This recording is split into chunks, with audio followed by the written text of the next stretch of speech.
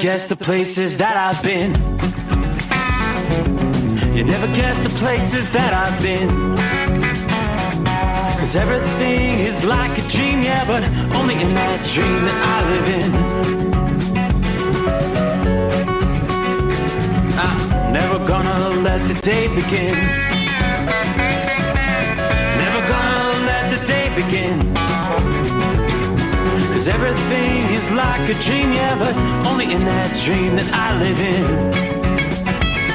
Oh, don't wake me up before you go, and I'll just make this bed my home.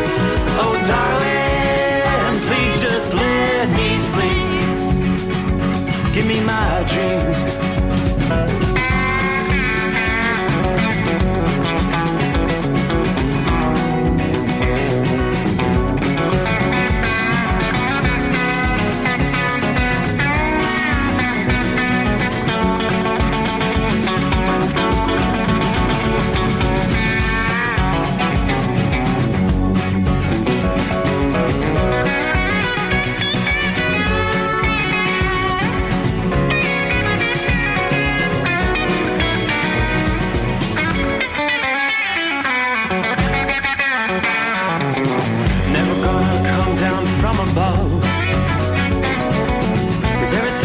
Better from above.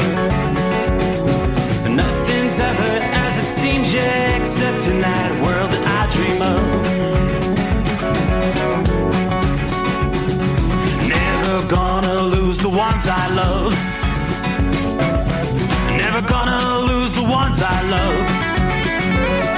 'Cause everything is like a dream, yeah, but only in that world that I dream of.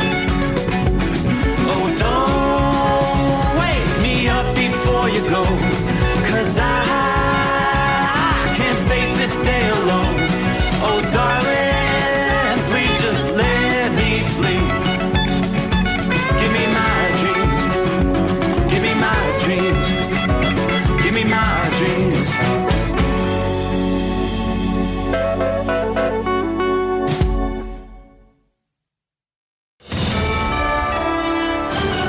USA Radio News, I'm Anthony Lucero. President Trump supports the House GOP's decision not to extend Affordable Care Act subsidies. The bill now moves on to the Senate, where passage is unlikely, potentially leaving millions of Americans with higher premiums. Yeah, they will skyrocket because it was never any good. Trump says the plan tackles rising health care costs without enriching insurers. Federal health officials announced new steps to limit funding for transgender-related medical procedures for minors. Health Secretary Robert F. Kennedy Jr. signed a declaration stating such treatments are not proven safe or effective for children with gender dysphoria, directing agencies to reassess standards and federal support.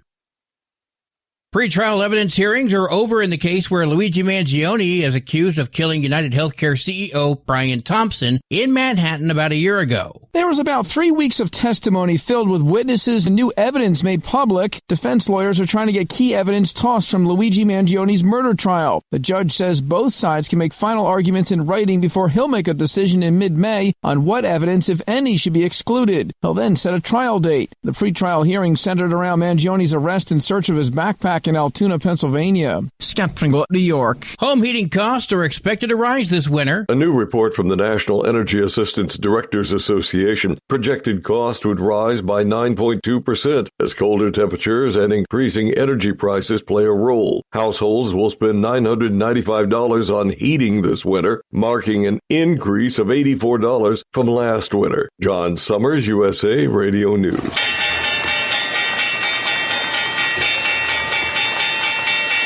Wall Street closed with stocks in the green. At the closing bell, the Dow Jones Industrial Average rose 66 points. The S&P 500 is up 53, and the Nasdaq rose 313 points. I'm Sarah Lee Kessler. From America's News Network, USA Radio News.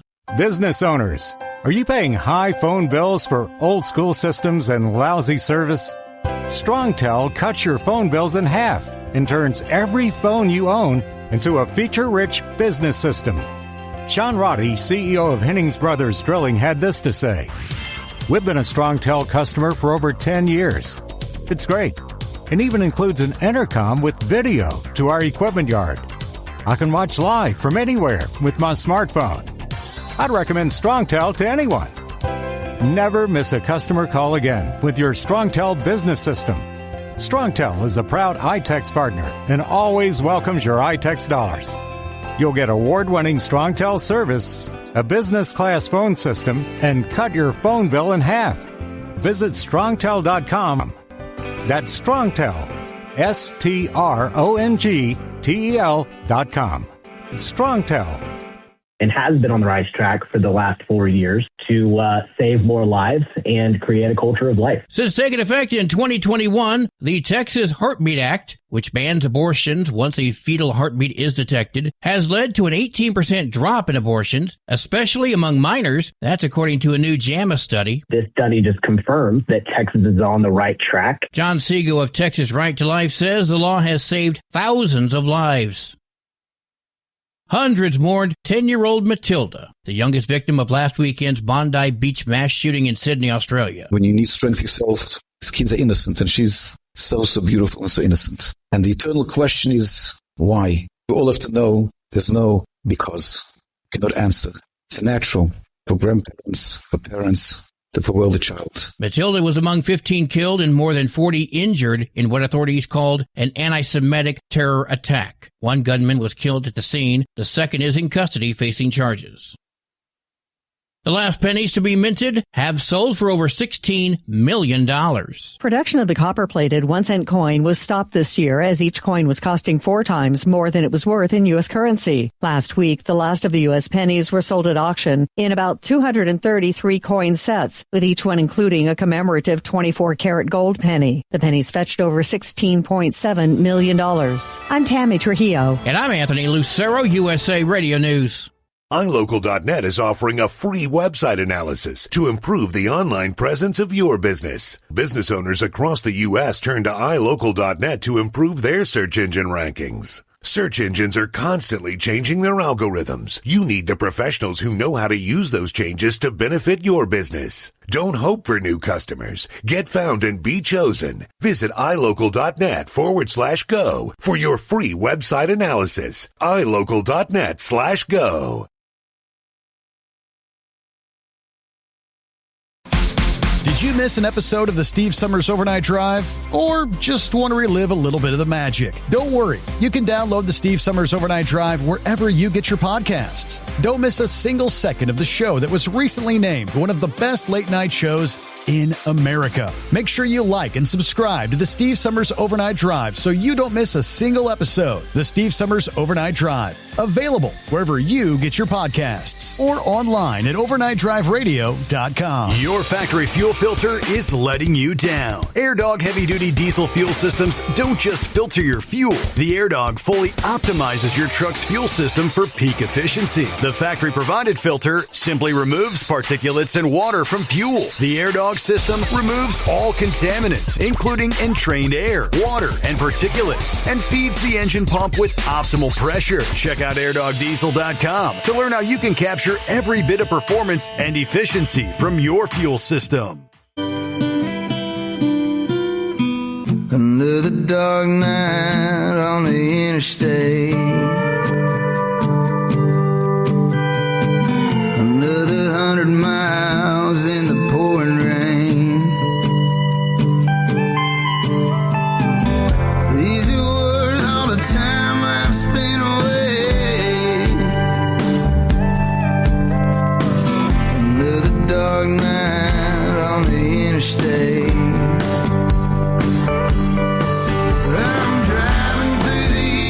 Trying to make it right, my baby's at home, hope she's doing alright.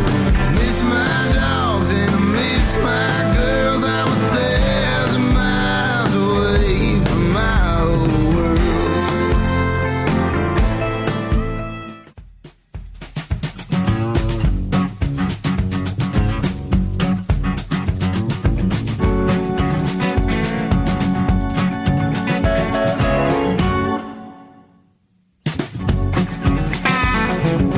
Would you look at that? That time again already. Sure enough, here it is. The midnight hour on the East Coast. What do you say? How about a Friday. Ready or not, here it comes. We'll turn the page on the calendar, 19th day of December. Final shopping weekend as we roll into Christmas week and a major travel period around the country. Give you all the latest anticipation along the highways and byways for Christmas travel coming up here as we kick off the Steve Summers Overnight Drive live from the Hot Shot Secret Studios. If you love a rainy night, that's what you've got outside the secret bunker here in Southwest Ohio. And that's also what you've got for much of the eastern third of the country. And getting ready for a rain changing over to, well, a flash freeze sweeping in after highs in the lower 50s Thursday afternoon. Off and on rain, a squall line coming through several hours ago. Yeah, by the time the sun comes up here in about, 6-7 hours, we're going to have wind chills close to zero. Man, oh man, whiplash, weather whiplash comes our way. All right, let's take a look at our travelers' weather as we get things underway. The same storm system responsible for the recent flooding in the Northwest, the high winds we saw in the northern Rockies, now swinging through the Midwest and going to be pushing into the Northeast as we head through the overnight hours and into a Friday. Bringing with it a surge of gusty winds, initially warmer air that favors rain, followed by a big-time quick drop in temperatures that could lead to a bit of snow and icy travel behind the storm. Temperatures obviously ahead, reaching the highest levels we've seen in weeks this past day in much of the Ohio Valley and the Northeast. Most of the snow, ain't no snow left outside the secret bunker, that's for sure, and that's going to be the case for much of the East. Highs in much of the region, mid-30s in northern Maine, 40s and 50s over much of the Midwest and Northeast. We saw some temperatures pushing towards 60 degrees in southern parts of the Ohio Valley and a zone from southeastern Virginia into North Carolina.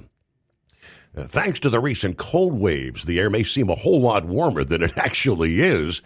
Due to this storm's strength, though, combined with the warm air surge, heavy to locally, possibly even severe thunderstorms could develop in portions of the Mississippi Valley. A couple of those stronger cells could possibly produce a tornado. I don't see any active watches in place at this hour, but that distinctive squall line stretching from just east of Cleveland, Ohio, a well-defined line that then stretches down into south-central Ohio, pushing right through the Knoxville area at this hour, then cuts down through northwest Georgia and extends down into soon to be pushing through Montgomery, Alabama. So we've got a front nearly extending from the Canadian border to the Gulf Coast there. Meanwhile, well to the east of that line, just ahead of the much colder air, scattered showers, rainfall, nuisance rain through much of central New York, Pennsylvania. A lot of rain tonight. It's very light in Philadelphia, but it's going to be a rainy night. Same from Washington, D.C. to Richmond, Virginia to Charlotte, North Carolina, on down to Columbia, South Carolina tonight. Due to the heavy rain and thunderstorms, some people may actually hear a rumble of thunder once the cold front associated with this system reaches the Appalachians and the Atlantic seaboard. Rain going to be falling short in a heavy burst from time to time as it sweeps through the Midwest. Heavy rain on top of the rapidly melting snow could lead to some urban flooding. Stiff southerly winds ahead of the cold front could lead to some minor to moderate flooding at times of high tide on into Friday morning there along the coast. The corridor of downpours will focus on the I-95 Mid-Atlantic zone. Overnight Thursday night, motorist, airline passengers should expect some pretty substantial delays at times along much of the I-95 zone. Some of the strongest wind gusts are going to be occurring late through the overnight hours into the Friday morning rush hour, right as the storm's cold front approaches and swings through the region. The most dangerous gusts, approaching hurricane force Thursday night in and just west of the Appalachians. Could see some power outages, down trees, power line. Obviously, if you've got trash cans out or recycling operations for Friday, you may need to batten down the cans there. On the backside of the storm, though, it's going to be a race between strong winds drying the roads off versus a quick freeze-up in parts of the Appalachians, mainly from West Virginia to Pennsylvania and upstate New York. Rain's going to mix with or maybe even change to a little bit of accumulating snow into Friday morning. A brief period of lake effect snow will shift from Michigan to the shores of Lake Erie and Lake Ontario, as well as in the same Appalachian zones from West Virginia to upstate New York, Friday into Friday night. And in that region, roads will become slippery, especially watch the bridges and overpasses, those that are going to freeze first if there's any remaining rainfall there, any moisture. As we look ahead, a weak clipper storm's going to run along the northern tier of the plains in the Midwest this weekend, a period of snow that may be enhanced by lake effects.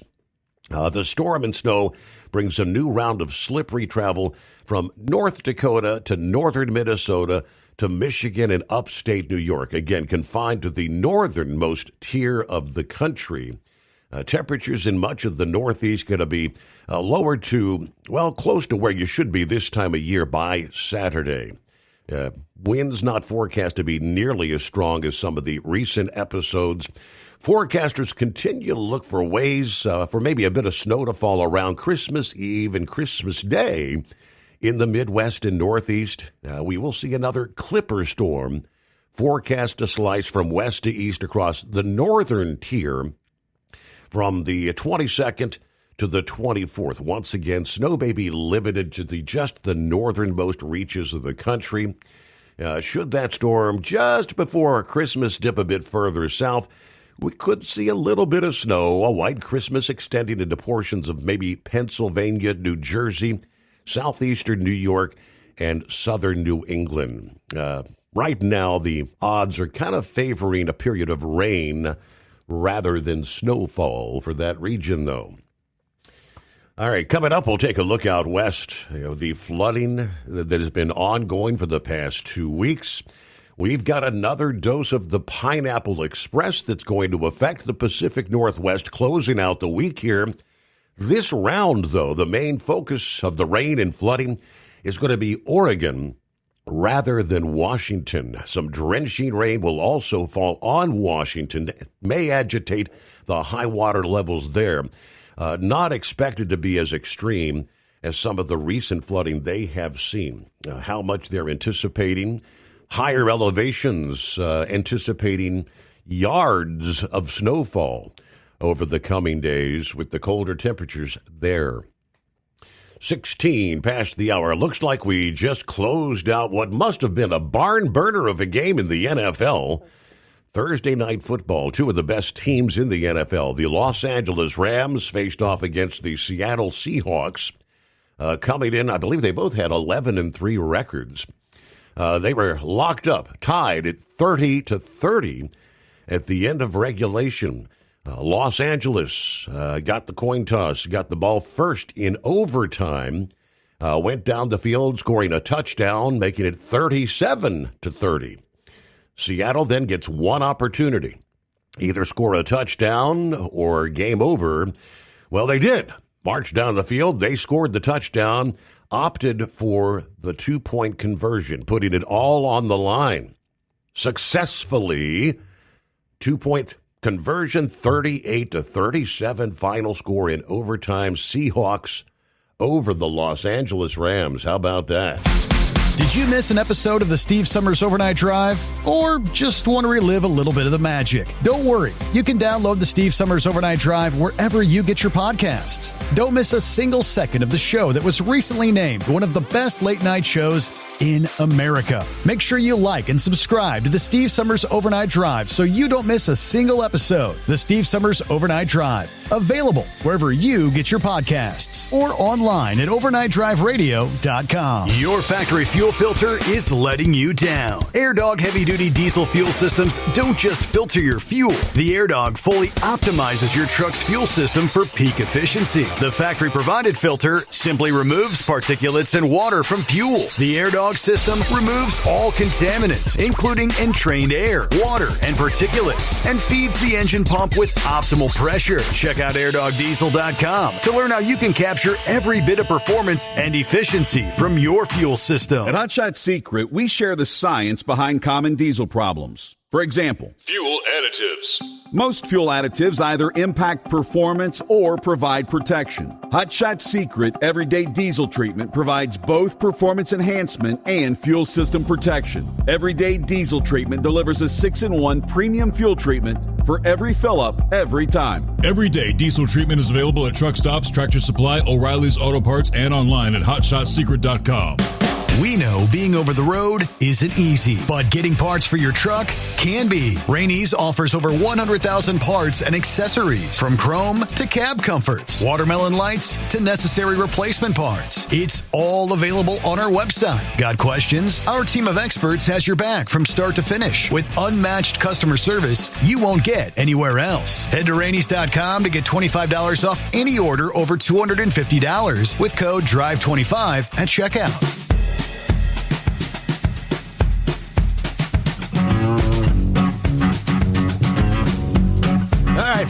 Several breaking stories over the past 24 hours since we last spoke. I guess you could say the folks in Providence, Rhode Island, able to sleep a bit easier tonight. The saga of the Brown University shooter has ended. And somewhere about midday, they had finally identified... well, definitely a person of interest, the suspect, as they referenced.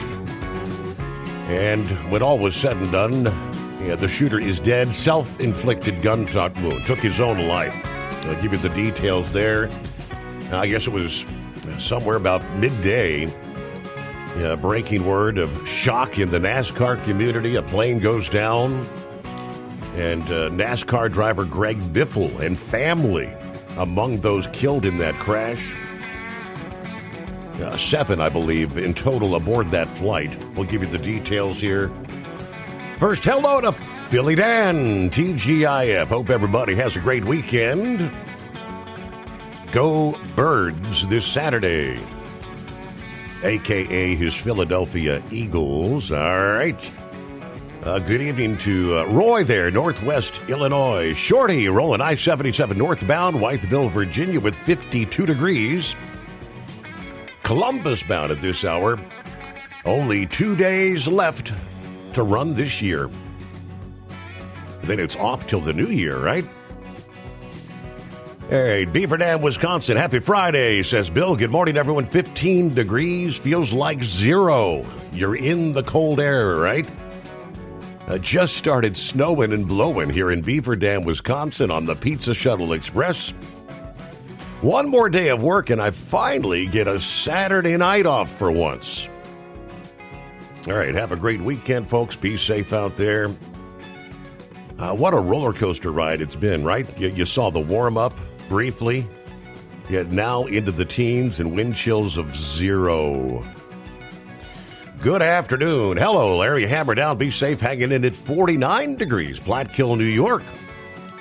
Round number 4 to Schenectady, then back to Wilmington, Delaware. We'll reload for Saturday. All right. Pappy. Hello, Pappy.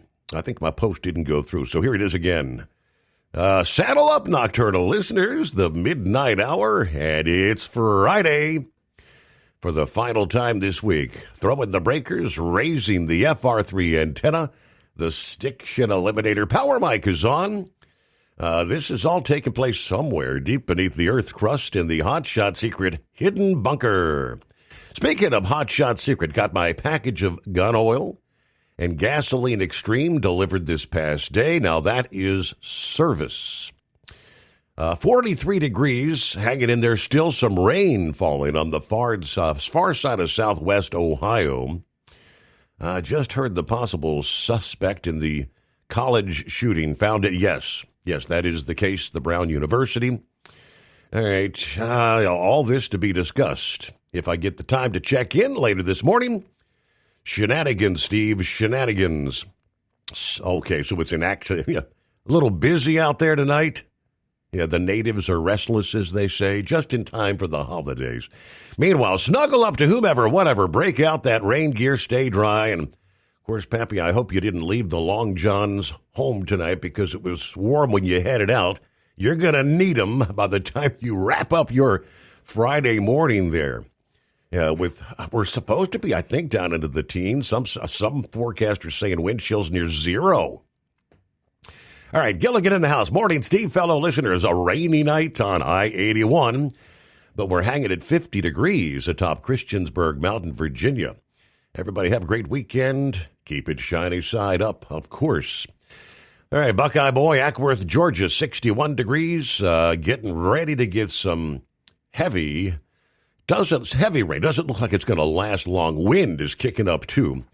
It's been a busy week. Lots of early to bed, early to rise kind of days. Ended up making a run to Houston, a pickup in Fort Sam, Houston, with 5 deliveries in the San Antonio area and a delivery in Arlington. Got back to Atlanta about noon today, did my delivery from San Antonio, picked up one for one of my other drivers going to Virginia. I'll meet him Sunday to transfer. Then we head up to the stepson's property as they're doing some drywall, maybe do some bulldozer work if it's not too wet. Yes, and I also received my order of Hot Shot Secret Winter Defense with everyday diesel treatment and some small bottles of EDT. All right, have a great night, a better weekend. Everybody be careful out there. We'll get to some of the other listening friends checking in his early Friday. But first things first. First things first, we're one day closer to the greatest day of the week. Now, next week, what is the greatest day of the week? It's a short work week. Well, that's still Monday. Well, that's true. Monday's always the greatest day of the week. We spend all that time thinking about it. Yeah, regardless That of the fact, Pizza Express driver is going to be thinking about it, too, when he's off Saturday. He'll be thinking about the greatest day of the week coming up, too. Likely will be. So, what do you think about the president this past day saying, of course, Christmas has always been a federal holiday, but he announced Christmas Eve and Friday, the 26th, are going to be federal holidays this year. How about that? Well, that would be pretty good. It's not going to put any more money in my pocket, though. You know what I mean? I just can't help but wonder, at this late juncture, I don't know how many companies. Obviously, if you work federal workers, that means no mail service Wednesday, Thursday, or Friday. I guess the banks technically would be closed Wednesday, Thursday, Friday. Yeah, it would be an unexpected day off for them, I would imagine. I think we're having problems with your computer setup. I got to hear Josh Malloy's song being on the phone on hold. Yeah. We've never been able to hear it on hold. That's correct. We changed that last Friday. If you're on Facebook or YouTube now, you can actually see the video. The video is, so that's why. Oh, really? Yeah. Oh, okay. I haven't. Well, I did see some of the Facebook coverage the other day, but I didn't pay a whole lot of attention to it. I was just kind of skimming through it. Mm-hmm. But sad day with Greg Biffle. That plane crash. Yeah.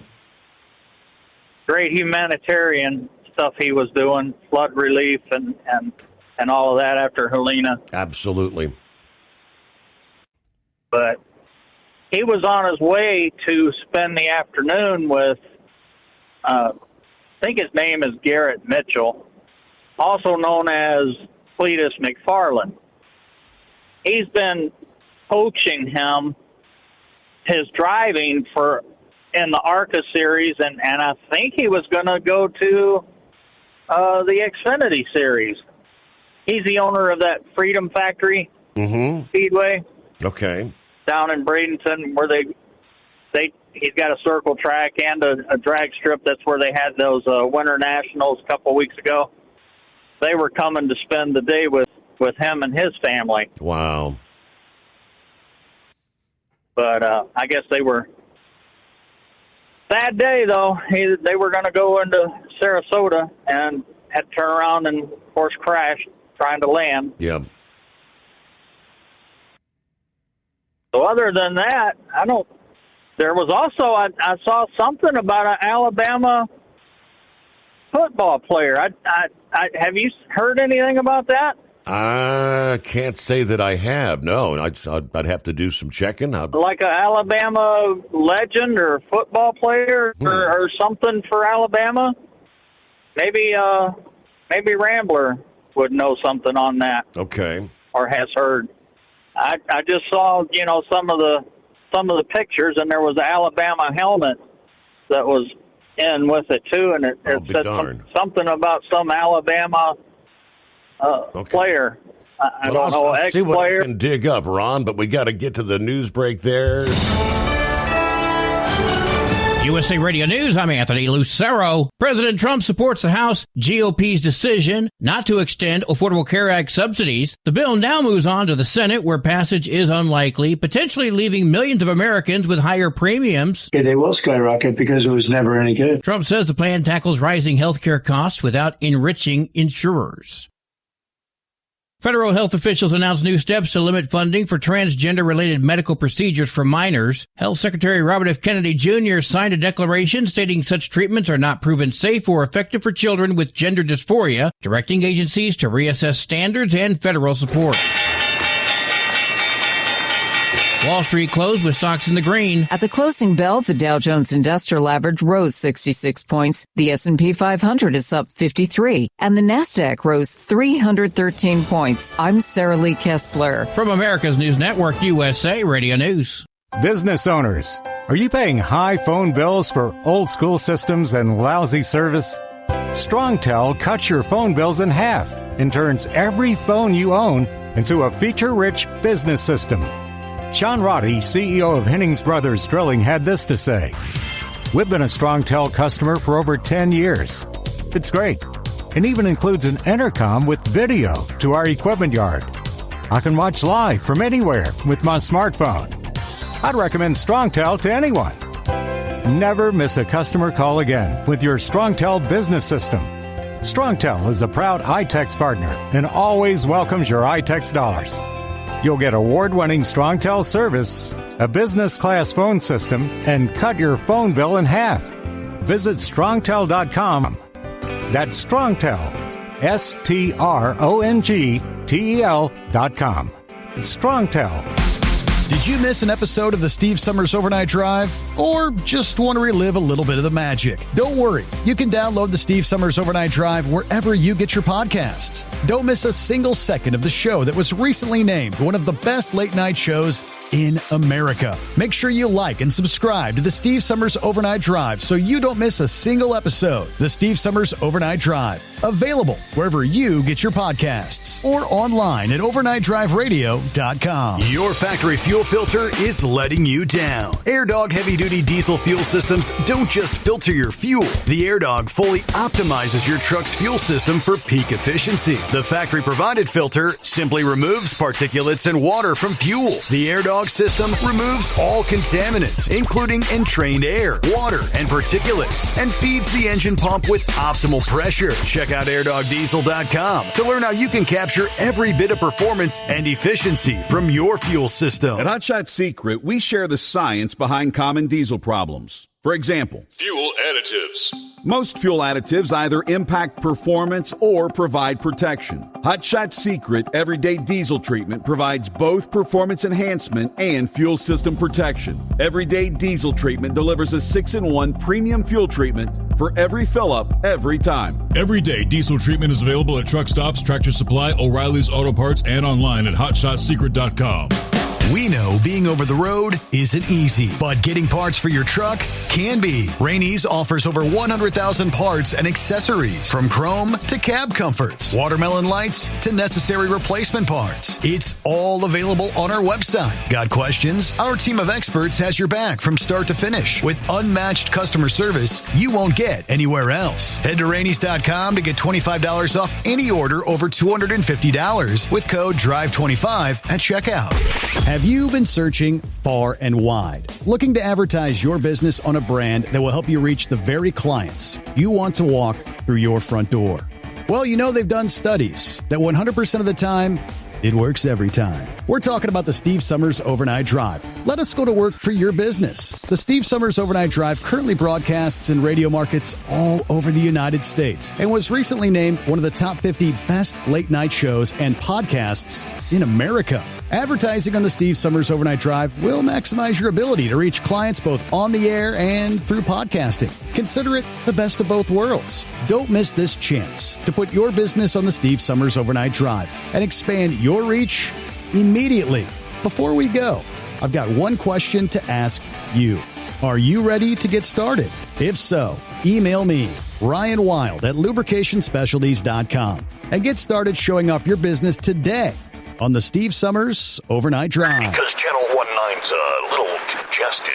Call Steve now at 844-844-3388. The Overnight Drive.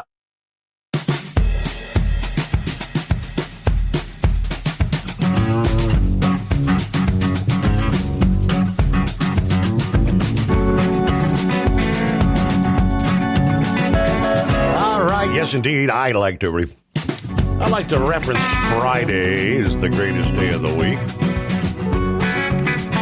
I do look forward to it.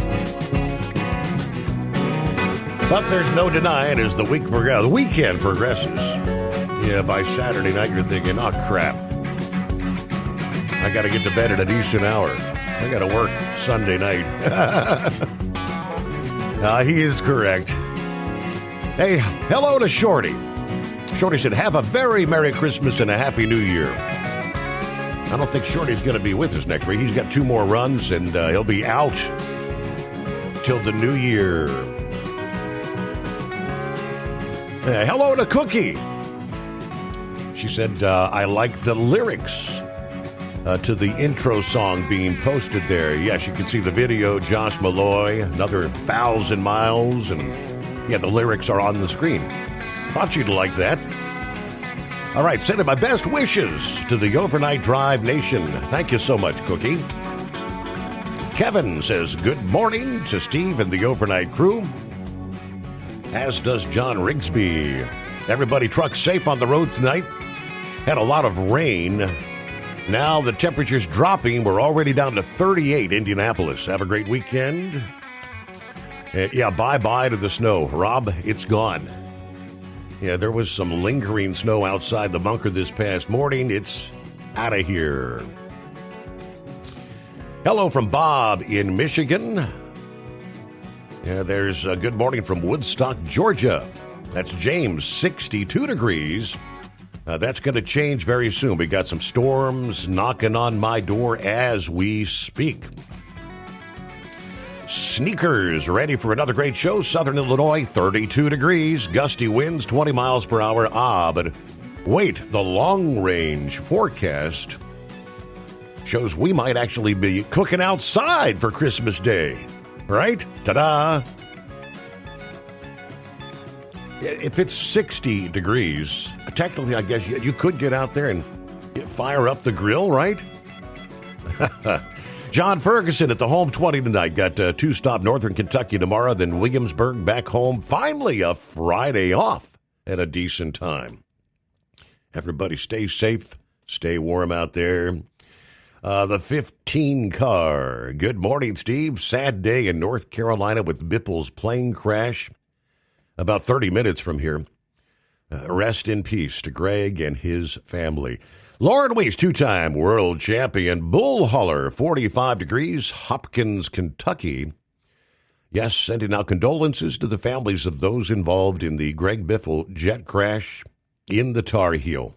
We've got the powerful chrome-plated cow truck pointed south to the Palmetto at a very high and ever-increasing rate of speed. My load of old worn-out Holstein for America's Dairyland may become your next Slim Jim. Right as the sun cracks the eastern horizon to bring light to another epic day. Shout out to Horse Feathers from deep in the heart of Dixie tonight. Rainy day, Newport, Kentucky, building an ark. Do you need a CDL to steer an ark? Good question. All right, let's see. Yeah, with all the that's what they're saying, Pappy. Pappy's out there working. We've had the rain, still some light rain falling.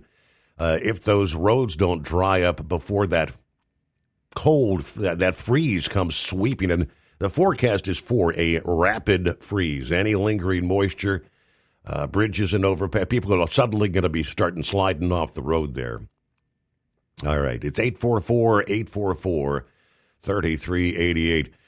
Well, is it one more time for this year? We've got the prognosticator of prognosticators and the grump talking some college football. Playoff action gets underway, I guess, technically today, right? We've got Oklahoma, Alabama tonight. Is that correct? That's correct. Yes. Welcome aboard. Now, right quick, Steve, let's have a little chat. You should have told Captain Ron, who right now is not in his right mind because of all the crap that went on in Michigan, to sit there and tell you, to ask Rambler about what news was coming out of Alabama football. Now, you have two of the world's most renowned sports commentators on there with you. Maybe he didn't realize you guys were going to be on this morning, you think? No, that's no excuse. He's weeping in his beer. His Michigan Wolverines stink, and he knows they stink, and he can't stand it because we tell him his Michigan Wolverines stink. Oh, boy. That's what his problem is. So, Captain Ron, and to answer your question, the player I think you're hearing about is Dre Kirkpatrick Jr., defensive back. He was indefinitely suspended because of a bunch of his shenanigans. Oh. And his dad used to be an All-American player for Alabama, and that was Dre Kirkpatrick Sr. That's the only news other than there's a couple of tight ends that's going to be playing tomorrow that made it back for that. They were not in the previous game. Uh-huh. So that's kind of changing up the narrative. Can Oklahoma knock them off? That kind of put kind of stirred the pot. So so that remains to be seen. But anyway, if he's got questions, you need to tell him, hey, you wait till I talk to my renowned expert. What do you say, Grump? Hey, I'm with you there, buddy. There you go. Yeah. Am I correct in what I just said about that Dre Kirkpatrick Jr.? Yes, and you did a good job of stirring that, too. Don't let them disrespect you, Grump. If anything you learn, I may not know it all, but I know my football, brother. So, yeah. If you win this, then I'll have to take a back seat to you next year. But well, I'm I'll going tell you, to buddy, I don't think we're going to be too much separated on these playoff games here. I don't know. I might surprise you, brother. Uh-oh. Steve, you've been doing good against the heat wave. I've been listening. I've been eavesdropping. You're slowly getting your man card back. Heat wave, I don't think he's going to get his back. He's always crying about this or that. And so he remains to be seen. Might or have to heard. downgrade it. Yeah, big time. But Steve, you need to pick with us today. Let's see if we can improve your record. Oh boy. I think we got one more pick. It'll be the weekend because the Rose Bowl. The winner of Alabama and Oklahoma will go to the Rose Bowl. So we'll have to call in one more time before the new year. Are you with me? And I'll only be in like Monday and Tuesday of next week. Yeah, because Christmas Eve, Wednesday morning. Yeah, we'll need to do it Tuesday. Okay. Grump, are you on that, Grump? Yeah, that's good. So you gonna be off like you're a federal worker or something like that? What's the deal there? Hey, Hot Shot Secret, the corporate. Hey, the Wednesday, Thursday, Friday. That was our scheduled days off company wide. Hot Shot Secret will be closed those days. I figured they'd beat you up, man. Make you work there. Oop, I think I'm in a bad area here. I got you. We got you. Oh, okay, there we are. Yeah, I'm on a kind of a bad road up here. But yeah, before we get going here, I don't know what the hell Trump's thinking. I mean, my goodness, big meat plants and stuff like that. They got FDA workers that's got to do the inspections stuff on beef. So I'm just kind of wondering how that's going to affect some of the meat plants and stuff. If these guys get off, they'll probably just go ahead and pay them triple time or whatever in the hell it is they get anyway. But kind of wonder, that's going to be kind of odd. I know it'll kind of tick off a few mailmen around my place. We got some whoppers around there. They don't like walking anyway. They get a couple extra days of mail. They're going to be raising hell about it. They might have to go by Walmart or something, get them a little red wagon, and start pulling that stuff around. I don't know. But I think I'm just going to be off Christmas Day probably. I got some trailers I got to take care of. But anyway, I guess our first pick's going to be Alabama and Oklahoma. And I'm going to let Big Ed start that one off. He's the Oklahoma. Steve's going with Boomer Sooner. Yes, sir, Steve. Who are you going for, Boomer Sooner? That's what I said, Boomer Sooner. Let me write this down.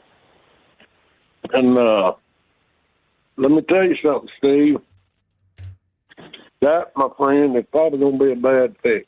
Uh-oh. Because I'm going for Alabama. Are you?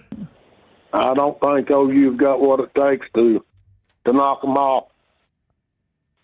You got to go back to 1846 before you can find where Alabama lost the same team. Well, that's a long way back. Yeah, but I even took that into consideration. But what really made me swing my vote towards Alabama was these two receivers they got coming back that were not in that game. And then they're at Tuscaloosa. And then if you'll remember right, I think Oklahoma beat them only by 17 points, and that was because of defensive turnovers. I don't think we're going to see that tomorrow night. I really don't. And so, therefore, I'm going with Alabama. Okay. Go ahead, Ron. I'm going to go with Oklahoma. I just think Mateer right now, I think they've had a couple of weeks to rest up and get their game plan together. And you get a couple of Alabama players that come back off the reserve injury list there that, that's the offensive. I think one of them's a defensive back and the other one's a receiver, wide receiver or something, isn't he, Ed? Yeah. That's going to play. But I just think that they're going to play hell. Oklahoma's got one of the best defenses there is. You're right in that respect. But let's remember Alabama's got a good defense too. And I think they're going to corral Mateer. And their offense is going to step up. Now, see, this is the difference when I'm always saying don't go by emotion. Yeah, I want Oklahoma to win, to be honest with you, because that's going. If they don't win, then my trip going to Pasadena with the Rose Parade, or possibly even the game, is gone. So, but I faced the reality of the situation. I can't let my emotions make me pick somebody that I don't think can. And hey, I'm with you too, Grump, that next year Oklahoma will be the team to beat. And it's great that they got into this playoff, but I just don't see it happening. I really don't. And I think it's a good close game, but Alabama, I'd say Alabama's going to pull it off for 7 points. Well, it was such a close game. The last time they met, it was a very, very close game. And when you look, I just think that, I don't know, I think they're going to be watching a lot of tape. They're going to be looking at the rush, the pass rush, and learning how to counter that.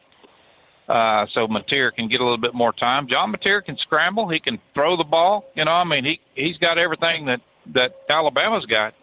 And Oklahoma's got a couple of damn good receivers. I just think. Yeah, well, he got that one. I mean, if he gets the ball out in the middle of the field, I think it's his name Iglesias or something like that. That once if he catches it in the middle of the field, he's a good track star. He's hard to catch. So, yeah. But other than that, I don't. The running back department, I just, they're too mundane in that department. They don't have a power fullback that can bust through that line with them big chicken eaters that Alabama's going to put on that line. That just, no, I don't see it happening. If I think that's going to be a low-scoring game, I don't think it's going to bust a combined 40. But I don't know. I just look at it. Well, they did say today that Mateer no longer has that brace on his hand too. Yeah. So that's a positive for OU's part. Yeah. If he doesn't have an injured hand, so I may be crying in my beer come Sunday night, Monday morning, but right now I'm confident in my pick. Okay. All righty. Now then, next one there will be Miami and Texas A&M. I got to go with Texas A&M on this. Miami's got a damn good team, but when it comes to the defense, I just think Texas A&M's going to shut them down. What's the play you, Steve? I've got my name. My name's under A&M. Steve, you are a grump ass kisser. What you are? I got. I'm going with Miami. I'll go ahead and tell you, I got Ole Miss and Oregon. So before you say I'm going with Grump on anything, I already picked them. Well, I'm going with Miami. And the reason I'm going with because they just remind me too much of Texas. And Miami's got a proven quarterback. They got a couple, 3 good receivers and a good, decent running back. Their defense may be questionable, but they just remind me so much of Texas. And I think they probably studied the film of Texas knocking down A&M. Even though this game's at A&M, I'm going to go with Miami. Okay, we'll put you down for another loss there. Let's see here. We got, and then, of course, we got Ole Miss and Tulane. Just like I'm going to write that down. Another loss. I got to remember that.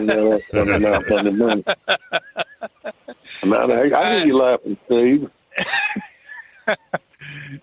I think you going to beat up on him some more yet? Give me a second here. We got of course, we got Ole Miss and Tulane, and I don't think there's going to be any kind of a game there. Not much of one. I mean, if it's based off the first one there, it's the first time they met there earlier in the season, it's 45-10. Of course, Ole Miss just put a stomping on them, and I think that's what's going to happen here. I think if it's a high scoring game, it's going to be lopsided. So I got to go with Ole Miss. Well, I agree with that, Grump. They say great minds think alike. Let's see if Steve's got a great mind. Oh, I already said I got Ole Miss in Oregon. Yeah, he don't I want to already get picked out. He spouted that out there pretty quick. I picked out before you could start saying I'm going with Grump. Okay. Don't get excited. And then the last one there, we got the Ducks, Oregon Ducks. They're going to be playing James Madison. Poor James Madison. They've put a lot of numbers up on the board, but damn, they ain't played anybody. And I think they're just so far out of their league with playing Oregon. Oregon has one of the best quarterbacks in football, in college football. Dante Moore. They got 2 receivers that are 2 of the best. They got 3 running backs that they can just swap in and out. You never know which one's which because they just run the same kind of patterns and everything. So I think that's a plus for them. And I just think it's just going to be lopsided. Now, James Madison's got a hell of a defense, but I don't think they can stop Dante Moore. Not for a second. Well, I'll tell you what, I'm right there with y'all. The more I look at that, the more I'm thinking, what the hell was I thinking about putting James Madison in this Ole Miss, and kind of wish they'd have went on and put Notre Dame in it, or even Texas. That would have been a good matchup. But yeah, I'm right there with you. I don't think James Madison, Tulane, either one don't really, in my opinion, have a snowball chance in the heck. Mm-hmm. So, I don't even think it'll be a competitive game. I really don't. I don't either. I think it's going to be high scoring, but it's going to be lopsided as hell. So when are because I know you got Alabama, Oklahoma. So these other 3 are what, Saturday games? Yes. Yep. They're all the 19th. So, yeah, it's going to be a fun day there. I don't know. I think it's just going to be some good football for a couple games there. But like I said, for Tulane, I just think Ole Miss is just so far out of their league. It's just unbelievable. And so, in the same way with Oregon. I don't know. I don't know why in the hell they got a team that had, like James Madison either. I can't figure out why they would match them up with a team like Oregon, considering, when you look at the toughness of the schedule, they had no schedule. I mean, it was just, they just played, I don't know. I think it's going to be like a scrimmage game for Oregon, really. I would have been more confident if they would line Tulane up with Oregon and James Madison with Ole Miss. I've gone with Tulane against Oregon, but I'm not comfortable with them going against Ole Miss. Because Ole Miss, even though they don't have their head coach Lane Kiffin anymore, they still got the coordinators. And most of your, the head coaching is one of the captain of the ship. But a lot of the brain work and the play calling come from your offensive mind and defensive mind coordinators. So they're not. I don't see them missing a beat. So, but I would have been. Go ahead. I was listening to some of the odds makers and talking about these games and stuff, and they got down to James Madison and Oregon, and they were talking that James Madison. They said, they do have a path to beat Oregon. They're just going to have to, it's going to be all defense. And I'm thinking, how in the hell can you set odds when you say it's going to be all defense? Because especially when, they've been fantastic. They've been like 78% in the red zone of stopping stopping the run in the red zone where teams had to settle for a field goal.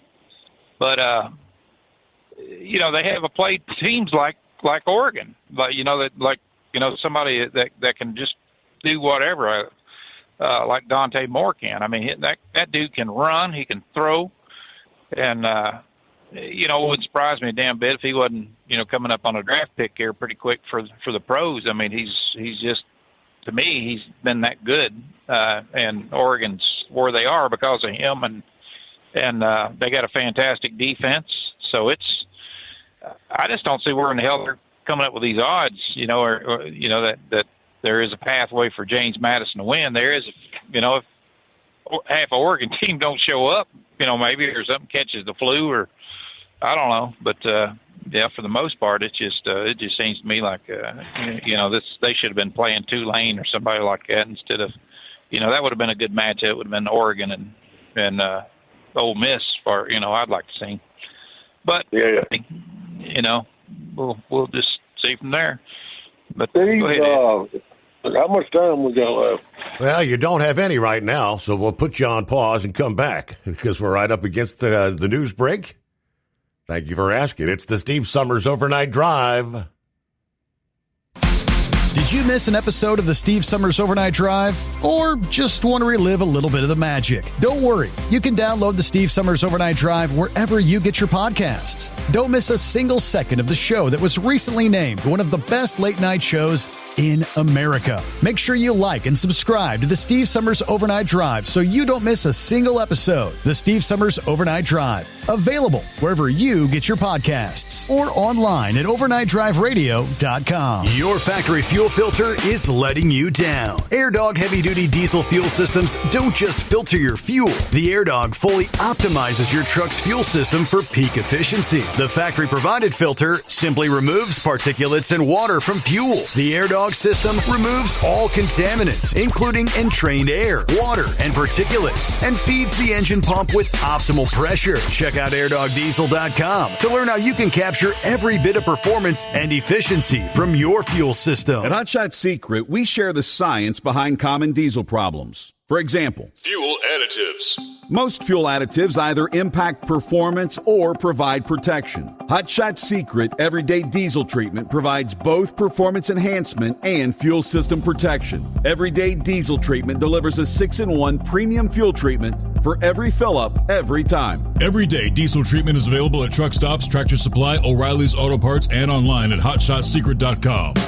We know being over the road isn't easy, but getting parts for your truck can be. Rainey's offers over 100,000 parts and accessories, from chrome to cab comforts, watermelon lights to necessary replacement parts. It's all available on our website. Got questions? Our team of experts has your back from start to finish with unmatched customer service you won't get anywhere else. Head to Rainey's.com to get $25 off any order over $250 with code DRIVE25 at checkout.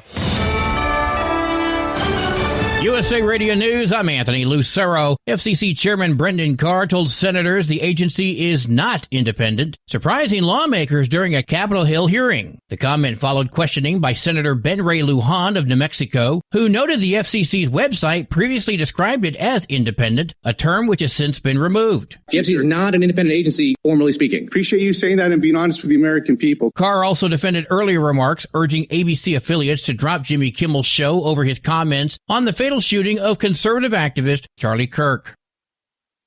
The U.S. government is admitting to several failures that led to a deadly mid-air collision over the Potomac River earlier this year. The Department of Justice makes the admission in a court filing in a civil lawsuit connected to the January 29th crash. The government admits that pilots in an Army Black Hawk helicopter failed to maintain proper and safe visual separation from a passenger jet making its final approach to Reagan National Airport. The filing also says an air traffic controller failed to follow proper procedure before the crash. The admissions are expected to make it easier for the families of those killed to seek court damages. 67 people died in the crash. I'm Scott Carr in Washington. Venezuela has requested a meeting of the United Nations Security Council over what it calls ongoing U.S. aggression. It comes after President Trump announced this week a blockade on all sanctioned oil tankers leaving and entering Venezuela. The U.S. has been ramping up pressure on Venezuelan President Nicolas Maduro's government, including seizing an oil tanker and carrying out multiple strikes on alleged alleged Venezuelan drug boats in the Caribbean. A UN official said the meeting will likely take place Tuesday. John Summers, USA Radio News. Wall Street closed with stocks higher. At the closing bell, the Dow Jones Industrial Average rose 66 points. The S&P 500 is up 53, and the Nasdaq rose 313 points. I'm Sarah Lee Kessler. From America's News Network, USA Radio News.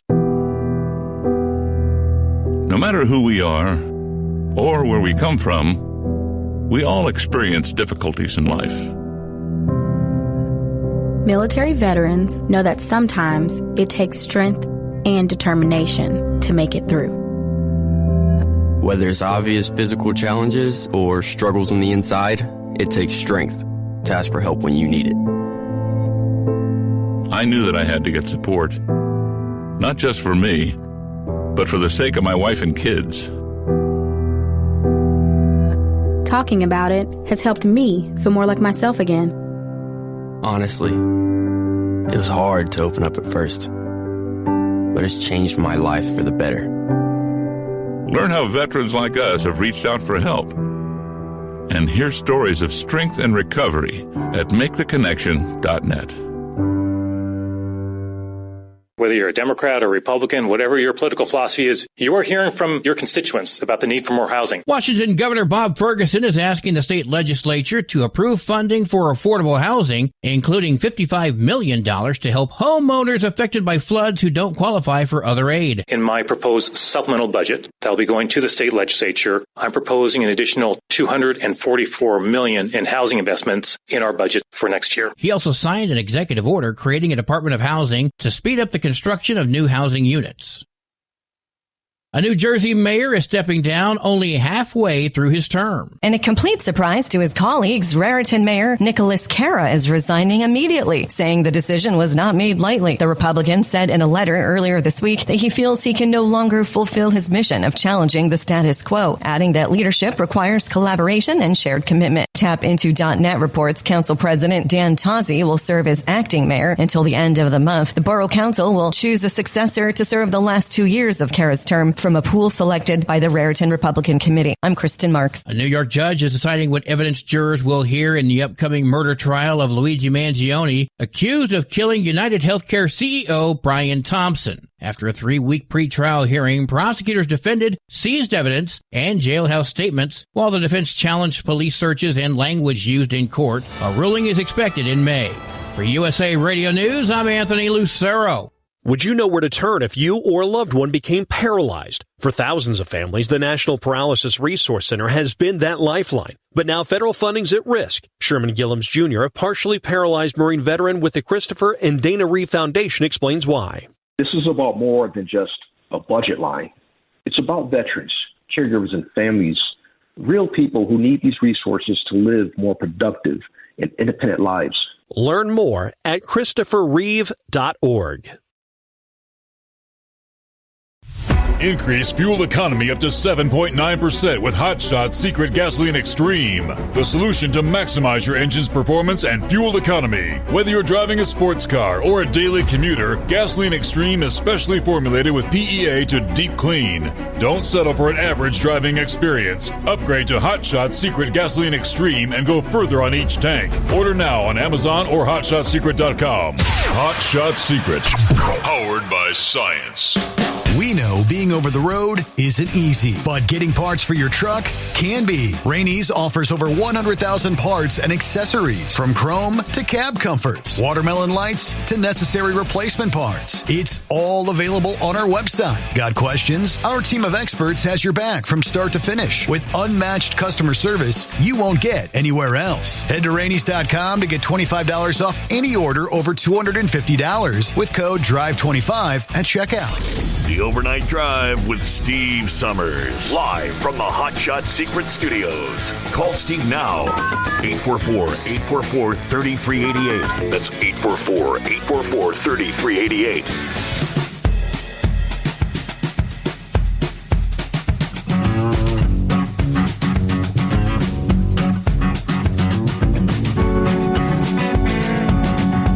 All right, here we go. Ready or not, here comes a Friday. Get the new day underway. The 19th day of December. Christmas week approaches. A lot of interesting things to cover this hour as we get the new day underway. Obviously, the latest, the sad tale of the plane crash taking the life of Greg Biffle and his family this past day.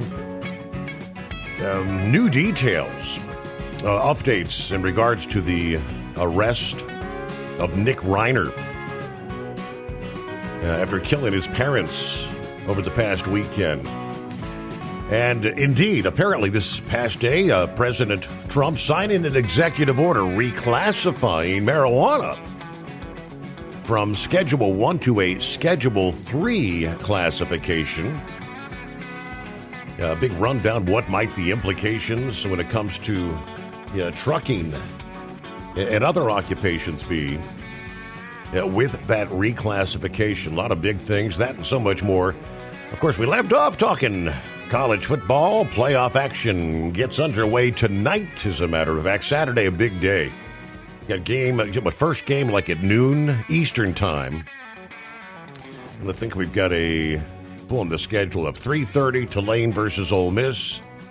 7:30 p.m., that's James Madison, Oregon. All right.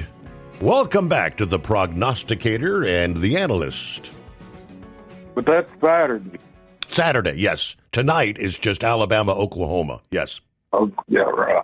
So I think there's a bowl game on. Yeah, like 2:30. I think you got a Memphis versus North Carolina State today. I don't know what, but the Gasparilla Bowl or something, like 2:30. Yeah. Right. So there's going to be good football on. Right quick, most definitely heartfelt condolences to the Biffle family.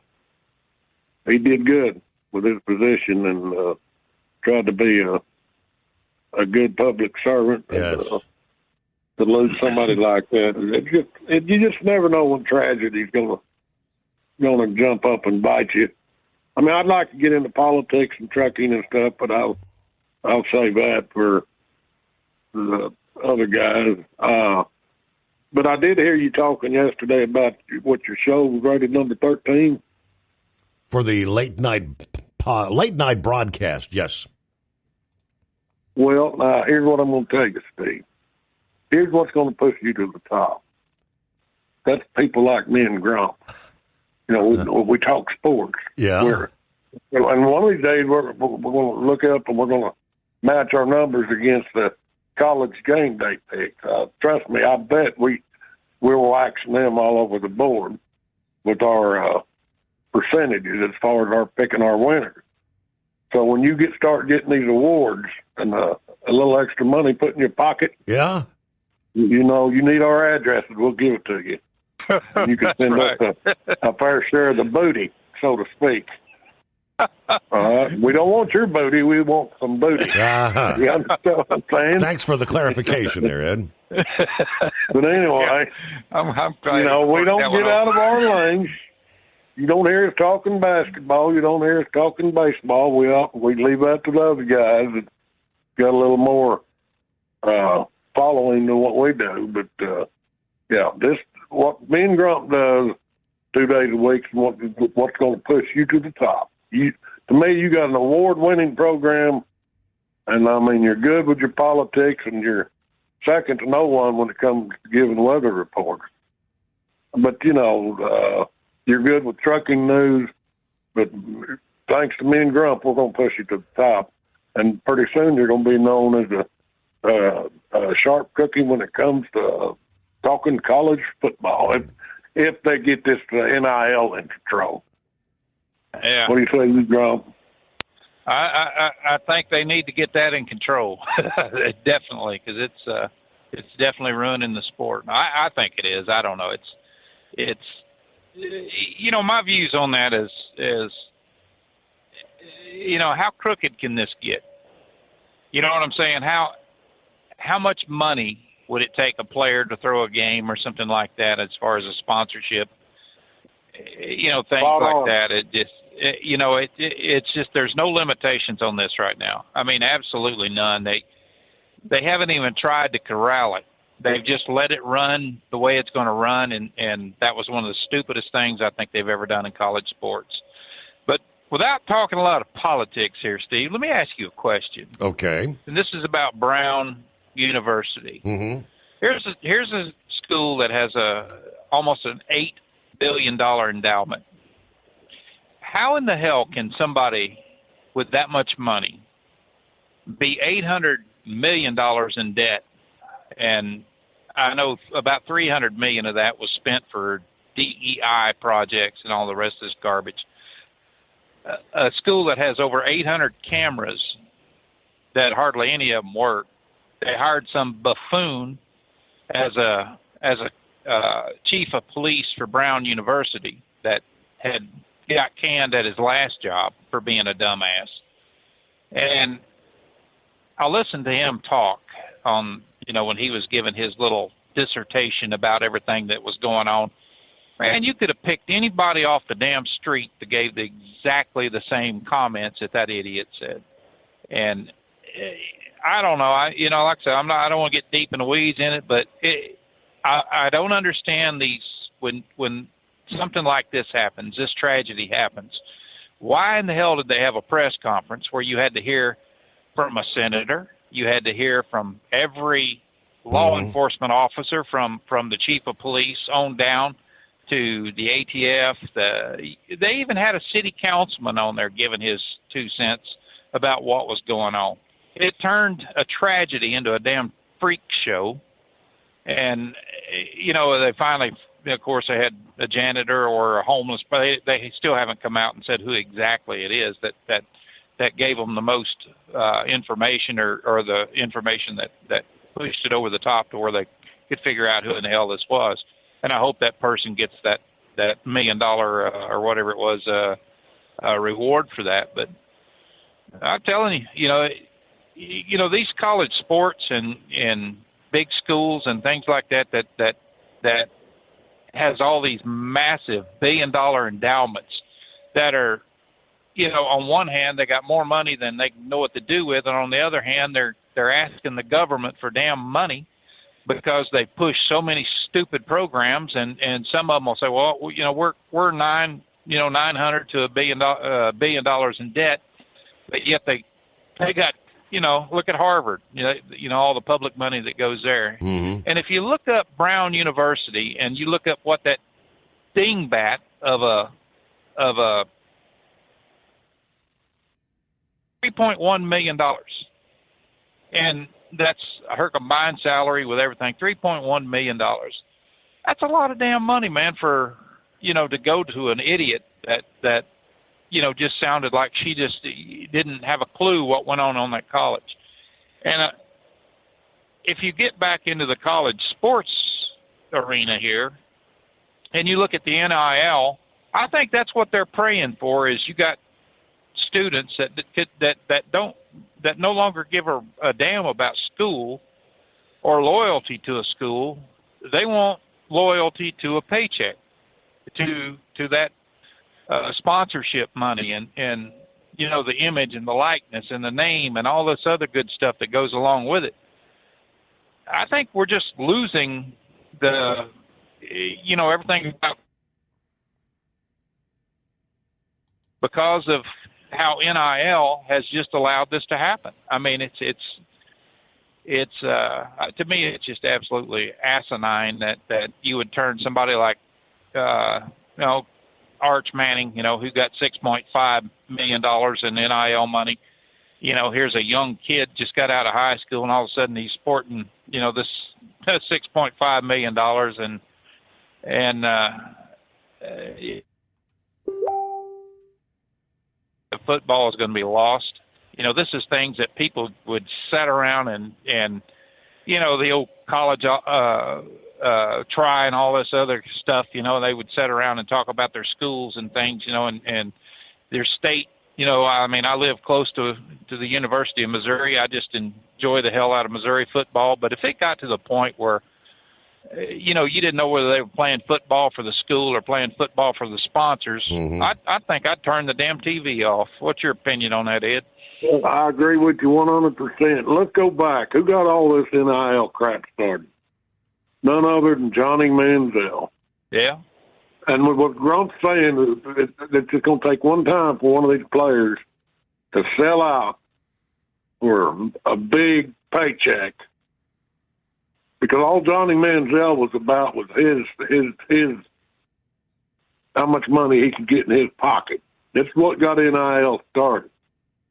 And then that quarterback with Vanderbilt just proved it with his ranting that he did when he didn't win the Heisman Trophy.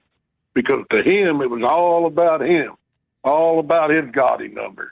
Not one time does he give his fellow players accolades after the hard work they did performing in the games for the wins that they got. It was all about him. He didn't think that Mendoza of Indiana deserved that Heisman Trophy because his numbers didn't match up.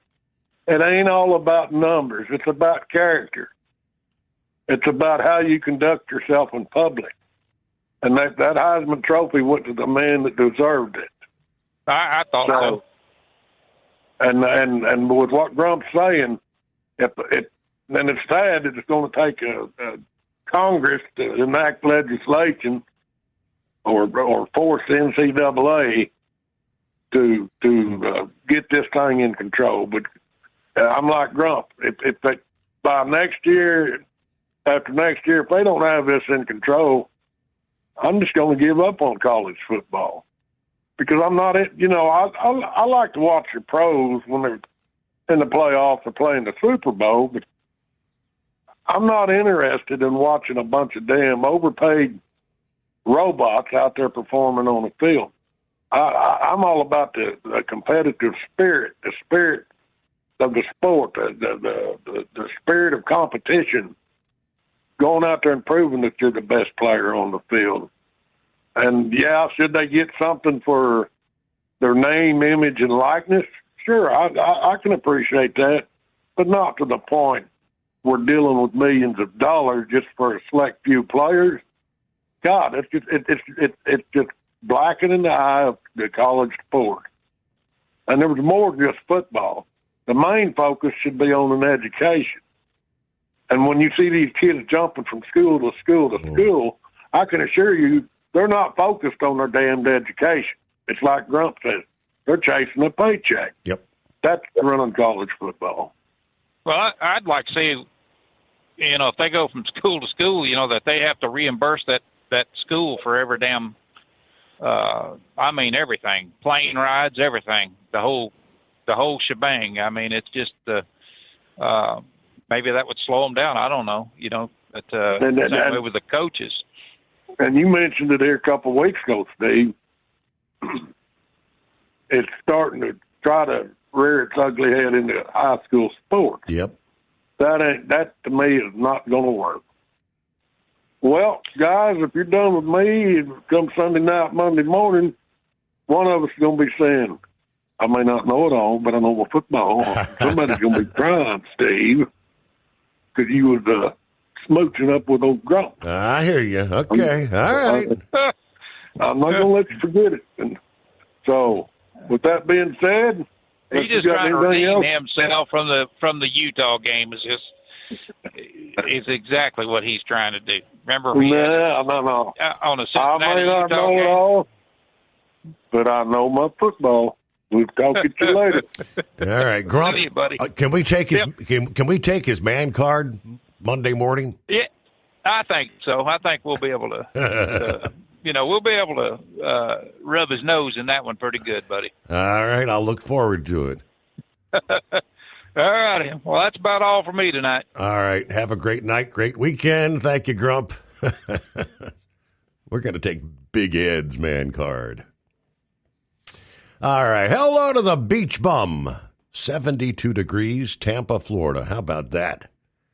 I just wanted to say Merry Christmas. We'll be listening to the show. Have a good night. Thank you so much. Hello, Jerry. Morning, everyone. Hope you're safe and healthy today. Thank you, each and every one, for what you do. Top of the morning from Santa Claus. 52 degrees in Sacramento, California tonight. Santa Claus out. Drummer Girl with 59 degrees in northeast Philly. See, at this hour. Yeah, a little drizzle right now. I actually still have a bit of snow in the front yard. The Hot Shot Secret in the 78R model. All right. Thanks for supporting the show. And Hot Shot Secret. Everybody be safe out there. Hello, Gary Montgomery, 5'7", up and at 'em already this early Friday. Copy in the mail. Go Navy. All right, we'll get to the nitty-gritty. Several things, updates to bring your way this Friday morning. The Steve Summers Overnight Drive back into Transport Enterprise Leasing, founded by a U.S. Army veteran, proudly supports those who've served. Veterans receive a $750 discount on their lease deposit with 24/7 maintenance support, national parts discounts, and interest-free financing. TEL is committed to your success. Call 866-404-6289 and use promo code OVERNIGHT100 or visit TEL360.com. Your factory fuel filter is letting you down. AirDog heavy-duty diesel fuel systems don't just filter your fuel. The AirDog fully optimizes your truck's fuel system for peak efficiency. The factory-provided filter simply removes particulates and water from fuel. The AirDog system removes all contaminants, including entrained air, water, and particulates, and feeds the engine pump with optimal pressure. Check out airdogdiesel.com to learn how you can capture every bit of performance and efficiency from your fuel system. Have you been searching far and wide, looking to advertise your business on a brand that will help you reach the very clients you want to walk through your front door? Well, you know they've done studies that 100% of the time, it works every time. We're talking about the Steve Summers Overnight Drive. Let us go to work for your business. The Steve Summers Overnight Drive currently broadcasts in radio markets all over the United States and was recently named one of the top 50 best late night shows and podcasts in America. Advertising on the Steve Summers Overnight Drive will maximize your ability to reach clients both on the air and through podcasting. Consider it the best of both worlds. Don't miss this chance to put your business on the Steve Summers Overnight Drive and expand your reach immediately. Before we go, I've got one question to ask you. Are you ready to get started? If so, email me, Ryan Wild at lubricationspecialties.com, and get started showing off your business today on the Steve Summers Overnight Drive.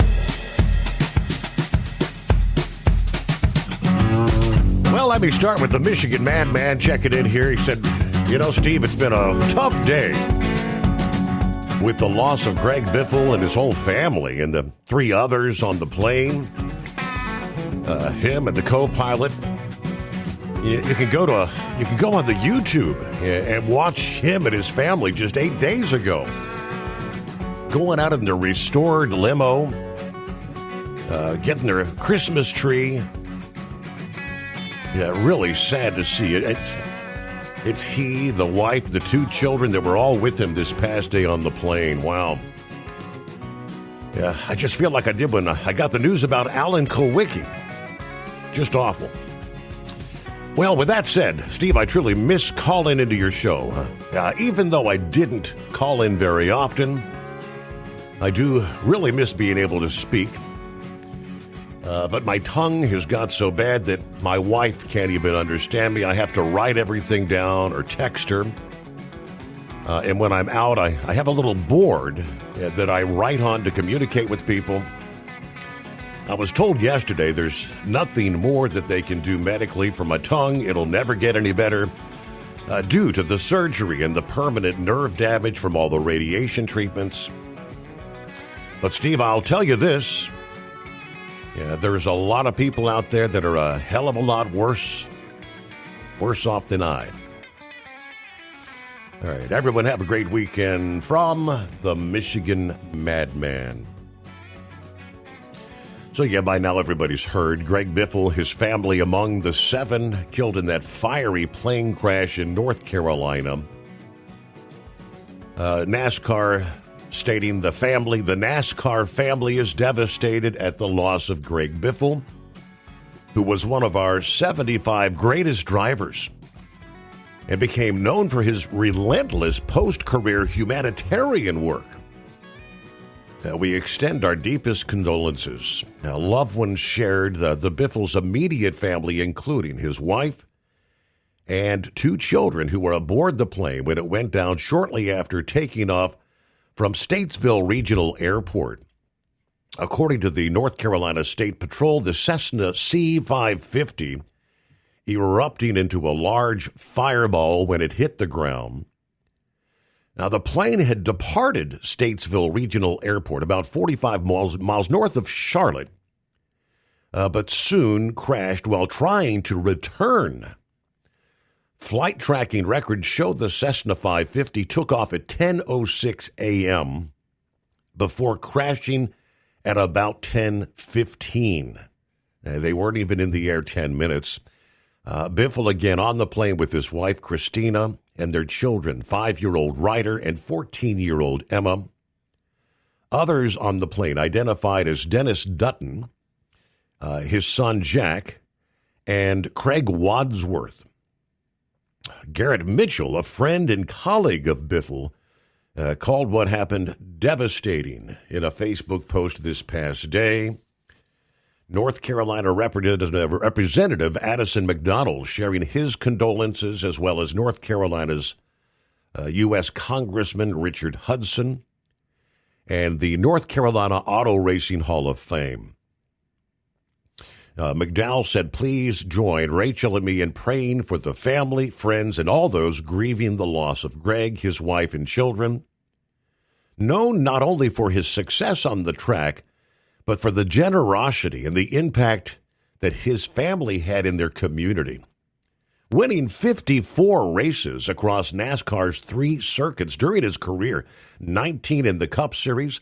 He won the Truck Series Championship in 2000 and the Xfinity Series title in 2002. But Biffle used his private helicopter to deliver aid to the flooded areas in western North Carolina and East Tennessee, part of Operation Helidrop after the flooding, the torrential rains there. His efforts spearheaded NASCAR's own response as well in providing aid to those impacted, and that was back during Hurricane Helene. We'll return following a news break, the Steve Summers Overnight Drive. USA Radio News, I'm Anthony Lucero. President Trump supports the House GOP's decision not to extend Affordable Care Act subsidies. The bill now moves on to the Senate, where passage is unlikely, potentially leaving millions of Americans with higher premiums. Yeah, they will skyrocket because it was never any good. Trump says the plan tackles rising health care costs without enriching insurers. Federal health officials announced new steps to limit funding for transgender-related medical procedures for minors. Health Secretary Robert F. Kennedy Jr. signed a declaration stating such treatments are not proven safe or effective for children with gender dysphoria, directing agencies to reassess standards and federal support. Wall Street closed with stocks in the green. At the closing bell, the Dow Jones Industrial Average rose 66 points. The S&P 500 is up 53, and the Nasdaq rose 313 points. I'm Sarah Lee Kessler. From America's News Network, USA Radio News.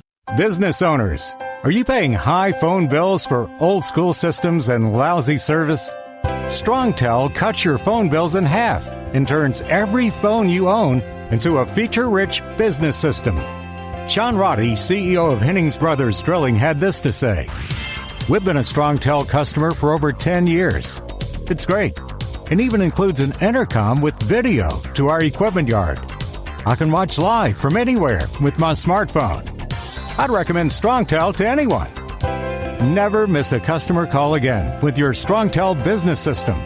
StrongTel is a proud iTex partner and always welcomes your iTex dollars. You'll get award-winning StrongTel service, a business-class phone system, and cut your phone bill in half. Visit StrongTel.com. That's StrongTel, StrongTel.com. It's StrongTel. Did you miss an episode of the Steve Summers Overnight Drive? Or just want to relive a little bit of the magic? Don't worry. You can download the Steve Summers Overnight Drive wherever you get your podcasts. Don't miss a single second of the show that was recently named one of the best late-night shows in America. Make sure you like and subscribe to the Steve Summers Overnight Drive so you don't miss a single episode. The Steve Summers Overnight Drive, available wherever you get your podcasts or online at overnightdriveradio.com. Truckers, meet the Speedmax Pro Max, the tire built for serious hauls and serious peace of mind. With rugged construction and performance you can count on, Pro Max is made for the long road ahead. And here's the best part. It comes with an 8-year warranty. That's right, 8 years of confidence, mile after mile. Ask Speedmax. Drive far. Drive strong. For more info, call 860-436-4100 or buy online at digitire.com. Your factory fuel filter is letting you down. AirDog heavy-duty diesel fuel systems don't just filter your fuel. The AirDog fully optimizes your truck's fuel system for peak efficiency. The factory-provided filter simply removes particulates and water from fuel. The AirDog system removes all contaminants, including entrained air, water, and particulates, and feeds the engine pump with optimal pressure. Check out airdogdiesel.com to learn how you can capture every bit of performance and efficiency from your fuel system. Like the men and women who power America, the people at Hot Shot Secret work hard and play harder. We're the fastest growing diesel and oil additive brand in the country. We solve problems. We protect engines. We save you money. And more importantly, time. Hot Shot Secret, powered by science. Have you been searching far and wide, looking to advertise your business on a brand that will help you reach the very clients you want to walk through your front door? Well, you know they've done studies that 100% of the time, it works every time. We're talking about the Steve Summers Overnight Drive. Let us go to work for your business. The Steve Summers Overnight Drive currently broadcasts in radio markets all over the United States and was recently named one of the top 50 best late-night shows and podcasts in America. Advertising on the Steve Summers Overnight Drive will maximize your ability to reach clients both on the air and through podcasting. Consider it the best of both worlds. Don't miss this chance to put your business on the Steve Summers Overnight Drive and expand your reach immediately. Before we go, I've got one question to ask you. Are you ready to get started? If so, email me, Ryan Wild at lubricationspecialties.com, and get started showing off your business today on the Steve Summers Overnight Drive. Because Channel 19's a little congested. Call Steve now at 844-844-3388. The Overnight Drive.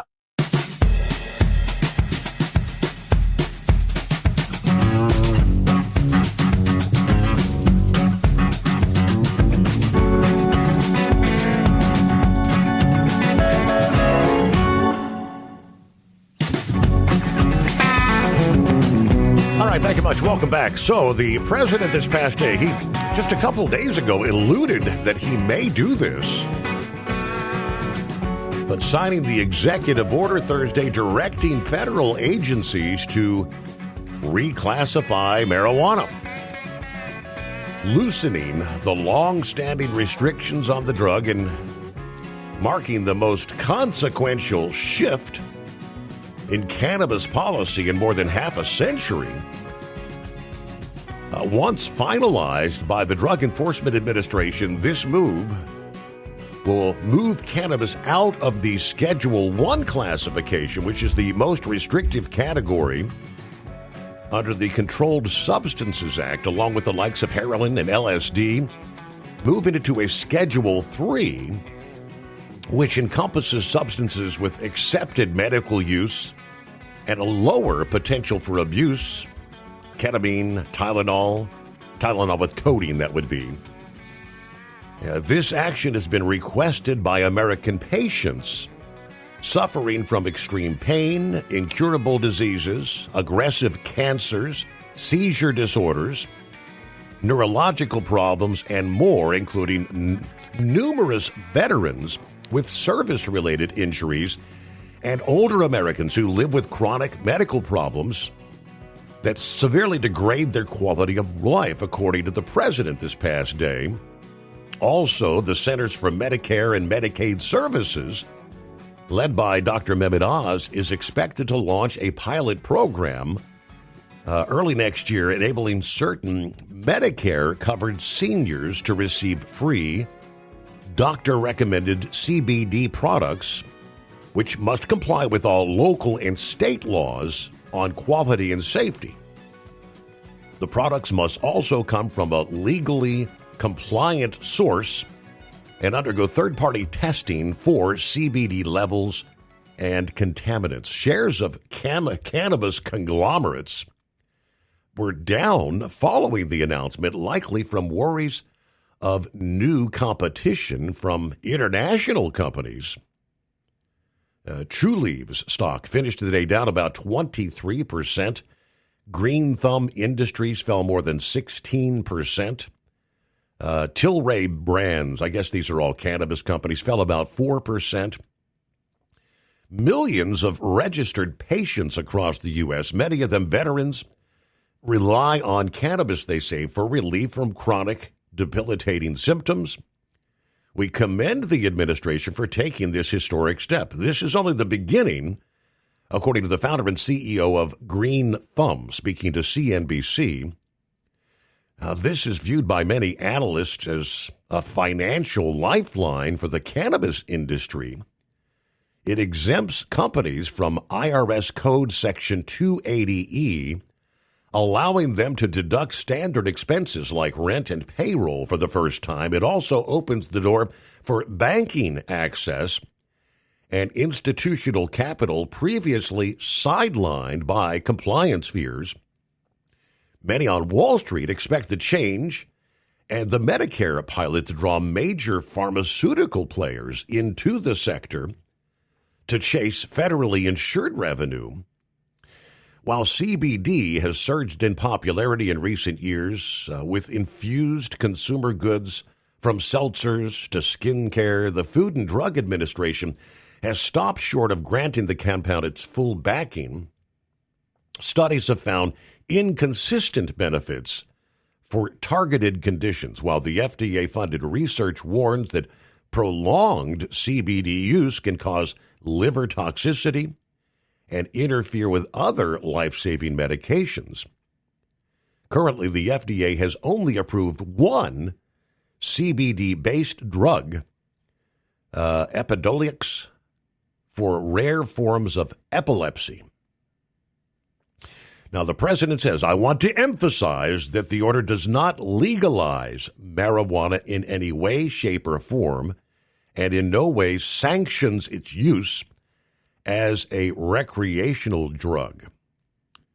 But they do say that this classification paves the way for more research into the effects and possible beneficial uses of medical marijuana. So, quite interesting. Now, when it comes to the trucking sector, FreightWaves did a full breakdown this past day. Now, with whether you're a carrier, a driver, someone who shares the road with 80,000-pound trucks, we need to understand what is at stake here. The Department of Health and Human Services says they set the mandatory drug testing guidelines that the DOT has to follow.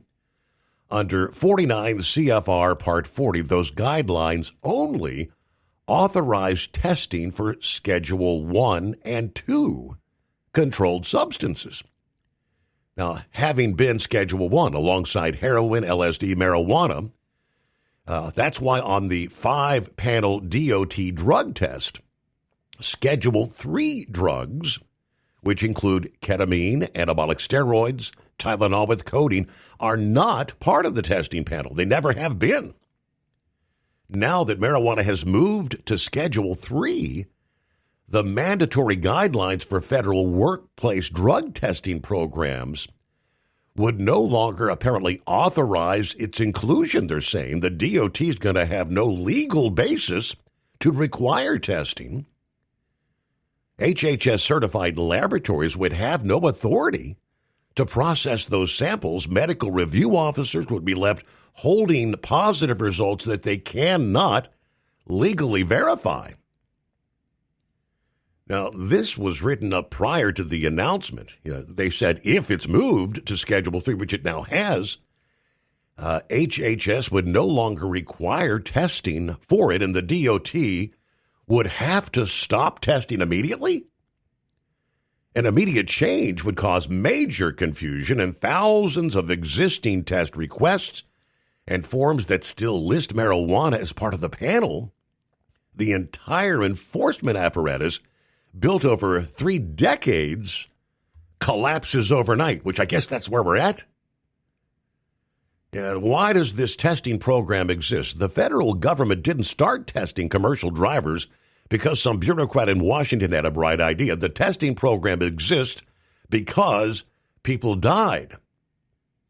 They go back to 1987, an Amtrak train barreling north from Washington toward Boston at 125 mile an hour slammed into 3 Conrail locomotives that had fouled the main track near Chase, Maryland. 16 people died. 174 were injured. The NTSB determined the probable cause. The engineer was impaired by marijuana and failed to stop at the warning signal. Now, there's many other examples you can go through over the years. What the numbers tell us, the FMCSA clearinghouse data is rather damning. Through April of this year, there have been 184,839 positive marijuana tests recorded since the database launched in 2020, just 5 years ago. That represents 59% of all substances identified in positive drug tests. In 2024 alone, 34,936 CDL holders tested positive for Delta-9 THC. Right now, 291,000 plus commercial vehicle drivers have at least one drug or alcohol violation on record. Of those, 184,000 plus are in prohibited status, meaning they cannot legally operate a commercial vehicle until completing the return to duty process. When Clearinghouse 2 went into effect November of last year, those drivers lost their CDL privileges entirely. State licensing agencies now have real-time access to violation data. All of that infrastructure suddenly becomes meaningless if the DOT can't test for the substance that represents the majority of violations. Now, here's what many drivers and even some carriers do not grasp. There are 2 entirely separate drug testing frameworks operating in trucking today. Oddly enough, you can be a commercial motor vehicle driver operating equipment under 26,001 pounds and not be required to submit to any substance abuse testing. It's the one basic from the FMCSA that non-CDL commercial vehicle drivers do not have to meet. But again, under 49 CFR Part 382 and Part 40, any driver operating a commercial vehicle requiring a CDL is subject to federal drug and alcohol testing. This is non-negotiable. That includes pre-employment testing, random testing, 50% of the driver pool annually, post-accident testing, reasonable suspicion testing, return to duty testing, and follow-up testing. The drugs tested are named explicitly in federal regulations. Marijuana, cocaine, amphetamines, PCP, and opioids. Note that marijuana is listed by name, not by its scheduling classification under the Controlled Substances Act. Former Transportation Secretary Pete Buttigieg attempted to reassure Congress last year that rescheduling would not alter the DOT's marijuana testing requirements because marijuana is identified by name, yet not by reference to one of those classes like 1, 2, 3. That legal interpretation is optimistic at best. The testing authority flows through the HHS guidelines, not DOT regulations. Without clarification or certification from HHS, those laboratory results will not survive a legal challenge. And the first driver who loses their CDL after rescheduling will have every incentive to sue. Now, the carve-out we need, and industry stakeholders are not asking for marijuana to remain criminalized. They're asking for something far more narrow, a safety carve-out that explicitly preserves the DOT's authority to test safety-sensitive transportation workers for cannabis, regardless of the scheduling status. The ATA sent letters to Secretary Duffy expressing deep concern about the potential impact here. Jack Van Steenberg, the retired FMCSA chief safety officer, raised the same alarm publicly. The railroad industry, the pipeline industry, aviation stakeholders have all submitted comments demanding the same protection here. Now, should the administration move marijuana to Schedule 3, which it has, a supplemental executive order should be issued concurrently that must explicitly grant HHS the authority to test and certify labs for all controlled substances, including Schedule 3 drugs. Such a carve-out would preserve deterrence and protect transportation safety without interruption. If that carve-out does not appear in the executive order, every carrier in America needs to be calling their representatives. By the time this works its way through the courts, the deterrent effect will already be gone, and so will the drivers who decided it was finally safe to light up while behind the wheel. All right, what rescheduling will not change? Moving to Schedule 3 does not legalize cannabis at the federal level, which, again, the president made that clear. It remains a controlled substance subject to DEA regulation. State-level recreational and medical marijuana laws remain unchanged. The substance will still be prohibited for safety-sensitive workers under current DOT rules, assuming those rules survive the regulatory earthquake. What it does is remove certain tax burdens from cannabis businesses, potentially expand access, as we said, to banking services, and formally acknowledge that marijuana has accepted medical uses. For the broader cannabis industry, that is a significant economic shift. For the trucking industry, it's potentially catastrophic if the implementation details are not handled correctly. So what should carriers be doing right now? Here's where I put my compliance consultant hat on and speak directly to motor carriers. Regardless of what happens at the federal level, you have both the authority and obligation to maintain drug testing programs in accordance with your company policy. Your company drug and alcohol policy should exist independently of DOT requirements. It should clearly define prohibited substances, establish testing protocols, document disciplinary consequences for violations, and apply consistently to all safety-sensitive employees. Although not on the DOT audit inspection list, a well-written safety policy demonstrates that a company is focused on public safety, going above and beyond the minimum standards. In the nuclear verdict environment we're operating in, that documentation is going to be a must for survival. Now, the DOT testing is limited to a 5-panel screen. Under non-DOT programs, employers could test for other drugs and continue testing for marijuana under company authority, even if it drops off the federal panel. Nuclear verdicts remain a top concern for trucking companies, large and small. The rise in these type verdicts is damaging for small business truckers who can't afford the increased insurance cost and the risk of litigation.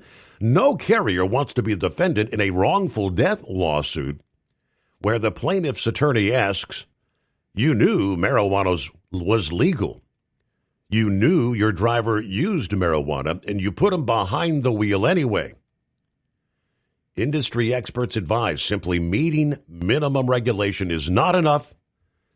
Carriers are encouraged to go above and beyond compliance, adopting best practices that demonstrate a genuine commitment to safety. Now, what drivers need to understand, he says, for the drivers listening to this, nothing has changed, well, yet, but it did this past day. Even if the federal testing authority disappears, most carriers worth working for will continue marijuana testing under company policy because insurers, first of all, are going to demand it. Shippers are going to require it. The liability exposure of putting a potentially impaired driver behind the wheel is catastrophic. The smart drivers understand the federal legality and employment eligibility are two different things. Your employer can prohibit marijuana even if the federal government stops testing for it. Most obviously will. What happens next? All right, so we know the sign-in's already taking place.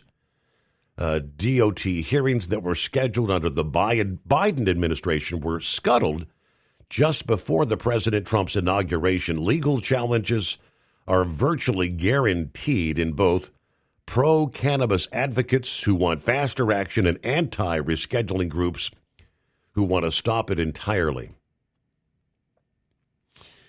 All right, it's 844-844-3388. That all came down the pike pretty quick, didn't it? Boom, just like that. Couple of listening friends checking in. Well, there's Scrapyard. Hey there. Hello, Dan. Morning, Steve. For the temperature to drop to start salting warehouses. Dan, not Don. Good to hear from you there, Dan. Let's see. 5-7, in regards to marijuana, he said, if my chronic pain son uses weed, it's pain relief. If I use weed, it's drug abuse. Advil, one pill works for me with the misery. All right, you can get by with one beer and drive with a regular license. I like zero beer with the CDL, I believe. All I know is a .08 for the automobile driver, for a CDL holder, and I think that's whether you're in the truck or the four-wheeler on the weekend, it's a .04. And a .04 can be hit real quick for most people. You probably get by with one, two drinks, I believe, in most cases, probably will take you up to a .04. It's all dependent on your body mass, your body weight, and all that stuff, but... All right, we'll get to a news break just ahead here. It's 844-844-3388. Lastly this hour, it was breaking news. I got out, I think the alarm was set for 9:30 p.m. I step into the living room. The live report, the press conference taking place. As Grump mentioned, why did we have to, did you see the group that was one by one taking to the microphone? I think they're all just kind of patting themselves on the back because that investigation from the get-go at the Brown University shooting was the proverbial shish kebab show. It was a clown show. It was a mess. But this past day, everything changed. The suspect was identified.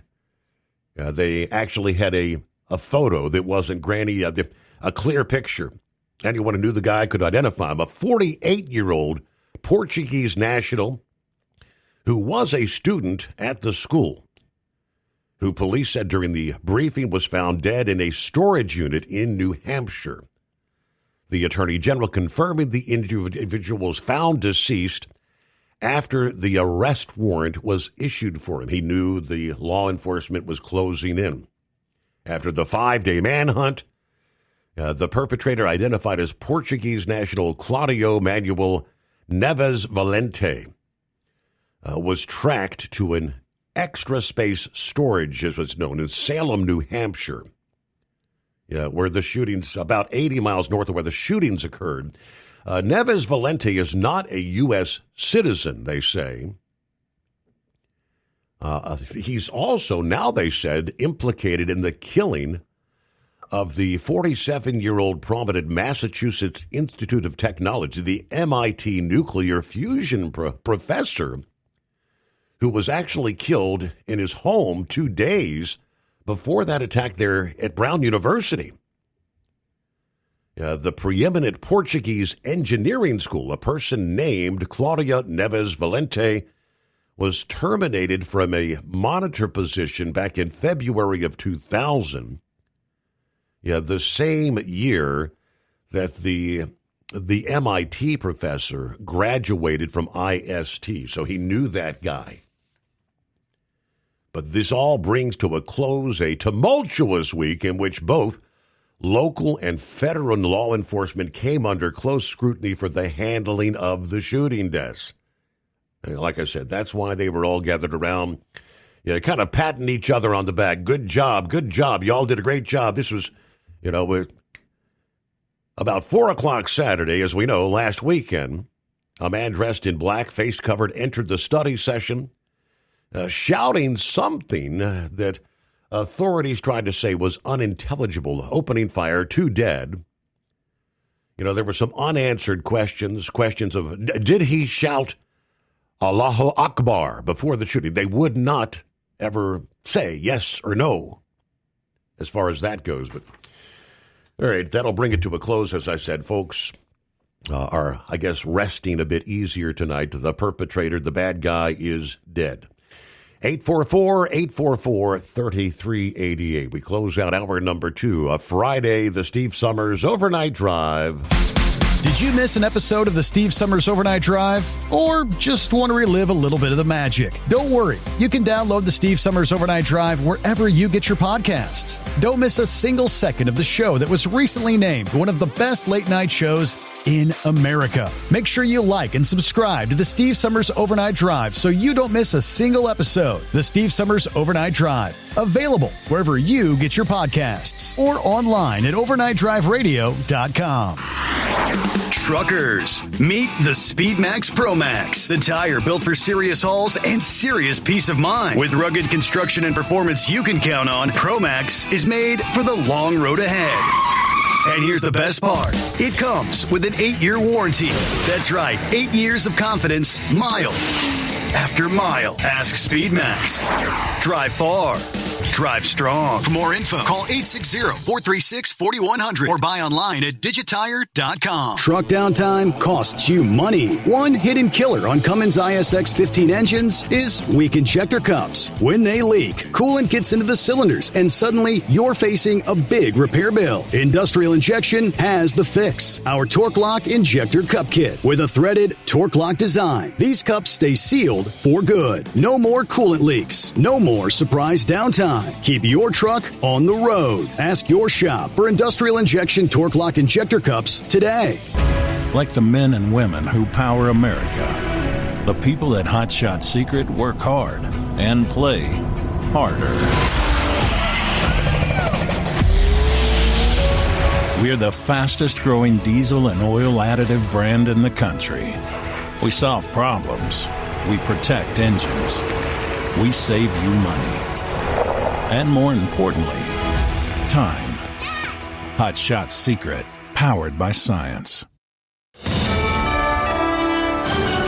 USA Radio News, I'm Anthony Lucero. President Trump supports the House GOP's decision not to extend Affordable Care Act subsidies. The bill now moves on to the Senate, where passage is unlikely, potentially leaving millions of Americans with higher premiums. Yeah, they will skyrocket because it was never any good. Trump says the plan tackles rising health care costs without enriching insurers. Federal health officials announced new steps to limit funding for transgender-related medical procedures for minors. Health Secretary Robert F. Kennedy Jr. signed a declaration stating such treatments are not proven safe or effective for children with gender dysphoria, directing agencies to reassess standards and federal support. Pre-trial evidence hearings are over in the case where Luigi Mangione is accused of killing United Healthcare CEO Brian Thompson in Manhattan about a year ago. There was about 3 weeks of testimony filled with witnesses and new evidence made public. Defense lawyers are trying to get key evidence tossed from Luigi Mangione's murder trial. The judge says both sides can make final arguments in writing before he'll make a decision in mid-May on what evidence, if any, should be excluded. He'll then set a trial date. The pre-trial hearing centered around Mangione's arrest and search of his backpack in Altoona, Pennsylvania. Scott Pringle, New York. Home heating costs are expected to rise this winter. A new report from the National Energy Assistance Directors Association projected cost would rise by 9.2% as colder temperatures and increasing energy prices play a role. Households will spend $995 on heating this winter, marking an increase of $84 from last winter. John Summers, USA Radio News.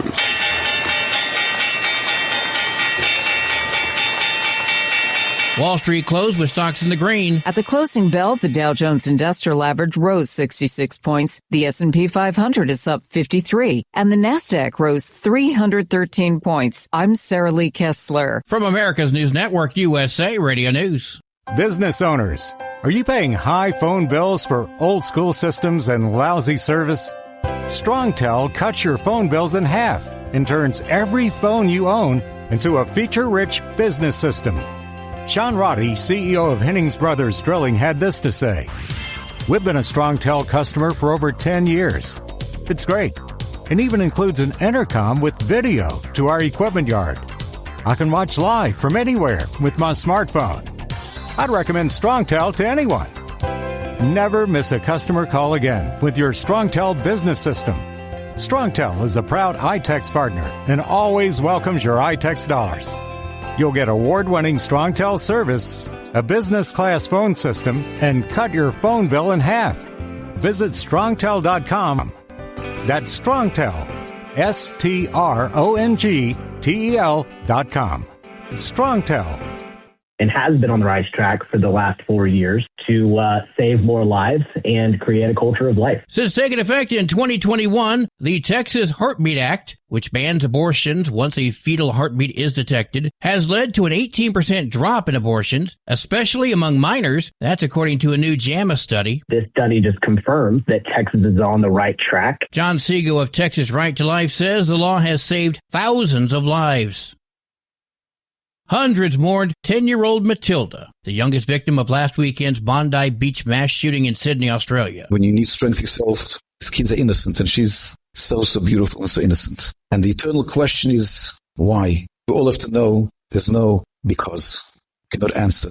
It's natural for grandparents, for parents, to farewell the child. Matilda was among 15 killed and more than 40 injured in what authorities called an anti-Semitic terror attack. One gunman was killed at the scene. The second is in custody facing charges. The last pennies to be minted have sold for over $16 million. Production of the copper-plated 1-cent coin was stopped this year as each coin was costing 4 times more than it was worth in U.S. currency. Last week, the last of the U.S. pennies were sold at auction in about 233 coin sets, with each one including a commemorative 24-karat gold penny. The pennies fetched over $16.7 million. I'm Tammy Trujillo. And I'm Anthony Lucero, USA Radio News.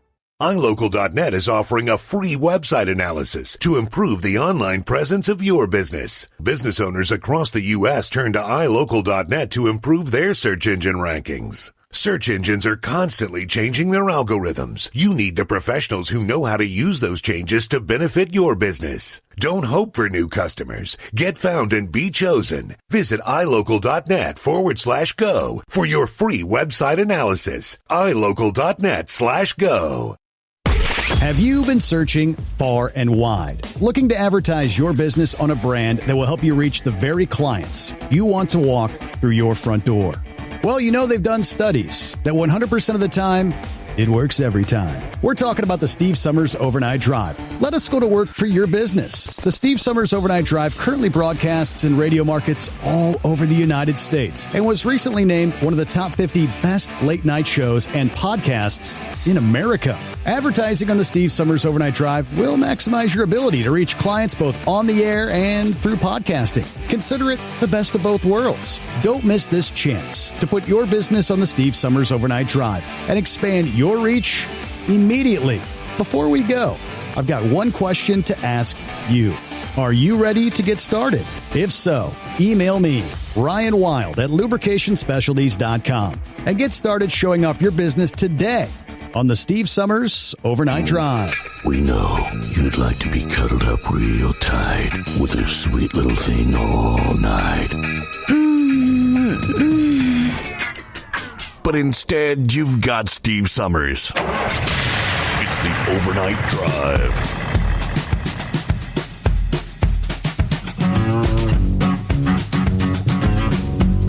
All right, we've talked flooding, and more flooding in the Pacific Northwest. Yeah, the Pineapple Express is not done. It's moving a bit further south, primarily going to be impacting Oregon versus Washington. Yeah, we're talking a general 4 to 8 inches of rain forecast to fall on western Oregon. Slightly less in the Interstate 5 corridor near Portland. 8 to 12 inches of rain for the western slopes of the Oregon Cascades. Wow, this amount of rain is going to unleash moderate to major flooding along both small streams and rivers in western Oregon. A few locations may experience crests close to record levels, such as the Portland area. Motorists, be prepared for high water, road washouts, mudslides. All dangers with this storm. The small streams and the short-run rivers in Oregon's mountainous area will surge in a matter of hours. In the flatter terrain of the lower elevations, rivers will rise, crest, and fall over a matter of a few days. Now, as far as western Washington, they're talking anywhere from a half of an inch to as much as 4 inches, with the greatest concentration in the southwestern part of the state and the southern Washington Cascades. So folks living around streams and rivers, be prepared for a new surge of water there, but not the levels we've seen in the past week or so. Due to the frequency and duration of these drenching rain events, though, the prolonged exposure could result in additional levee failures. We saw several of those last week. Now, the weather set up this weekend significantly colder in the Pacific Northwest compared to late last week and the start of this. That's going to result in much lower freezing levels, critical for the amount of snow in the Cascades and how low the snow levels are going to be. It's great news for ski resorts, which had to deal with rain, either washing away the snow cover or making the snow that survived rather slushy. Colder conditions will help ease the avalanche risk as well. The only major problem will be the accumulation of snow over the mountain passes. Into the day today, Friday, 1 to 2 feet is forecast on Snoqualmie Pass in Washington. The most traveled route through the Cascades in the state along I-90. Stevens Pass projected 2 to 3 feet, although the heavily traveled route in the northern Cascades is currently closed due to damage from the recent storms. Episodes of additional accumulating snow will occur through the weekend over Washington and Oregon's Cascades, as well as the Olympic Range in northwest Washington. Several yards of snow will be piling up over the ridges and the peaks in the region through the weekend here. Wow. See if Eagle's hanging in there this Friday morning. What's happening, Eagle? What's on your mind? Okay, yeah, how you doing? Before I get into the college football and a little bit about Trump. Yeah, I want to say this, Steve, man. I'm in North Carolina tonight on my way back to tomorrow. I got to pick up a load, and then I'm rolling back to Texas. I was very close to the area where Greg Biffle got killed. I'm in Charlotte, North Carolina tonight, about 50 miles away from Statesville, North Carolina. Greg Biffle, yeah, he was a good. I hate that. It's some bad news, there, Steve. It's serious, but some bad stuff been going on the last couple of weeks. With the Rob Reiner situation, the family wiped out, and then this man here loses his family. Him, his 2 kids, and his wife all got killed in a plane accident you talked about earlier. Yeah, it's a damn shame. I don't know. I think he said he was 55 years old. I don't know if he was at the controls of the plane or not. He said he was a pilot. I don't know if he was flying the plane or another man was flying it, but he obviously had some kind of problems. And it's a shame he had to lose his life, because he did a lot of good things. Last year, you talked about he was one of the guys that people use his helicopter to rescue people up in North Carolina after they had the floods up in the mountains of North Carolina. He helped a lot of people in that situation. So it's really sad a man had to lose his life like that a week before Christmas. Bad situation. Yeah, a lot of people, because North Carolina, Charlotte is the capital of NASCAR. That's where all the race teams are at. And a lot of people in North Carolina I talked to today are real upset about it. So I hate to see that. Wishes to his family and the people that are associated with him. And you hate to see a video. They actually got the video when the plane hit the ground and burned up. So it's really sad. Sad day to see something like that happen, man. I hate to see that. But couple quick notes on college football before I get to Donald Trump. Georgia and Oklahoma. I know you got your other 2 guys that gave what they felt like. I believe that Georgia will probably win that game tomorrow night. And then the other 2 games on Saturday, I'm not going to even bother to watch them because those 2 teams shouldn't be there to begin with. Tulane and James Madison, whether they win or not, they still shouldn't be there. They just took the place of 2 teams like Notre Dame or Texas or somebody else could have been there. Just because you win your conference doesn't mean anything. They're in a weak conference to begin with. That's the reason why they won their conference. They have no business being in no playoff championship game. And hopefully tomorrow they'll both get blown out. And then the people that put these idiots in there will realize the mistake they make and never make that mistake again because neither team deserves to be there. Now, as far as Donald Trump goes,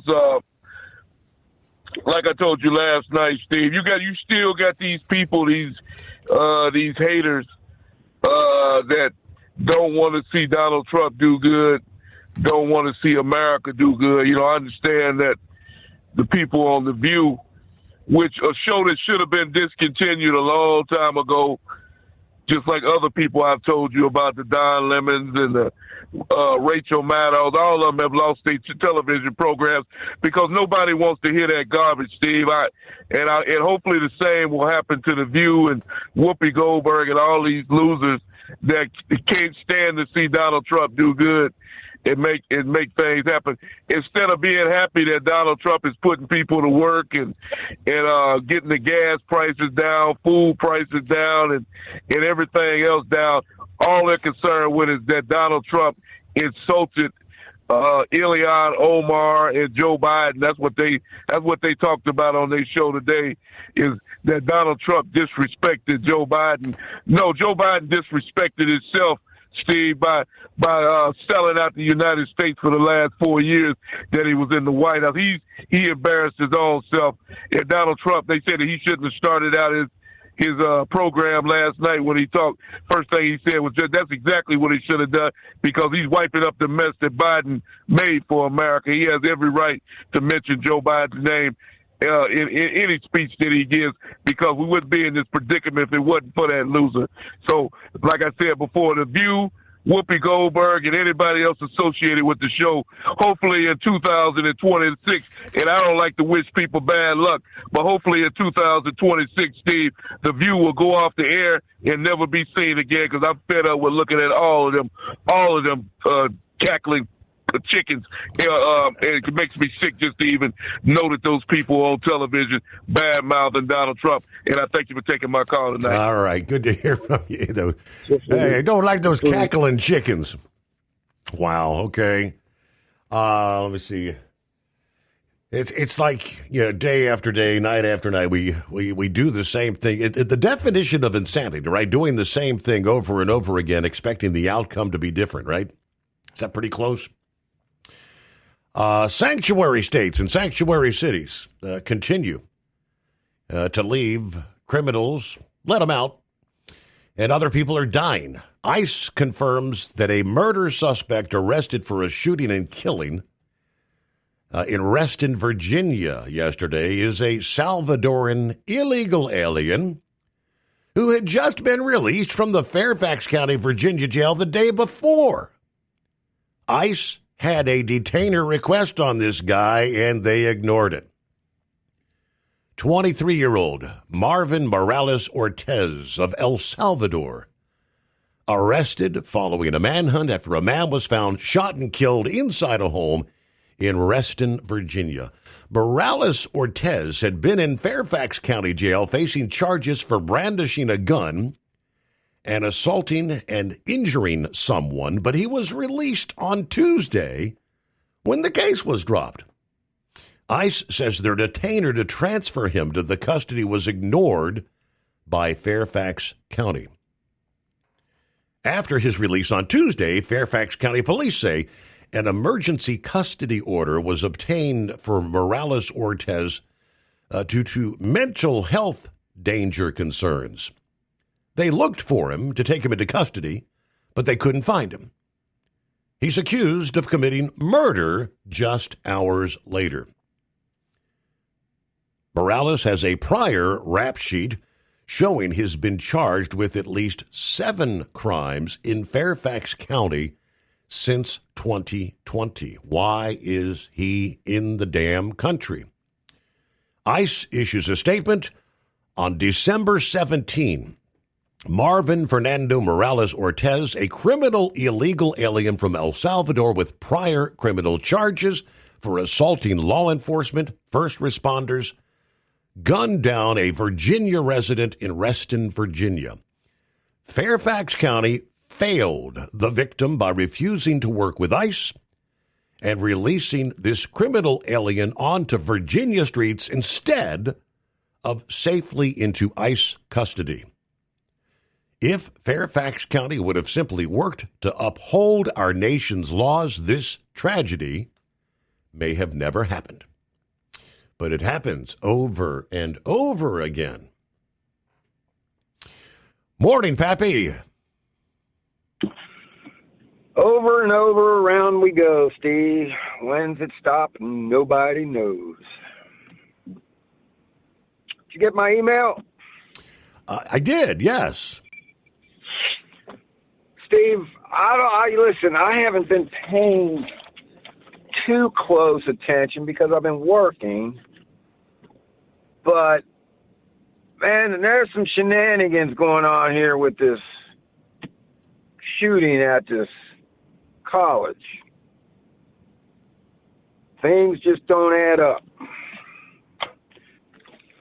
Steve, they knew who this guy was probably the day it happened. And normally what the police do, if they know who that person is for a fact, they will plaster his face all over the news and say, wanted.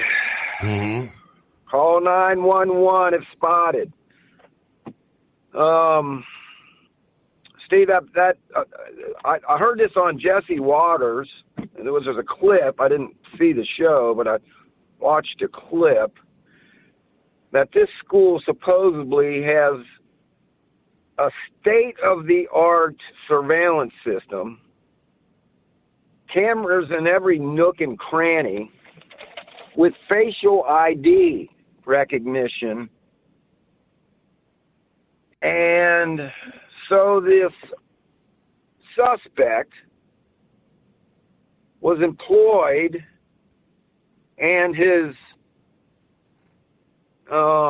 website that attached him to the school was taken down the very next day after the shooting, mm-hmm.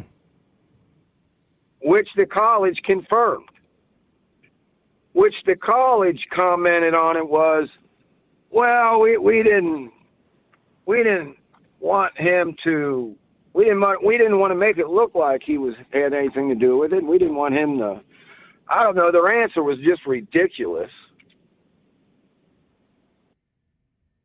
Steve, there's also been evidence that this guy is was seen in several anti-Israel protests, pro-Hamas, pro-Palestinian protests on a bullhorn. Did you hear that? The one that not the one that's dead, but the one that they were scraping from the website. Yes, he was a Palestinian activist. Yes. So let me ask you: is this the dude that's dead? Is this the same guy that's in that article I sent you, or in that little screenshot of that? No, the guy that's dead is a different individual. Well, what were you talking about? I thought it was the same guy because I thought you said he was an employee of the school. He was a student. Well, yeah, it was a student/employee, they called it. It's a weird deal. You sure it's not the same dude? I'm all but. I could be wrong. What was this guy's name? And read down further in that email. He went by 2 different names, I think, or something.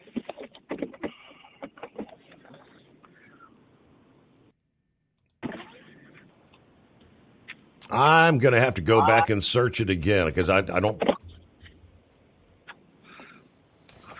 Well, maybe I'm wrong.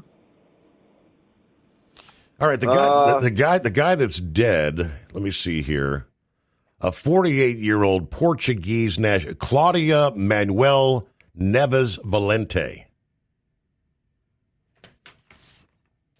That's the one that shot himself this past evening when they were closing in on him. And they are saying they know for a fact that he was the perpetrator in the shooting at the school. And he was a student? Yes. And they're also saying he was the guy that shot the MIT professor 2 days before the Brown attack. Remember they had that professor shot in his home, no suspects. Yes, sir. Right? So they're saying that's the same guy that did that.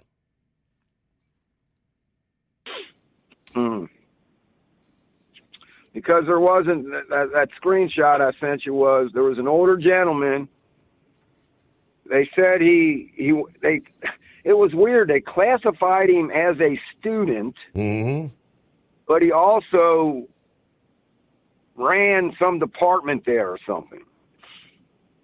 So when I heard that, I thought maybe it was one and the same. So I could be wrong about the dead man, right, being a anti-Israel showing up at these or pro-Hamas and Palestinian protests. So I could be wrong about the that. The screenshot you sent me was, I've been seeing some of that about this guy's, it's all been kind of being scrubbed from the website of the university. Mustafa Karabaush. I think that was the individual that was, like the Palestinian activist or whatever. Yeah. I wonder if him and this dude had any connections. They both were students at this school. Why would they scratch his website? And Steve, then here's the thing. I didn't see any interviews. I didn't hear anything about any interviews from survivors. No video released inside the school, and they supposedly have the state-of-the-art. So I'm wondering what's the reasoning for trying to keep this hush-hush? I would like to know the background on this dead dude. Is he Islamic ties? I don't know. I would like to know because in my mind, the media is trying to squash a lot of these Islamic attacks around the world. So I would like to know that answer. So maybe we'll find out here in the next few days. Who was the female in Congress that came out and made the statement that we all know, I fear the white man, the white Christian man. We know that those are the ones committing the crime in this country. Forget her name. I remember it being said, but I can't remember who it was. Yeah. Yeah. It's always the opposite, Steve, of what they say. What's the opposite of a white male Christian? Dark-skinned Islamic. Steve, we're not talking Muslims here. I don't want people to misconstrue what I'm saying here. We're not talking about all Muslims, right? We're talking about Islamic extremists. So I don't want people out here thinking I'm bashing Muslims, right? Because not all Muslims are extremists. Just like all Democrats aren't whacked out leftists, right? Mm-hmm. So, all right, bud. Let's keep an ear out on this. Let's find out what this guy's history is. If we ever get told the real truth, can't believe what we hear. Half of it. Probably 99% of it from the mainstream media. Can't believe a word they're saying. We don't know if it's true or not. You just got to use common sense, truth, logic, and common sense, Steve. That's what this country and this world is lacking. All right, bud. I appreciate you taking the call. Everybody have a safe weekend. We are rolling into Christmas.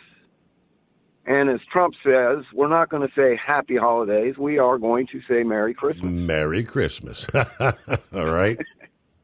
Have a good night, Steve. No doubt. All right. There you go. Yeah, we'll get see about a minute from news break.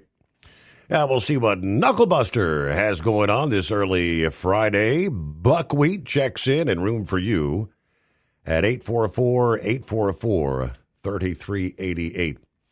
And yes, we have, a bit more background on the individual that was identified as the shooter, found dead from a self-inflicted gunshot wound. Yeah, police say Oscar Perez Jr. identified this, that the chief is Oscar Perez Jr. The shooter is Claudio Manuel Neves Valente, 48 years old, Portuguese national, who was, they say, a physics student at Brown University. Now, this says many years prior, many years ago. All right, so we'll pick up there following our latest news update. The Steve Summers Overnight Drive, live from the Hot Shot Secret Studios.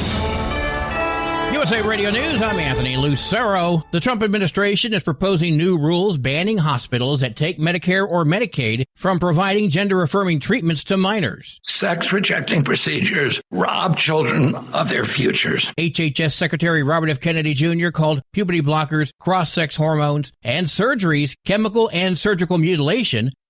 A new Israeli report reveals Iran has built a shadow aviation network to bypass sanctions, using front companies, airlines like Mahan Air and Kishim Air, transport weapons and military gear to regional proxies while blending civilian flights with covert operations, which lets Tehran fund allies and sustain its aviation industry despite U.S., EU, and UN restrictions. At the closing bell, the Dow Jones Industrial Average rose 66 points, the S&P 500 is up 53, and the Nasdaq rose 313 points. I'm Sarah Lee Kessler. From America's News Network, USA Radio News. So right now may be the perfect time for you to rethink how you pay for health care. And here's why. This time of year is decision time for a lot of people. But it's also when you can join MediShare and save even more than usual.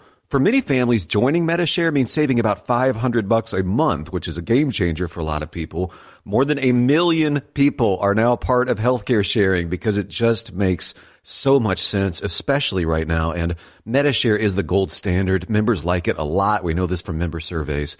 MediShare has been around for over 30 years. It is a proven thing. And if you join before December 31st and you mention the promo code SHARE, they'll waive your application fee, so you save $100 right off the bat. I'll give you the number here in a second, but just call. You'll get a price within 2 minutes. And again, the deadline is December 31st, so call now. You'll save even more. Here's the number. Call 855-SHARE-40. That's 855-SHARE-40. 855-SHARE-40. Have you been searching far and wide, looking to advertise your business on a brand that will help you reach the very clients you want to walk through your front door?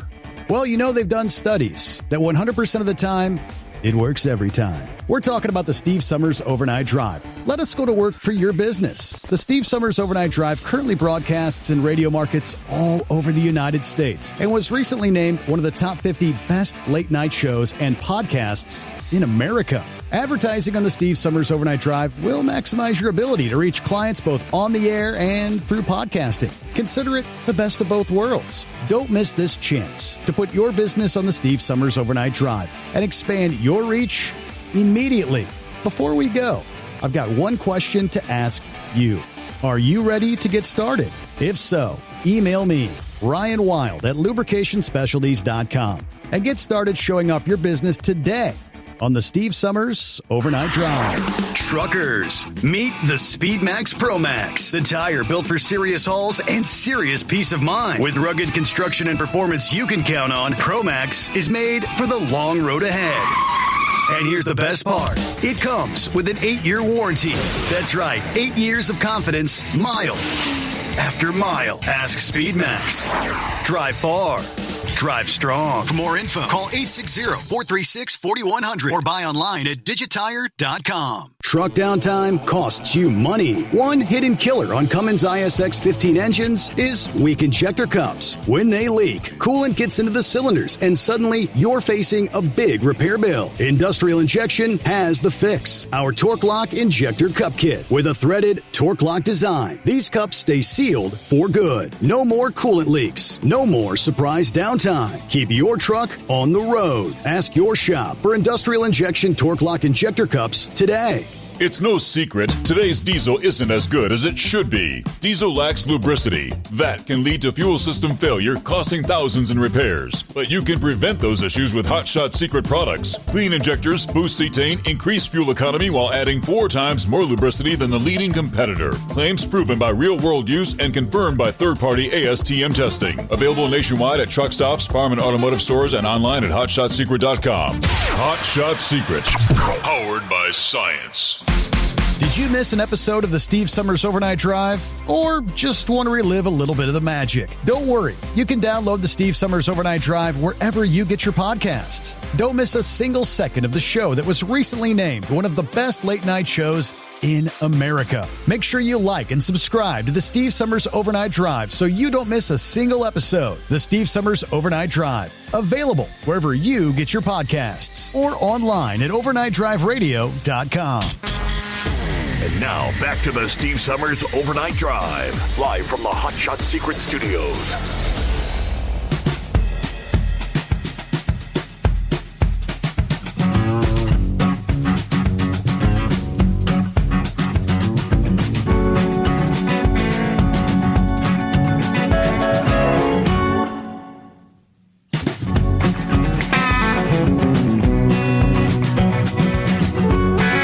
Let's pick up there, see if we can figure this out. According to the press conference this past evening, this Valente guy,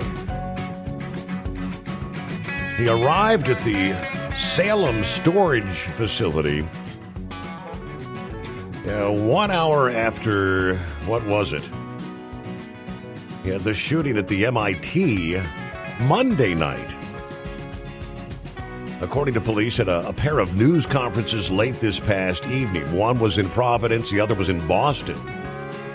They said his last known address was in Miami. Investigators believe he acted alone. He was not a U.S. citizen, but a legal permanent resident holding a green card obtained in September of 2017 after he overstayed an early 2000s student visa. They say FBI agents, Providence Police, and state police surrounded the storage facility shortly before 7 o'clock this past evening in Salem. Prosecutors obtained a warrant to search the facility. At about 7:47 p.m., multiple law enforcement officials carrying weapons, wearing full tactical gear, entered the facility. Investigators say they had not ruled out at the time the possibility the suspect might be hiding inside the unit, or had killed himself there. In the late news conference, Valente was confirmed to have also been the suspect in the fatal shooting Monday of the MIT professor in Brookline, Massachusetts. The professor was a nuclear scientist from Portugal, pronounced dead Tuesday morning. He was a member of MIT's Departments of Nuclear Science and Engineering and Physics, served as director of the school's Plasma Science and Fusion Center. Now, that was the scientist that was shot there Monday. Special agent in charge of the FBI's Boston field office said it's believed the suspect and Loureiro, the professor that was shot Monday, attended the same university in Lisbon. It is true Mr. Valente was a physics student. Also, we know the victim at MIT was in that discipline as well. I can tell you there are multiple phases to an investigation. So now, in a sense that we know the subject is deceased, now the investigation continues to find out all those answers to your question. The search in Salem centered on a vehicle of the same make and model investigators believe was seen in the area where Loureiro was killed, the MIT guy. Investigators learned of the suspect's identity late Wednesday night. Some reports describing him as a man in his 40s. Authorities had been searching for him ever since. So that's about what we have. Police said Thursday the man captured on camera in proximity to the suspect was interviewed by law enforcement. Apparently, on camera there were two guys, one the suspect, and that appeared to maybe recognize each other. Police say they do not believe that man was involved in the attack. He told investigators he confronted the suspected gunman outside Brown before the shooting. According to multiple sources with knowledge of the investigation. But we do know that of the 9 people injured, 1 is still in critical condition. 5 previously listed in critical but stable condition remain hospitalized, making progress. 3 others who were hospitalized have now returned home to be with their families. And, of course, you had the 2 that were killed. But okay, a lot has unfolded over the past 24 hours, huh? What's going on, Knucklebuster? The greatest day of the week, what do you say? Absolutely there. Well, when I told them that when I got in Wednesday evening there from getting back from Las Vegas, that was it. They called me today or yesterday and said, man, we need you to go to Waco, Texas. That's what I'm back in this damn truck, see? Are you really? Can you believe that? Yeah, seriously. I'm on my way to Waco. Got to reload in Arlington, Texas. Pick up a load of that damn Modelo. See it back to Memphis, and then, hey, come to 28. They can call me all they want because my physical will be expired, and I'll have a driver's license. I'll be able to do a .08 instead of a .04, right? Mm-hmm. But no, I don't drink and drive at all. I'm going to drink. I drink at the house. whole years, we don't smoke marijuana in Muskogee. That's what's going to happen. All these truck drivers out here going to be choking that old wacky. Well, I think the Rebel calls it the devil's lettuce. I'm that wacky tobacco there, right? That's the dumbest thing I ever heard. They need to ban it all there. So, Steve, I stopped in tonight. Came one of my old girlfriends back there at the truck stop there. But let me tell you, she was looking good, too. That long, sandy blonde hair was looking good.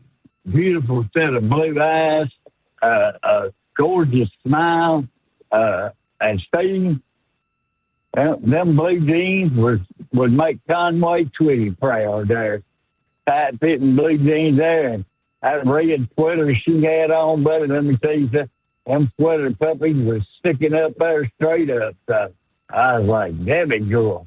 I sent her a text after I left and told her all that. But anyway, I don't know. We're going to just keep trucking on and get over here to Waco, get this thing undone.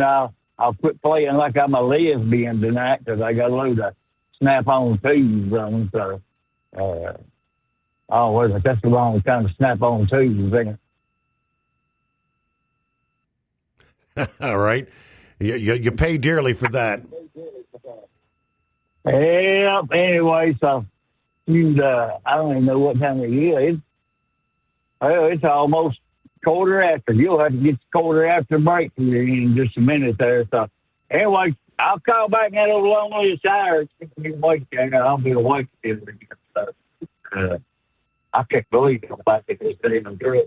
When I get back to the yard, I'll be crying again there because I'm having to leave the truck. All right, have a good morning, Mr. Steve. I bet you they'll try to get you in there again. I bet they do. Oh, well, it's 844-844-3388. Hello, Buckwheat. Happy Friday. Good morning, Steve.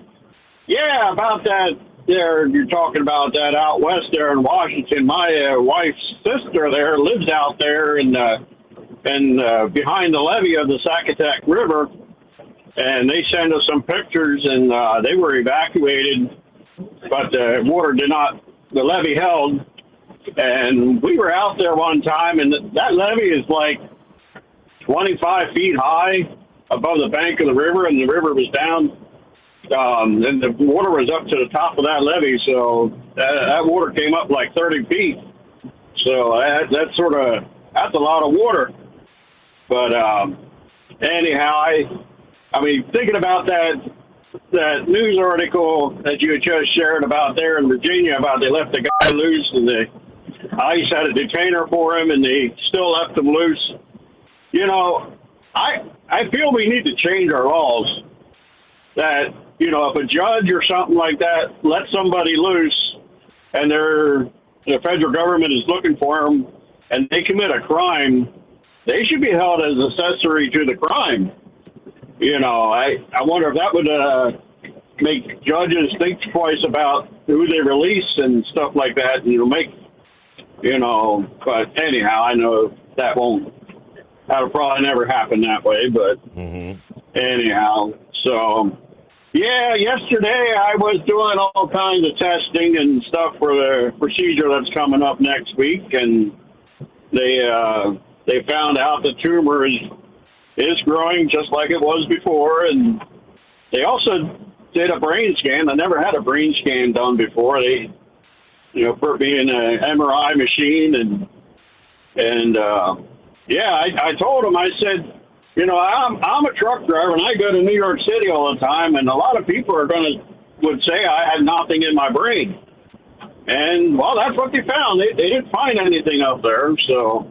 My brain is clear. The cancer is not in my brain. So anyhow, but one of the nurses, one of the people that stick the IV in you, and as I was walking in there, she was wondering which side I wanted to put the IV in, and I said, well, it don't really matter. And she said that she was oogling me up wondering which vein to take out of my arm as I was walking in there. And I'm like, man, I got to think twice about these nurses here.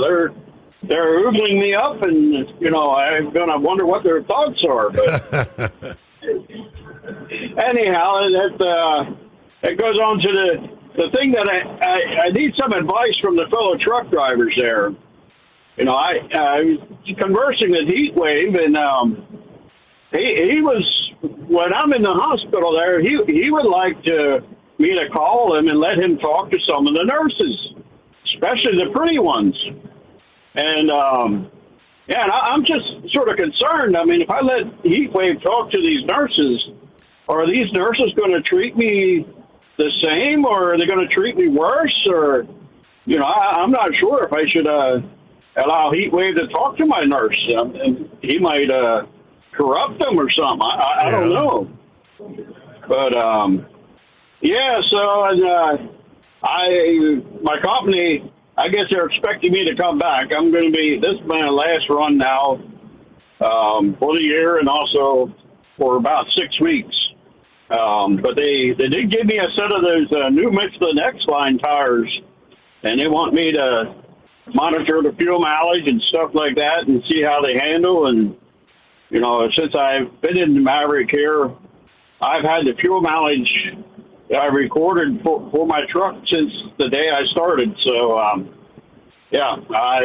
will be able to tell them, but it's going to have to wait a couple weeks till we can get back in the truck again. But anyhow, since I'm probably going to be in there at Philadelphia for over Christmas, and I did hear 2 nights ago that Charlie fellow and the right wing nut was singing Christmas carols, and I was just wondering if they would come down in the hospital I'm in and sing through the halls. I think with their beautiful voices there, they would probably get a lot of people healed pretty quick so they can leave. But anyhow, I don't know if that will happen or not. But so I don't have too much else to add. But I guess that's all. We'll speak at you later. Well, good to hear from you, Buckwheat. Thanks for the update. Prayers for continued healing, right? All right, so I see here here's another, yet another fatality. An individual behind the wheel of a truck that had no business being here. The need for English language proficiency continues to be reinforced following another fatal crash. This one involving a tour bus in Tennessee. Department of Homeland Security and Department of Transportation announcing Tuesday that a Tennessee crash involving a bus and tractor trailer left one person dead and raised even more questions about licensing and enforcement. Investigators say the driver responsible for the crash was a Chinese national who failed an English proficiency test after the crash. Identified as 54-year-old Yasong Huang, unlawfully entered the United States from Mexico in 2023. Huang admitted to U.S. Border Patrol agents in 2023 that he entered the country illegally and is a citizen of China. Federal officials say he was later released into the country and issued work authorization and a Social Security card, which allowed him to obtain a Class B commercial driver's license from the state of New York. On December 9, Huang was driving an empty tour bus westbound on Interstate 40, where he rear-ended a tractor-trailer, triggering a chain reaction crash. One died, 2 others injured. Investigators reported that Huang was watching a video on his phone at the time of the collision. Sean Duffy says it's not just that Joe Biden let millions of migrants flood into our country illegally. His administration doled out the documentation that these unqualified foreigners, drivers, needed to obtain trucking licenses and operate 40-ton missiles on the highway. Fact that this individual failed a basic English test also calls into question how he even got the license in the first place. Working with Secretary Noem, we will continue to fight to keep you and your family safe on America's roadways. You know, it's been a tough week for the state of New York. December 12th, Duffy held a news conference, put the state on notice for their issuance of non-domiciled CDLs. The audit that revealed more than half of New York's non-domiciled CDLs were issued unlawfully. Specifically, the DOT said 107 of the 200 records they sampled were issued in violation of federal law. 53% of New York's non-domiciled CBLs issued unlawfully or illegally. A common problem, Duffy said, is that New York would grant a CDL to someone for 8 years, even though their U.S. work authorization might have only been good for months. I'm going to give New York 30 days, because that's what the law requires, to come into compliance. If they come into compliance, we're going to work with them. If they refuse, well, because Governor Hochul, for some reason, believes we should have unqualified truckers on American roads, we're going to pull tens of millions of dollars as phase one from the state of New York. Of course, they tried to fire back saying, we're not at fault. It's the federal level. New York is just the latest state being called out by the DOT for not issuing CDLs properly. Earlier this month, Minnesota was on the list. Other states that have been instructed to clean up their acts include, obviously, California, Pennsylvania, New Mexico, Colorado, South Dakota, Texas, and Washington. Duffy said on December 12th, California has cooperated with the DOT to pull 17,000 unlawful CDLs. All right, let's get to Senor Heatwave, I do believe, this Friday morning. Oh, good morning, Senor. Man, I'll tell you what, we're traveling across Interstate 80 here in Nevada, and I'm thinking, where's the snow? Where's the wind? Where's the rain? Ain't nothing up here. We went over the Interstate 80 in California, and nothing. It was just dry road and a little bit of snow on the side, but I guess that river ain't that low to where it's going to affect these states right away. So I guess we're doing good.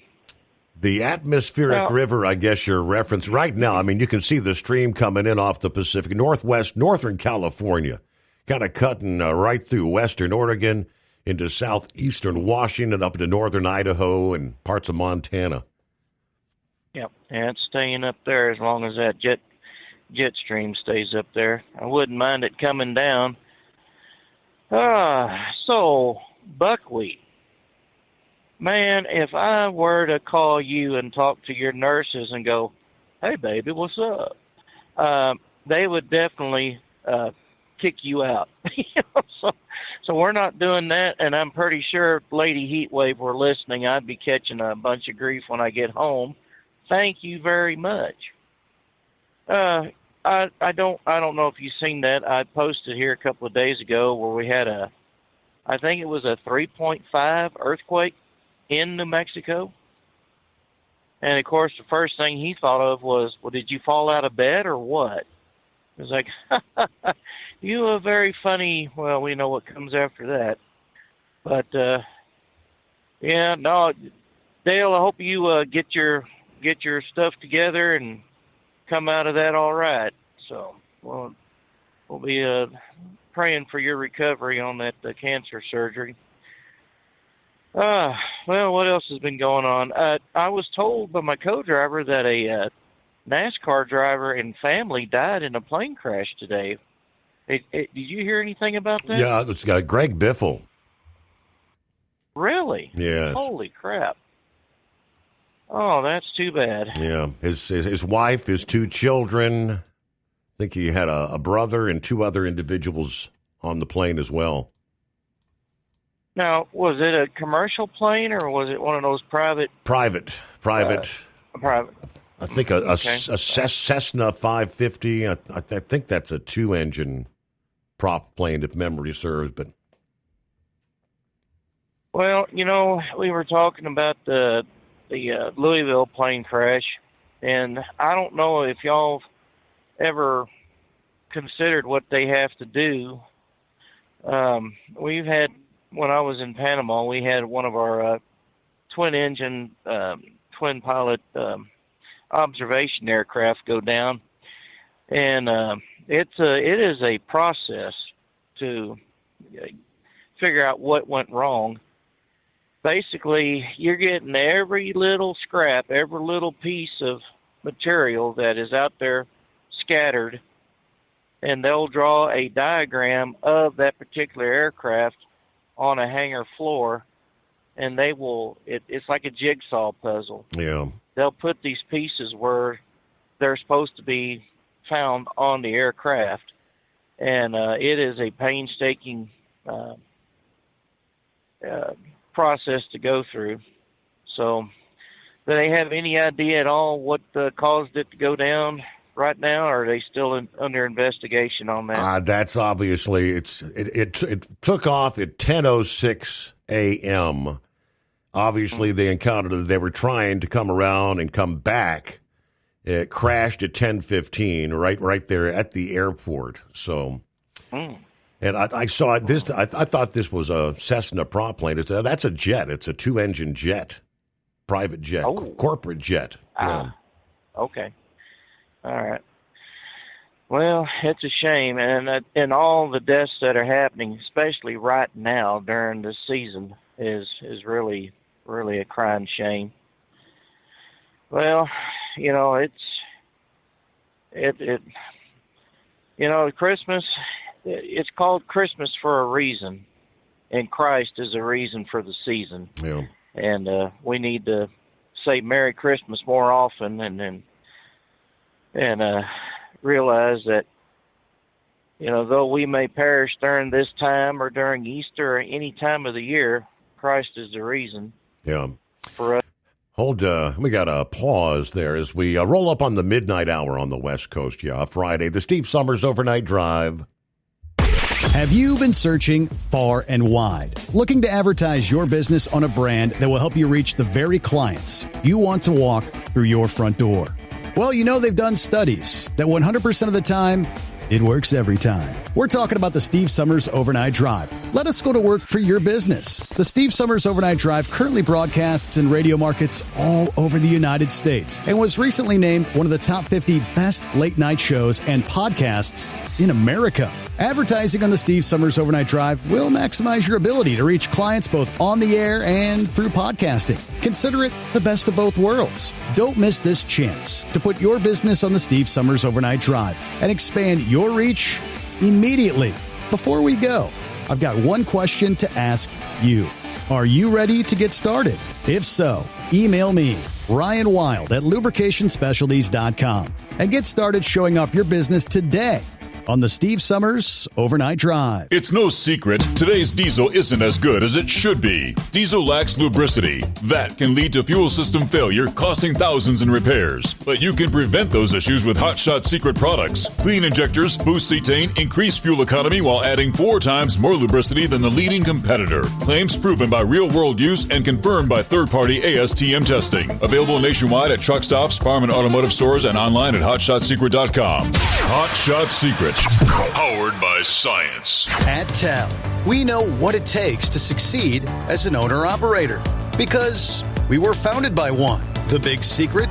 Affordable new trucks. New equipment keeps you moving, improves cash flow, and delivers reliability. For over 20 years, we've helped drivers take the next step in their careers. Call TEL at 866-404-6289 and use promo code OVERNIGHT100. We look forward to meeting you. USA Radio News, I'm Anthony Lucero. President Trump supports the House GOP's decision not to extend Affordable Care Act subsidies. The bill now moves on to the Senate, where passage is unlikely, potentially leaving millions of Americans with higher premiums. Yeah, they will skyrocket because it was never any good. Trump says the plan tackles rising healthcare costs without enriching insurers. Federal health officials announced new steps to limit funding for transgender-related medical procedures for minors. Health Secretary Robert F. Kennedy Jr. signed a declaration stating such treatments are not proven safe or effective for children with gender dysphoria, directing agencies to reassess standards and federal support. Pre-trial evidence hearings are over in the case where Luigi Mangione is accused of killing United Healthcare CEO Brian Thompson in Manhattan about a year ago. There was about 3 weeks of testimony filled with witnesses and new evidence made public. Defense lawyers are trying to get key evidence tossed from Luigi Mangione's murder trial. The judge says both sides can make final arguments in writing before he'll make a decision in mid-May on what evidence, if any, should be excluded. He'll then set a trial date. The pre-trial hearing centered around Mangione's arrest and search of his backpack in Altoona, Pennsylvania. Scott Pringle, New York. Home heating costs are expected to rise this winter. A new report from the National Energy Assistance Directors Association projected cost would rise by 9.2% as colder temperatures and increasing energy prices play a role. Households will spend $995 on heating this winter, marking an increase of $84 from last winter. John Summers, USA Radio News.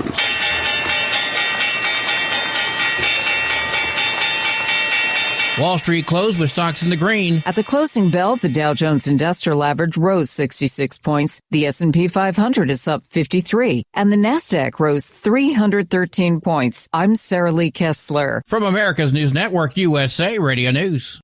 Business owners, are you paying high phone bills for old school systems and lousy service? StrongTel cuts your phone bills in half and turns every phone you own into a feature-rich business system. Sean Roddy, CEO of Hennings Brothers Drilling, had this to say. We've been a StrongTel customer for over 10 years. It's great. It even includes an intercom with video to our equipment yard. I can watch live from anywhere with my smartphone. I'd recommend StrongTel to anyone. Never miss a customer call again with your StrongTel business system. StrongTel is a proud iTex partner and always welcomes your iTex dollars. You'll get award-winning StrongTel service, a business-class phone system, and cut your phone bill in half. Visit StrongTel.com. That's StrongTel, StrongTel.com. It's StrongTel.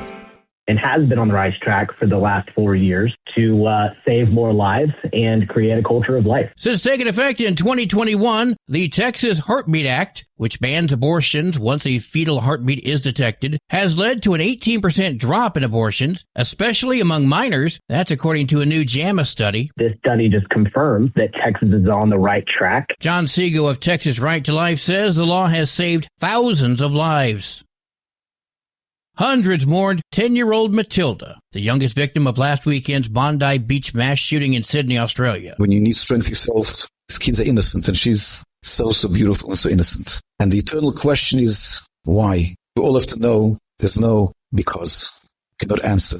It's natural for grandparents, for parents, to farewell the child. Matilda was among 15 killed and more than 40 injured in what authorities called an anti-Semitic terror attack. One gunman was killed at the scene. The second is in custody facing charges.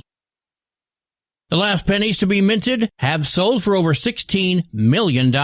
Production of the copper-plated 1-cent coin was stopped this year as each coin was costing 4 times more than it was worth in U.S. currency. Last week, the last of the U.S. pennies were sold at auction in about 233 coin sets, with each one including a commemorative 24-karat gold penny. The pennies fetched over $16.7 million. I'm Tammy Trujillo. And I'm Anthony Lucero, USA Radio News.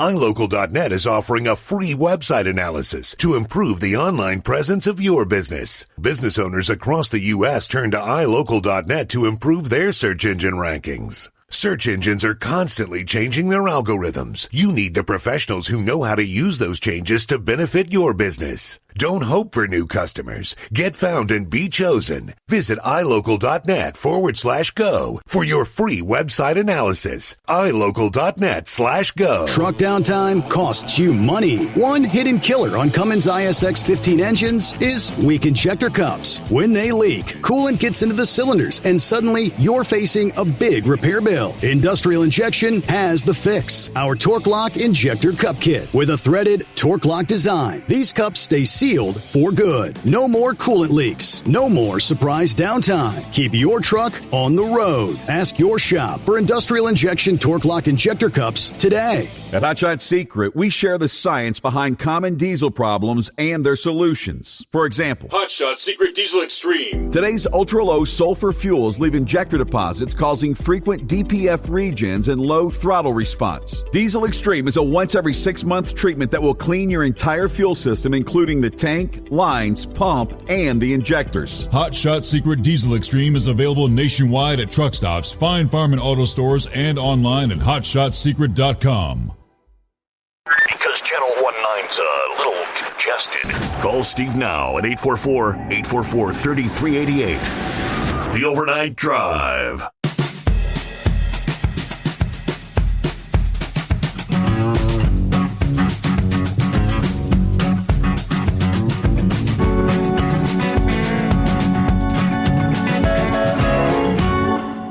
Well, obviously, a very, very busy time of year for the package delivery folks. UPS, FedEx, Postal Service.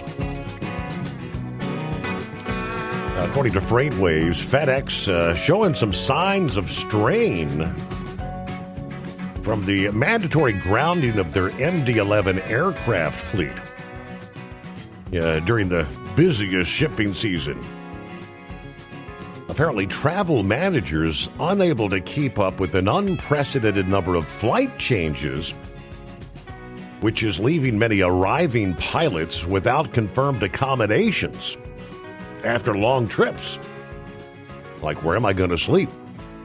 Hotel and ground transportation reservations are typically made weeks or months in advance of a trip. FedEx acknowledged the department responsible for booking those services for crew members is behind because of an increased workload. As a result, pilots are increasingly arriving at layover cities without a confirmed room or transportation to and from the hotel. Many expressing frustrations at having to make their own arrangements. Of course, the peak season requires extra flying to meet demand for all those parcel and freight transportation. But FedEx's loss of 28 large MD-11 cargo jets back in early November, when the FAA ordered airlines to stop using them following that fiery crash in Louisville. Authorities have yet to provide guidance on how to proceed with inspections after the preliminary investigation results raised the potential of some serious fatigue cracks in these aging aircraft. In other words, repairs or getting these craft back in the air, they said here a few weeks ago, is going to be a lot more time-consuming than they initially anticipated. So they scrambled to compensate by activating some spare aircraft, consolidating flights, switching to larger gauge aircraft, and kind of deferring non-urgent maintenance and hiring contract carriers. We're using robust contingency plans while remaining focused on delivering the highest standards of safety and service for the customers and team members. Providing support for about 5,000 crew members. That's a top priority. And we are aware some pilots did not experience the level of assistance they usually receive as we navigate this unprecedented time. We've quickly been adding additional staffing and remind our pilots of the resources that are available to them to make arrangements when they need to. But the MD-11 flight ban has resulted in massive schedule revisions, additional flying for the remaining fleet. The Flight Services Desk is making lodging and travel changes within the actual operating months. That means thousands of trips being revised. They're trying to alleviate the reservation backlog by using temporary help from other teams. According to the union, says FedEx pilots are being stranded in locations around the world without the services required to operate. Services remain pending until the last minute. Revisions and extensions are treated as normal tools rather than signs of a system that can no longer carry its own weight. All right, so the union obviously has a few things to say about what's going on.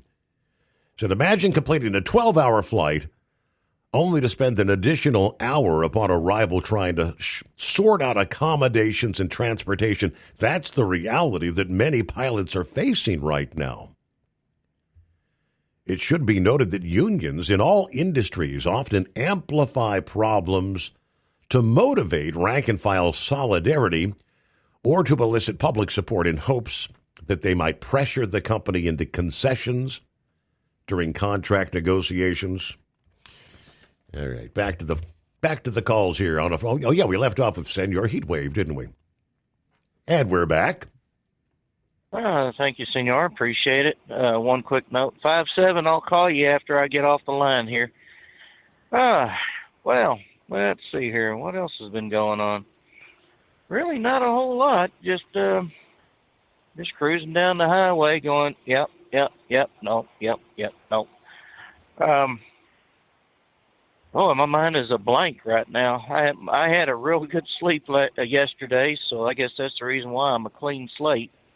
I don't have anything really to yak about, but it's a crying damn shame that all this is going on, and as far as the shootings and whatnot go, and I think we need to go back to open carry and let people know that we ain't going to be taking their crap anymore. If they got ideas, they better rethink their ideas. So if it's got to go back to the Wild West to protect ourselves, and I guess that's what we need to do. And with the CDL situation, with all them coming out of New York State and Kathy Hochul saying, well, that's a federal problem. Yeah, it is a federal problem. One that Biden allowed to happen. So, she's trying to focus the blame on Trump, and it's like, no, that was in the Biden era. So the Democrats are at fault just by her saying that. I mean, why? Why do we have to have Chinese people drive buses that can't even speak an English language? This is what's the result of. Well, we need to treat everybody with compassion, and we need to give everybody a chance. And there's only one main language out here that people need to know: English. It's not Spanish, although they do have the signs down on the southwest corner of the country.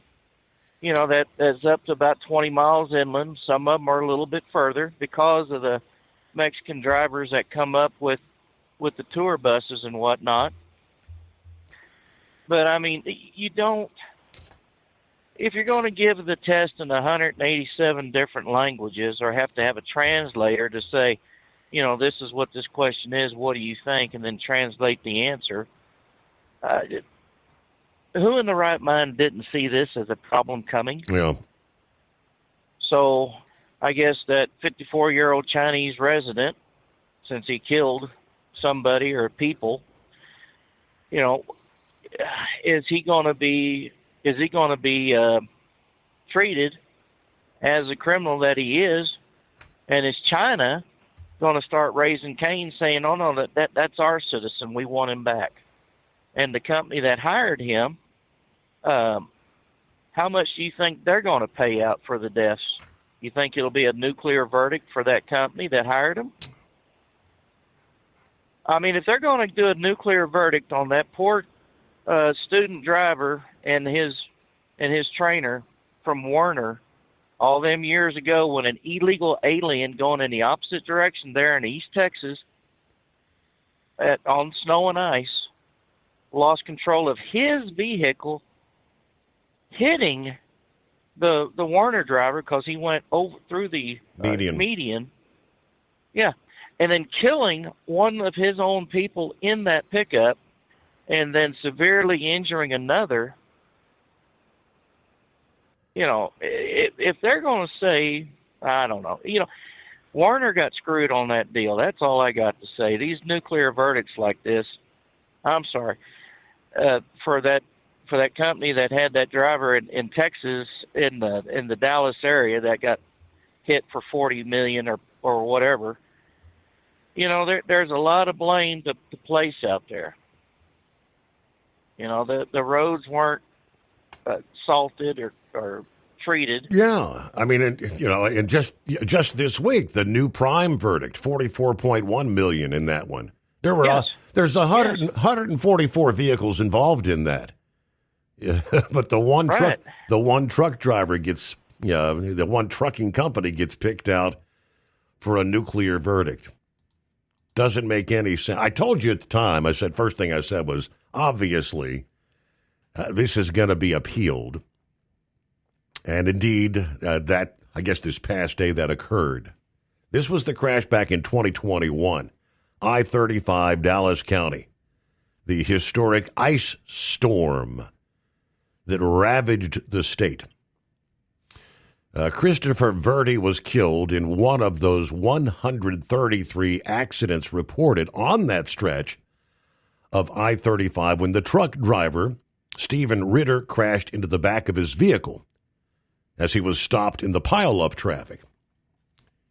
The jury awarded the family on December the 12th. That was a $44.1 million in damages against New Prime. $24.1 million in compensatory, $20 million in punitive due to gross negligence. I guess day before yesterday, New Prime filed a motion for what they call take-nothing judgment, citing the family's settlements with other defendants. The amount of those prior settlements hasn't been disclosed publicly, but has been shared with New Prime and the court. New Prime says the prior settlements are larger than the $24.1 million in compensatory damages, which should eliminate the most recent judgment against the company.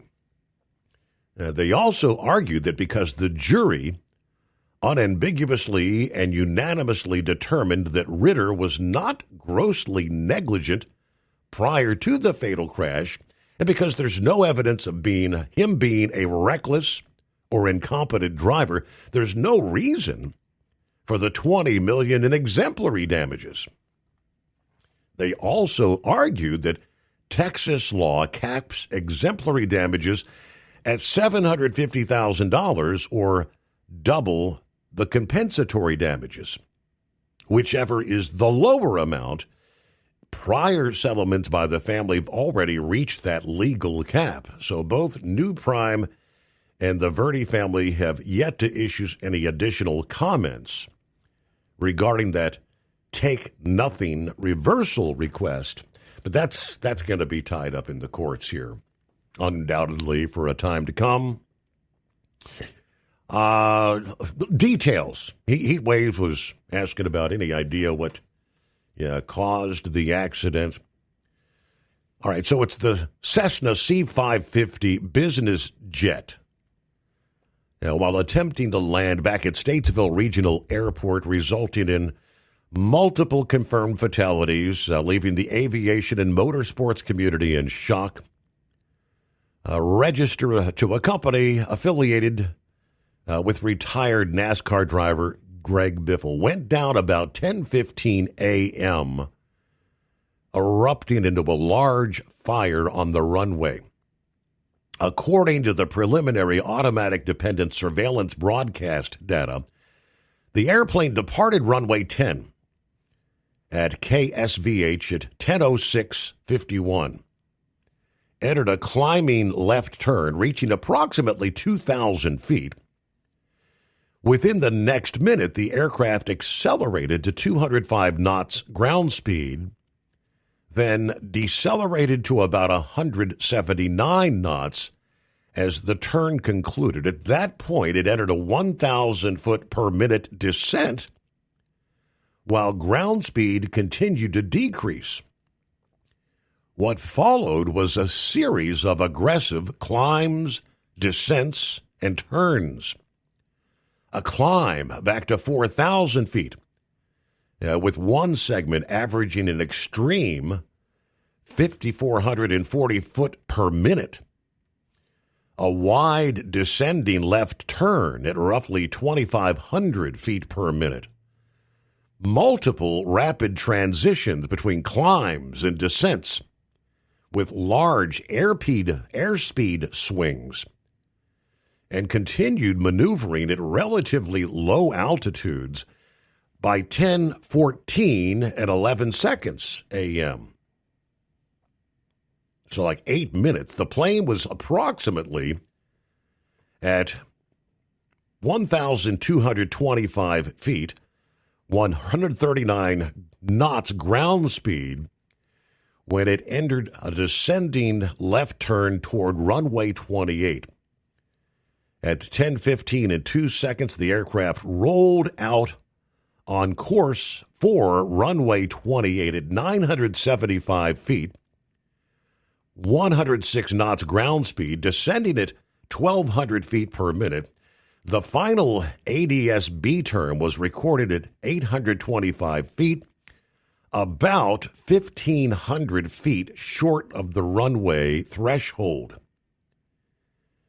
At that point, the plane was traveling at 95 knots ground speed, descending at 100 feet per minute. But, yeah, everything happened very quickly. Something obviously dramatically wrong, trying to pull up and then losing altitude. Pull up, losing altitude.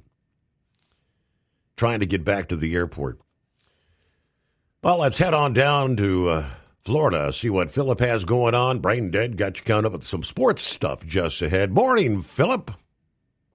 Morning, buddy. How you doing? I got something I wanted to say about the Biffle deal, if you don't mind. It's amazing. You want to go on a trip with your family, and it's going to be a birthday trip, and you're just going to fly down here to Florida, and you're going to visit with some friends in the afternoon. And then after that, you're going to go over and fly into the Bahamas and, have a little vacation birthday deal. And that's kind of what the plans were for Greg Biffle yesterday. The airplane, I did a little bit of research on the airplane. The airplane had a little bit under 13,000 hours on it. It had 12,000 some change. And it had been kept up. It was an older airplane. It was an 81. Those 550s have been around for years. Everybody uses them. Everybody from the customs people use them, and the government's got a bunch of them. There's a lot of them out there. It was one of the first Cessna Citations series that, a lot of guys could afford. It wasn't it's an expensive jet, but it's not as expensive as, say, a G5 or Gulfstream or something on that lines, but it's just amazing. You got a trip. You just want to go on a vacation trip. And he had the money and everything to back everything up and do what he needed to do. And he was doing what he liked to do, which was flying. But sounds like to me what you just said there, Steve, we got a little bit of a problem. It's could have been a problem with control surfaces, could have been a problem with engine. Could have been a lot of different problems. I mean, those planes don't generally have a black box. They have an ELD in them, which is a locator, which is what told them what was going on with the attitude and all that. But what's your feelings, buddy? Obviously, there'd be no issues. I don't think they had any icing concerns or anything like that. I think they were well into the 40s or 50s there in North Carolina yesterday morning. So I don't know. I mean, what about like maybe a bird strike taking out one of the engines? Is it because the up and down? I mean, probably more difficult to fly with one engine versus two on that kind of a small plane? Well, I don't know. I mean, as far as having an engine out, that's something that you're trained for when you're a multi-engine pilot. You know, with one engine out, you're trained to, you know, go to your procedures and with a single engine, and that airplane will fly without engines. Okay, It can glide. But the thing about it is, that sounds like to me what you were just talking about. This up and down thing might have been a control issue, and that's something we need to look at too, because you know the control issue of the airplane, what was going on with the pilot. You know, we might have had a medical emergency. You never know. You know, there's a lot of variables into it. But that up and down thing, that's something not right. And I don't think it might have been an autopilot thing. That could have been something going on with the autopilot on the airplane. That's something else they're going to be looking at. But that up and down thing could be also control issues. And that's, you know, what's going on with your control surfaces. An airplane has what they call control surfaces. On your wing and on your elevator in the back, you have controls to make the plane go into different positions. And if you have any issues with those control surfaces, you can take the airplane, it can go into different attitudes, and it can make the airplane turn upside down, it can make it turn sideways, it can do whatever. It's just like if you busted something on the front end of your car and your steering went wonky. You know, it's the same process, you know, and that's something they're going to be looking at.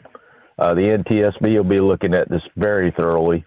And earlier, I want to touch on this a little bit. I mean, I feel sorry for the Biffle family. I give them my condolences. And I hope they can mend their peace and all that with what they've got to deal with. As far as the Dutton family, they had the Duttons were on there, and there was some other gentleman, I can't think of his name, but my condolences to all their families. It's a sad time. Greg Biffle was a good driver, a good guy. He helped out a lot with Hurricane Helene. He helped out a lot with this deal down in Jamaica just recently with the hurricane down there. And he was coming down here to visit with one of his friends down here in Florida. I know that gentleman's name. I'm not going to say it on here because for his respect, out of respect for his family, because they're going through a lot right now because of what happened. But getting on to the UPS thing, you were talking about the airplanes. The pilots in that situation with UPS that are going to prevail are the guys that are cross-trained on the other aircraft. And what I mean by that is you get trained on different airplanes. If you get cross-trained on a bunch of different airplanes, that's a good thing, because if one airplane in the fleet is down, like the MD-11, they can put you onto another airplane. The guys that are going to be in a hard problem are the guys that are only type rated for that MD-11. They're going to be sitting on the sidelines. And that's the part that sucks. Now, companies like Coletta, and there's a bunch of them out there, other carriers that are contracted, they'll come in and they'll help UPS get things moving. Just like trucking, Steve. When they can't find somebody to haul the load, they're going to find somebody else to do it. So, but that's what's going to happen. And same thing with FedEx. So, and I see you're getting at that time of the day, and I'm going to get going here. But I just wanted to touch base with you on that, Steve, and I want everybody to have a safe weekend and think about the Biffles and all the folks that were on that airplane. Yeah. Y'all have a good day. Undoubtedly, yeah. So, yeah, Christmas plans just dramatically changed in the blink of an eye for a number of families this past day. All right, it is 844-3388. Again, our bottom of the hour news break. As I mentioned, Brain Dead checks in, got some sports stuff. Looks like, who we got? Scrapyard on board and room for you as we roll on through the late night, early morning hours, the Steve Summers Overnight Drive. USA Radio News, I'm Anthony Lucero. The Trump administration is proposing new rules banning hospitals that take Medicare or Medicaid from providing gender-affirming treatments to minors. Sex-rejecting procedures rob children of their futures. HHS Secretary Robert F. Kennedy Jr. called puberty blockers, cross-sex hormones, and surgeries chemical and surgical mutilation. A new Israeli report reveals Iran has built a shadow aviation network to bypass sanctions, using front companies, airlines like Mahan Air and Kishim Air, transport weapons and military gear to regional proxies while blending civilian flights with covert operations, which lets Tehran fund allies and sustain its aviation industry despite U.S., EU, and UN restrictions. At the closing bell, the Dow Jones Industrial Average rose 66 points, the S&P 500 is up 53, and the Nasdaq rose 313 points. I'm Sarah Lee Kessler. From America's News Network, USA Radio News. So right now may be the perfect time for you to rethink how you pay for health care. And here's why. This time of year is decision time for a lot of people, but it's also when you can join MediShare and save even more than usual. For many families, joining MediShare means saving about $500 a month, which is a game changer for a lot of people. More than 1 million people are now part of healthcare sharing because it just makes so much sense, especially right now. And MediShare is the gold standard. Members like it a lot. We know this from member surveys.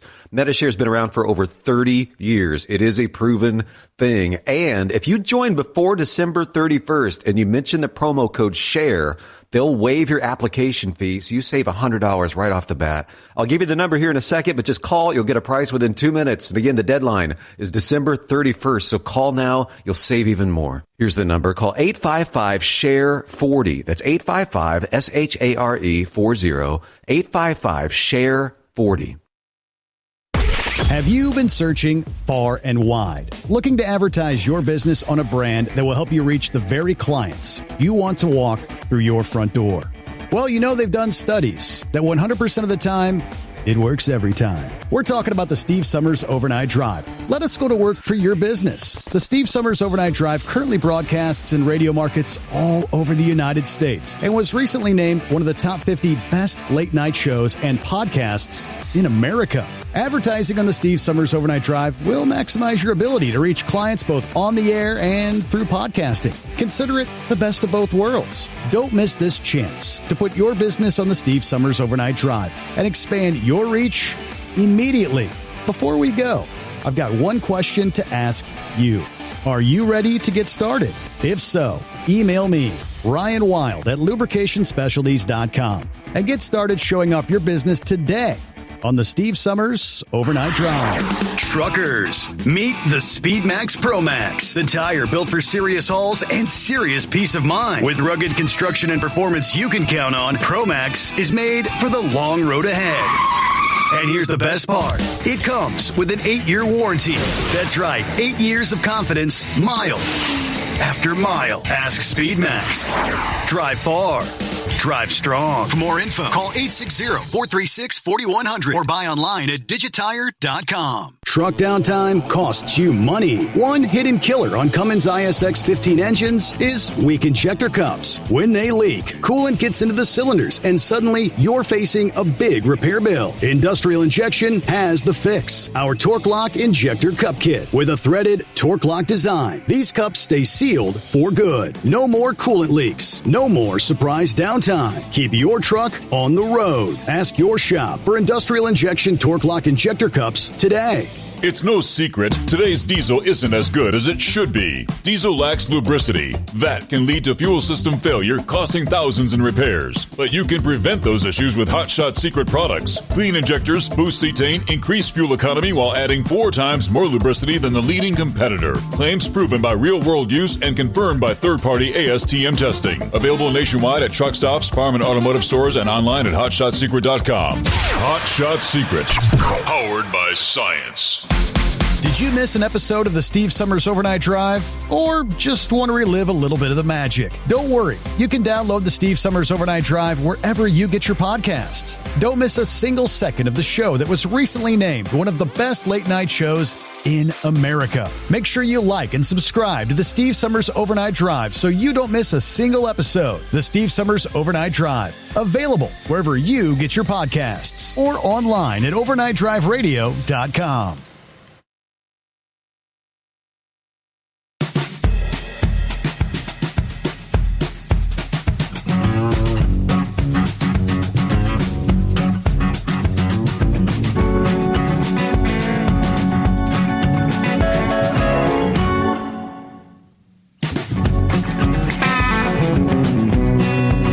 back at it here. Hope you had a good week. Here comes the weekend. Got a Friday coming on. And see what's going on with old Brain Dead. Morning, Brain Dead. What's happening? Oh, just waiting around the warehouse, Steve. You got any big plans for the weekend there, buddy?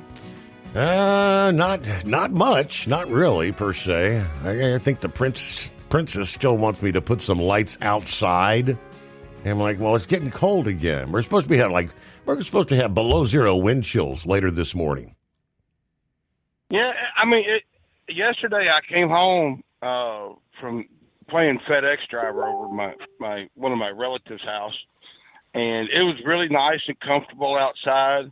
Then I wake up to come outside here, and it's like about 40 degrees. It's like, wait a minute, what happened to the temperature? See Pappy sitting in the woods somewhere, waiting on them to come by or something. I mean, it's like, right, bam, I mean, that's what, and it's crazy. I looked at the forecast here. It's supposed to be 70 on Christmas Day. 70. Yeah. That's good beer drinking weather for you, isn't it? That's good weather to put the Christmas lights up. Should I put them up on Christmas Day? Yeah, there you go. See, now that's where the federal law should come in. You decorate the day before Christmas, and you take them down the day after Christmas. Okay, wait a minute, never mind. I don't want to get in too much trouble today, but it was really sad about Greg Biffle. I mean, he was a good driver. Don't get me wrong. He really had a great opportunity. There's really nothing else you could really say about him. I mean, it was a great loss to the NASCAR community, and because see, I had come home and I had just laid down, and Dinghybat called me and said, "Hey, did you hear about this traffic accident up in Dyersburg?" I said, "No." So she gave me a little bit of info about it, and she said, "But I'm also looking here. There's a plane crash in North Carolina." I said, "Okay, well, I'm just going to go to bed. I'll look at it later." And my phone blew up from some of the family members here, and I'm like, wait a minute, can't be Greg Biffle, can't be, and it just, that's when it just really happened. But no, I heard Eagle call in. Now, Steve, correct me if I'm wrong, but didn't Grump and Ed say that Alabama and Oklahoma play? Yes, that is correct. And I picked Oklahoma, as did Grump, and Big Ed picked Alabama. Georgia's got a bye week. Yeah, I know, because I heard Eagle say it was Georgia and Oklahoma. I don't know where I don't know what TikTok site he was looking at, but I know it wasn't the same one I was looking at. Maybe is he a week ahead? Maybe he's already given Oklahoma the win to meet Georgia, huh? You know what? That was a good theory, Senator. I didn't think about that, but Steve, can you believe it is 2 months till spring training for baseball? 2 months. Wow. Okay. And boy, this off season has gone by crazy. I mean, Kyle Schwarber re-signed with the Phillies, and Pete Alonso's going down to the Orioles because the Orioles really need all the help they can get. But it's really crazy so far this off season is the Red Sox and the Rockies have not signed any free agents. That's even more scarier because I know the Cardinals they need a lot of help this year, and so does the Braves because, I feel kind of bad for old Ramblers Braves, but there are some good people still out there, to sign up for free agents because there's 5 names that you need to watch for during this free agent season of where they're going to go. Mm-hmm. You got Cody Bellinger, Kyle Tucker, Bo Bichette, Alex Bergman, and I'm going to butcher this name, please forgive me, Muramaki. And he's one of these Japanese players that's coming over. So this is going to be his rookie season. And all of the quote-unquote talking experts said that he's going to go with the Dodgers. Now, if he goes with the Dodgers, you could just go ahead and hang up next year's World Series. I mean, the Dodgers are playing that phenomenal of a ball. They're kind of like the Braves of the 90s, if that kind of jogs some memories down. So, but needless to say, I hope Bo Bichette does re-sign with the Blue Jays. That's one of the things that I'm hoping for. But Steve, other than that, I probably won't catch you. When are you coming back off your Christmas vacation? Like the end of January? Well, no, well, actually, we'll be here Monday and Tuesday of next week. Then I'll be out Wednesday, Thursday, Friday. Then between Christmas and New Year, right now I'm slated to be in Monday, Tuesday, Wednesday of that week. Okay. See, Monday, Tuesday's my off days. Remember that. That's right. Sunday, Saturday, Sunday. So, but Steve, if I don't catch you before then, my friend, you have a Merry Christmas and a Happy New Year, and we'll talk to you next year. You do the same, and I'm just I got my fingers crossed that because I know there's tons that are finishing up this week and going to be out till, in many cases, till the new year. You know, when we have those lonely Mondays and Tuesdays on any given week, sometimes around the holidays, I know historically speaking, because I did those time frames for many years, the phones get pretty quiet. The nights can get very long. Let me see here. Let me promise we'd get to Scrapyard. Let's take care of that before we shift gears. What do you say, Scrapyard? I'll just sat here trying to make it happen, Captain. Earlier in the evening of my northern trip on up to Springdale, up there, the wind got so dead bad that drivers were pulling over. We were getting like 45 mile an hour gusts, and these drivers with light loads and all that was finding shelter. It was getting pretty interesting. Luckily, it's calmed down now. But on that Bethel crash, I think it was 2 years ago, an Airbus A380, I think it was. I think it was Lufthansa. But the characteristics of that crash, the way the plane was behaving, pretty much matches what Biffle's plane was doing, climbing, descending at rapid rates and all. It sounds like it was an AMS failure, the attitude monitoring system. It's like not servos, but it's like a little canard that's on either side up there around the cockpit nose cone area, and it monitors the pitch, and those little tiny canards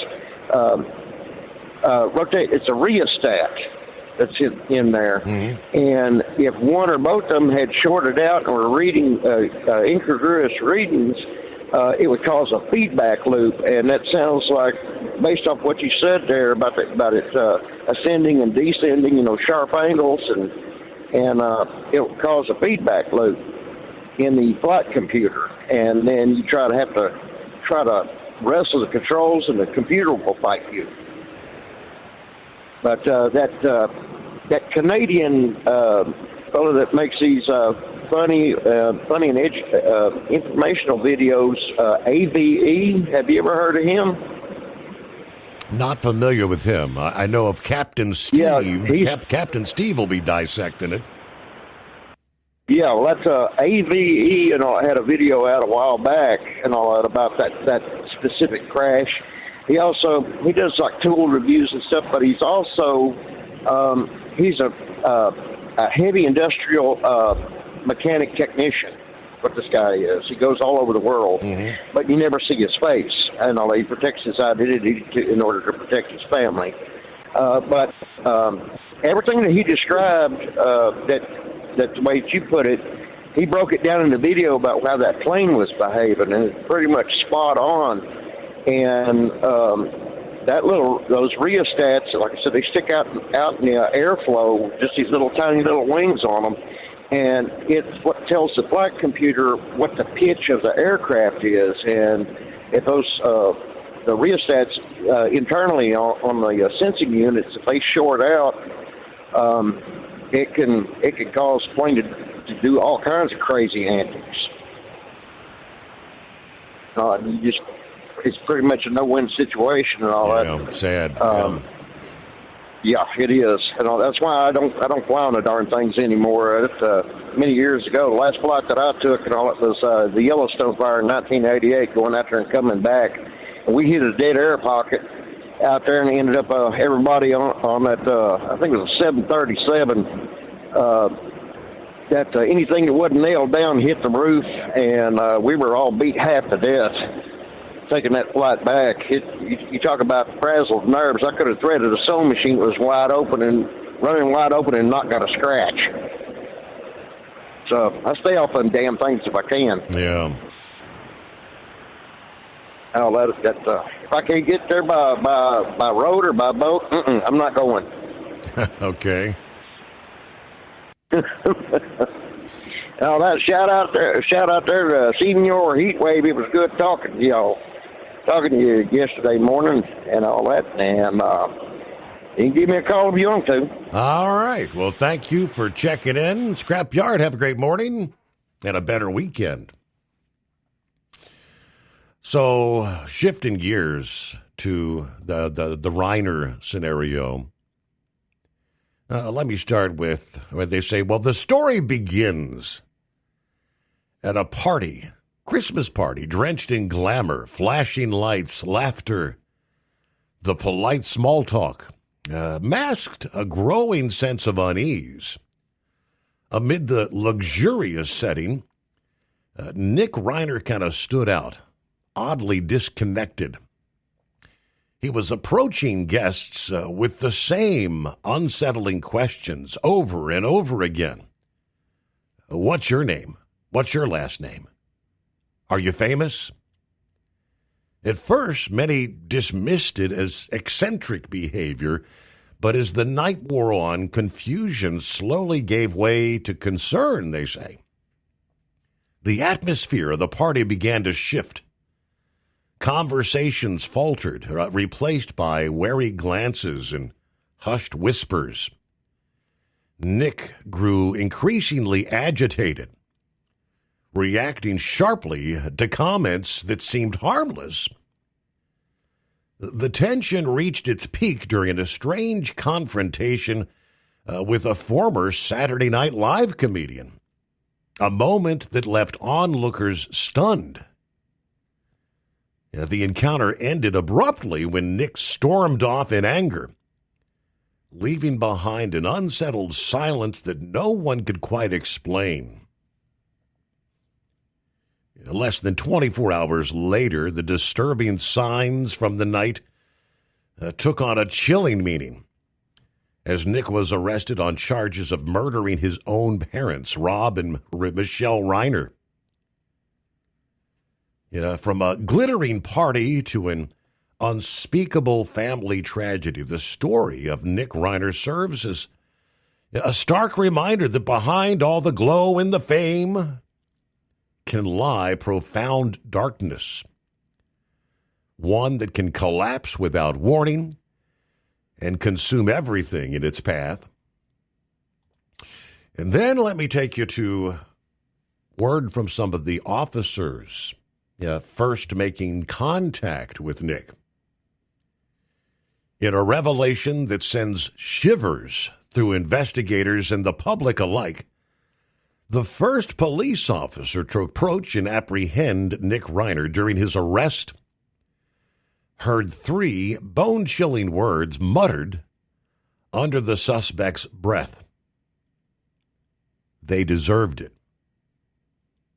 The 32-year-old son of Hollywood icon Rob Reiner and his wife displayed no visible signs of remorse as he was taken into custody December 14, just hours after the brutal stabbing deaths of his parents in their Brentwood home. The arresting officer, part of a joint task force that located Nick near Exposition Park in South Los Angeles, described the moment as one of the It gave me goosebumps, he says. According to sources familiar with the encounter, Nick, still disheveled, possibly bearing traces of the crime, was cooperative during the arrest, offered no resistance. As the handcuffs were being clicked into place and he was read his rights, he allegedly leaned in slightly and whispered the damning phrase referring to his slain parents. He did not shout it. He did not cry. He did not break down. Just cold, flat, like he meant every word, no regret, no tears, nothing. They deserved it. This alleged lack of remorse has deepened the horror surrounding the case, painting a portrait of a profound emotional detachment or maybe entrenched resentment.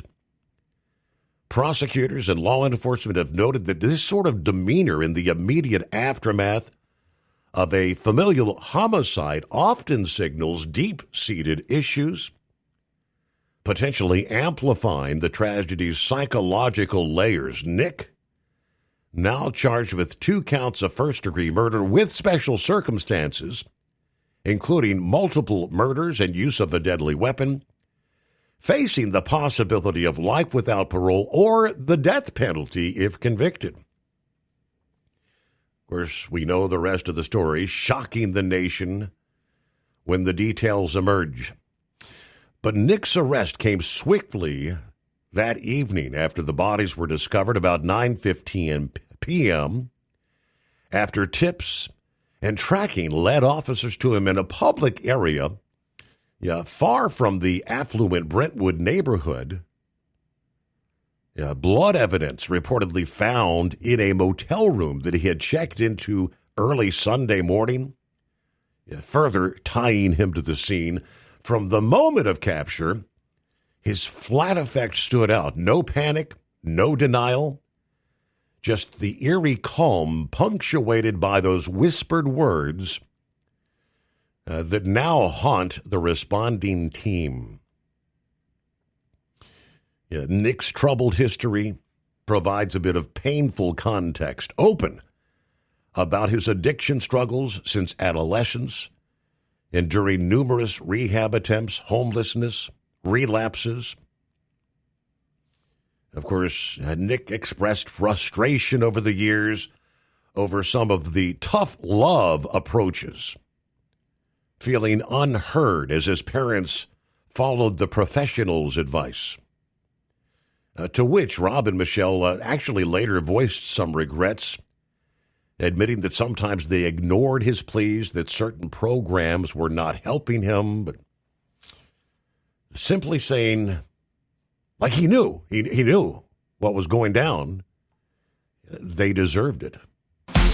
Did you miss an episode of the Steve Summers Overnight Drive? Or just want to relive a little bit of the magic? Don't worry. You can download the Steve Summers Overnight Drive wherever you get your podcasts. Don't miss a single second of the show that was recently named one of the best late-night shows in America. Make sure you like and subscribe to the Steve Summers Overnight Drive so you don't miss a single episode. The Steve Summers Overnight Drive. Available wherever you get your podcasts or online at overnightdriveradio.com. Your factory fuel filter is letting you down. AirDog heavy-duty diesel fuel systems don't just filter your fuel. The AirDog fully optimizes your truck's fuel system for peak efficiency. The factory-provided filter simply removes particulates and water from fuel. The AirDog system removes all contaminants, including entrained air, water, and particulates, and feeds the engine pump with optimal pressure. Check out airdogdiesel.com to learn how you can capture every bit of performance and efficiency from your fuel system. At Hot Shot Secret, we share the science behind common diesel problems. For example, fuel additives. Most fuel additives either impact performance or provide protection. Hot Shot Secret Everyday Diesel Treatment provides both performance enhancement and fuel system protection. Everyday Diesel Treatment delivers a 6-in-1 premium fuel treatment for every fill-up, every time. Everyday Diesel Treatment is available at truck stops, Tractor Supply, O'Reilly's Auto Parts, and online at HotShotSecret.com. We know being over the road isn't easy, but getting parts for your truck can be. Rainey's offers over 100,000 parts and accessories, from chrome to cab comforts, watermelon lights to necessary replacement parts. It's all available on our website. Got questions? Our team of experts has your back from start to finish with unmatched customer service you won't get anywhere else. Head to Rainey's.com to get $25 off any order over $250 with code DRIVE25 at checkout. Have you been searching far and wide, looking to advertise your business on a brand that will help you reach the very clients you want to walk through your front door? Well, you know they've done studies that 100% of the time, It works every time. We're talking about the Steve Summers Overnight Drive. Let us go to work for your business. The Steve Summers Overnight Drive currently broadcasts in radio markets all over the United States and was recently named one of the top 50 best late-night shows and podcasts in America. Advertising on the Steve Summers Overnight Drive will maximize your ability to reach clients both on the air and through podcasting. Consider it the best of both worlds. Don't miss this chance to put your business on the Steve Summers Overnight Drive and expand your reach immediately. Before we go, I've got one question to ask you. Are you ready to get started? If so, email me, Ryan Wild at lubricationspecialties.com, and get started showing off your business today on the Steve Summers Overnight Drive.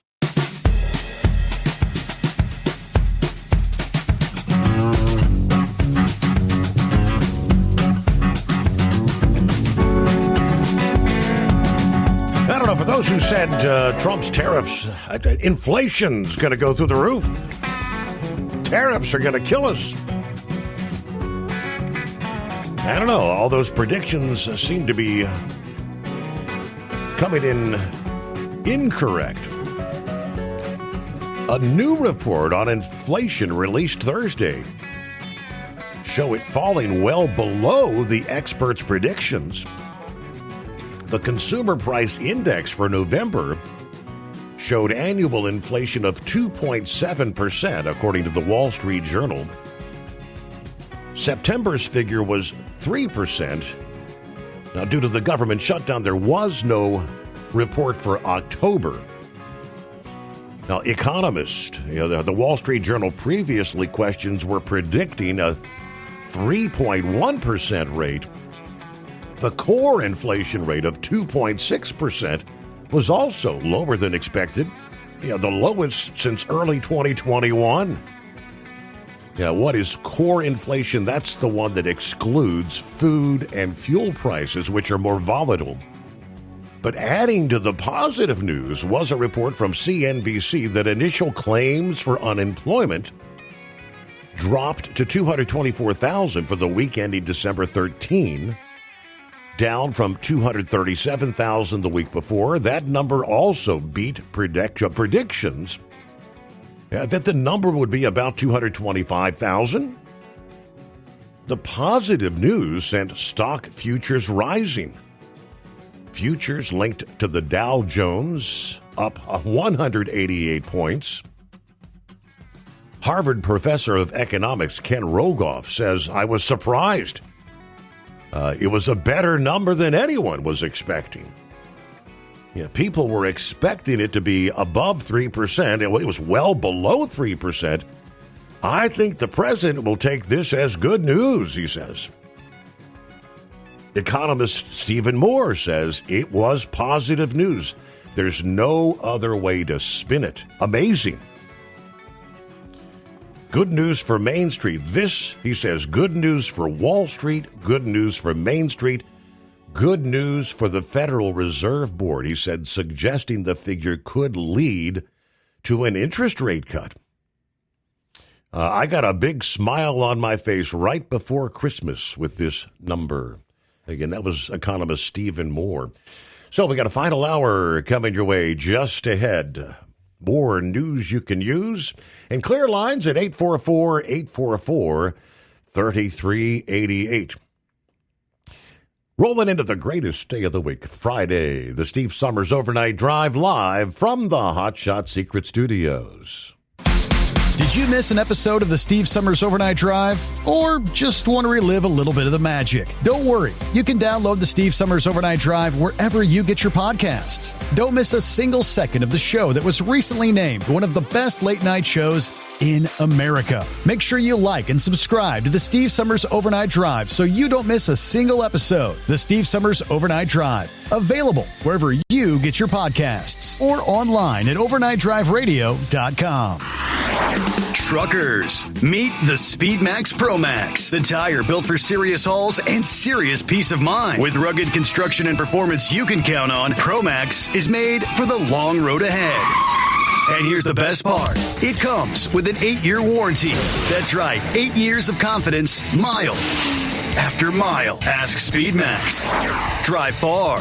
Drive strong. For more info, call 860-436-4100 or buy online at digitire.com. Truck downtime costs you money. One hidden killer on Cummins ISX 15 engines is weak injector cups. When they leak, coolant gets into the cylinders and suddenly you're facing a big repair bill. Industrial Injection has the fix. Our Torque Lock Injector Cup Kit with a threaded Torque Lock design. These cups stay sealed for good. No more coolant leaks. No more surprise downtime. Keep your truck on the road. Ask your shop for Industrial Injection Torque Lock Injector Cups today.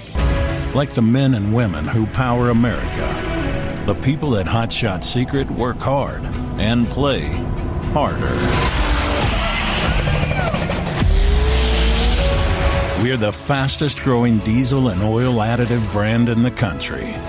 We solve problems. We protect engines. We save you money. And more importantly, time. Hot Shot Secret, powered by science. USA Radio News, I'm Anthony Lucero. The Trump administration is proposing new rules banning hospitals that take Medicare or Medicaid from providing gender-affirming treatments to minors. Sex-rejecting procedures rob children of their futures. HHS Secretary Robert F. Kennedy Jr. called puberty blockers, cross-sex hormones, and surgeries chemical and surgical mutilation, citing irreversible harm to children.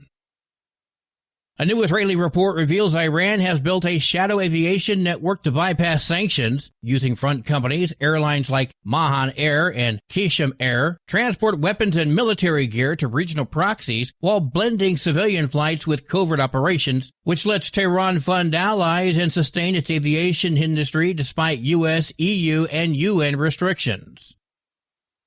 The U.S. Senate is shutting down Adam Schiff's bid to require the Pentagon to release a video of a deadly boat strike. He wants a video of the September U.S. strike that killed 2 people on an alleged drug boat near Venezuela to be released to the public. The 2 people who died survived the initial strike on the boat. Republican Senator Markwayne Mullin of Oklahoma blocked Schiff's proposal from being considered. I'm Daniel Martindale. A school board member in Orange County, California, has been arrested after he allegedly sent inappropriate sexual messages to a minor. On Thursday, 42-year-old Christopher Becerra was arrested for possession of child pornography, molesting a child, and falsifying evidence or bribing or intimidating a witness. The Brea Police Department says Becerra, a member of the Brea Olinda Unified School District Board of Education, is alleged to also have other victims who were discovered during their investigation. KTLA says police believe there may be additional victims. I'm Sharon Reardon. Good news today on Wall Street. At the closing bell, the Dow Jones Industrial Average rose 66 points. The S&P 500 is up 53, and the Nasdaq rose 313 points. I'm Sarah Lee Kessler. From America's News Network, USA Radio News.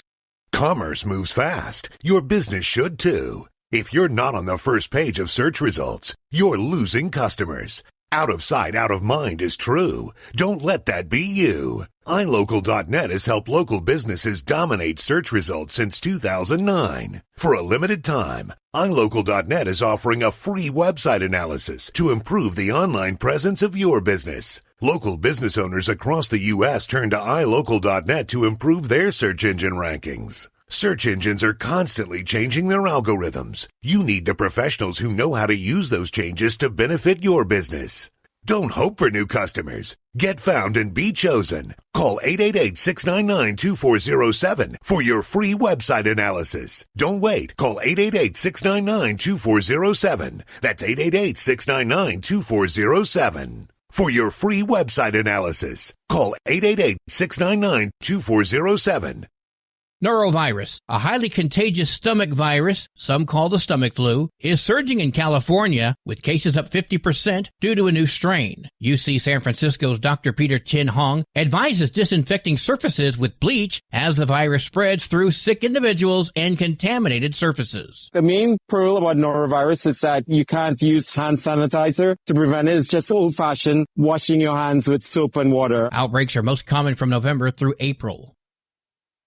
Nebraska has become the first state in the nation to implement work requirements for Medicaid recipients. The requirements were outlined in President Trump's spending bill passed this year. Governor Jim Pillen made the announcement Wednesday, saying the state will implement the requirements which apply to able-bodied recipients between 19 and 64. They'll have to work 80 hours a month or be enrolled in an approved work program or community service. John Summers, USA Radio News. President Trump outlined plans for America's 250th birthday next year. Celebrations kick off with the Washington Monument lit up in festive lights, followed by a summer Great American State Fair on the National Mall featuring all 50 states. I pledge to give America the most spectacular birthday party the world has ever seen for America's 250th anniversary on July 4th next year. In the fall, the first ever Patriot Games will showcase high school athletes nationwide, organized by Trump's new nonpartisan group, Freedom 250. For USA Radio News, I'm Anthony Lucero. What if the music stopped? If the familiar voices were silenced? If there were no breaking news updates? What if your companion and connection to your community came with a monthly fee? Don't worry, we're free local radio with you wherever you go, celebrating 100 years and looking forward to the next 100. We are broadcasters. Text radio to 52886 and let Congress know you depend on your local radio stations. By the National Association of Broadcasters. Did you miss an episode of the Steve Summers Overnight Drive? Or just want to relive a little bit of the magic? Don't worry. You can download the Steve Summers Overnight Drive wherever you get your podcasts. Don't miss a single second of the show that was recently named one of the best late night shows in America. Make sure you like and subscribe to the Steve Summers Overnight Drive so you don't miss a single episode. The Steve Summers Overnight Drive. Available wherever you get your podcasts or online at overnightdriveradio.com. Your factory fuel filter is letting you down. AirDog heavy-duty diesel fuel systems don't just filter your fuel. The AirDog fully optimizes your truck's fuel system for peak efficiency. The factory-provided filter simply removes particulates and water from fuel. The AirDog system removes all contaminants, including entrained air, water, and particulates, and feeds the engine pump with optimal pressure. Check out airdogdiesel.com to learn how you can capture every bit of performance and efficiency from your fuel system. The Overnight Drive with Steve Summers. Live from the Hot Shot Secret Studios. Call Steve now. 844-844-3388. That's 844-844-3388.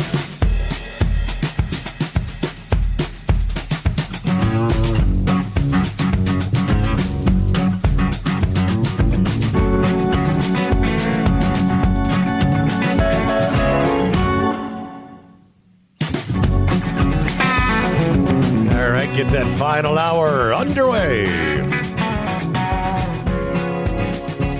The Steve Summers Overnight Drive live from the Hot Shot Secret Studios.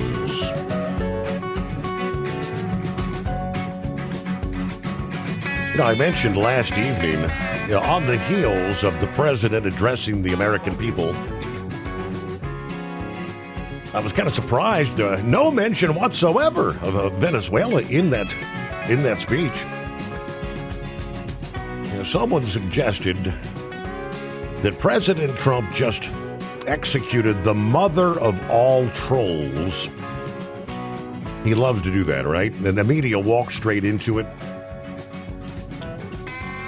Take you back to prior to the president addressing the nation. I guess Tucker Carlson was on the line with Judge Napolitano. Dropped a major warning ahead of the address.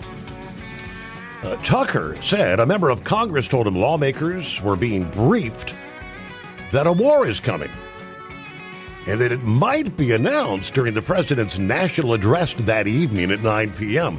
When asked directly if this means war with Venezuela, Tucker was very careful but unmistakably serious. To which he said, I don't know. I don't know when this program airs, the one that we're on right now. And the judge said, well, we're live now. And then it'll be posted immediately. So right now. To which Tucker responded, so my sense is, I don't know the answer. I have certainly been on the phone a lot about it. I have no power. I'm a podcaster. But I'm very interested. So here's what I know so far. which is that members of Congress were briefed yesterday that a war is coming, and it'll be announced in the address to the nation tonight at 9 o'clock by the president. Who knows, by the way, if that will actually happen? I don't know. I never want to overstate what I know, which is pretty limited in general. So with that brings us to whether using Tucker Carlson knowingly or unknowingly to float the idea that a war with Venezuela was imminent, President Trump sent every major network into full panic mode. What happened next? They cleared primetime coverage. They went wall to wall. They tuned in tens of millions of Americans. And instead of war, President Trump delivered a full recap of the first year's accomplishments, calmly, confidently, in front of Christmas decorations, no less. Absolute chess. He also told Americans something the media hates admitting. Illegal aliens were draining their hard-earned tax dollars. No spin, no apology, just facts. The result was the media did his distribution for him. His message reached everyone, and the whole panic narrative collapsed in real time. Love him or hate him, one thing is undeniable. President Trump is the undisputed king of political trolling and arguably the most effective media manipulator to ever sit in the Oval Office. They never saw it coming. I don't know, is that true or false? But I can tell you this, based on what the press secretary, Caroline Leavitt, what the president himself stated, teasing that primetime address Wednesday evening, they had both said simply this was going to be all about all the accomplishments that the president has successfully completed in his first year in office. But that would not have been enough. I can all but guarantee. CNN, MS Now, you probably would have not seen whatever network it was, CBS, who ran the Survivor program. But they actually postponed the start of the program, Survivor, till after the president's address anyway. But all those networks would probably not have even carried it. Fox News, Newsmax, News Nation Now, your conservative outlets would have picked it up. But millions upon millions would not have had an opportunity or had any interest in hearing what the president had to say. Genius. Now, after not addressing Venezuela Wednesday night in prime time, the president that is, did indeed address Venezuela this past day. President Trump Thursday saying he does not need congressional approval to carry out ground strikes against Venezuela, pushing back against those critics arguing that he's already stretched his constitutional authority with military action at sea. When a reporter asked whether he would seek authorization from lawmakers to hit the drug cartels on land, President Trump said he'd have no problem doing that, although he cited concerns that politicians leak like a sieve. I wouldn't mind telling them, but it's not a big deal. I don't have to tell them. The United States has conducted multiple airstrikes since September against the drug trafficking boats in the Caribbean and Pacific. Venezuelan President Maduro claims the U.S. campaign seeks regime change instead of that stated goal of stopping drug trafficking. According to the Constitution, while the president is the commander-in-chief of the armed forces, only Congress has the authority to formally declare war. Oh, that's the point raised not just by the Democrat opposition, but also some in the president's party, although most Republicans have supported this. Democrats obviously say the president has failed to demonstrate the necessary authority under the international law to conduct lethal strikes against these boats. No one can credibly claim that these vessels, in some cases, not even traveling to the United States, thousands of miles from U.S. soil, posed any sort of an imminent threat to the American people, warranting the use of military force, again, defending the drug boats. We know unequivocally they're not fishing vessels. There ain't no fishing boats with 6 outboard motors. Those are drug boats, but yeah, we'll see where it goes. Hey, good morning to 3 fat truckers. Hello, Steve and the Overnight Gang. Happy Friday. Thank you very much. Good to have you on board. There's Norman checking in from north central Kansas. Headed for South Dakota this morning. I've been busy running the hot shot truck. The big tipper's been sitting. But everybody have a good morning. Meanwhile, Scrapyard, you forgot something. What'd you forget there, Scrapyard? Welcome back. Oh, well, thank you. Let's start off first on that Venezuela situation, a little bit of history. Before Maduro, there was Chavez. Mm-hmm. And before him, he threw basically a coup, a junta. And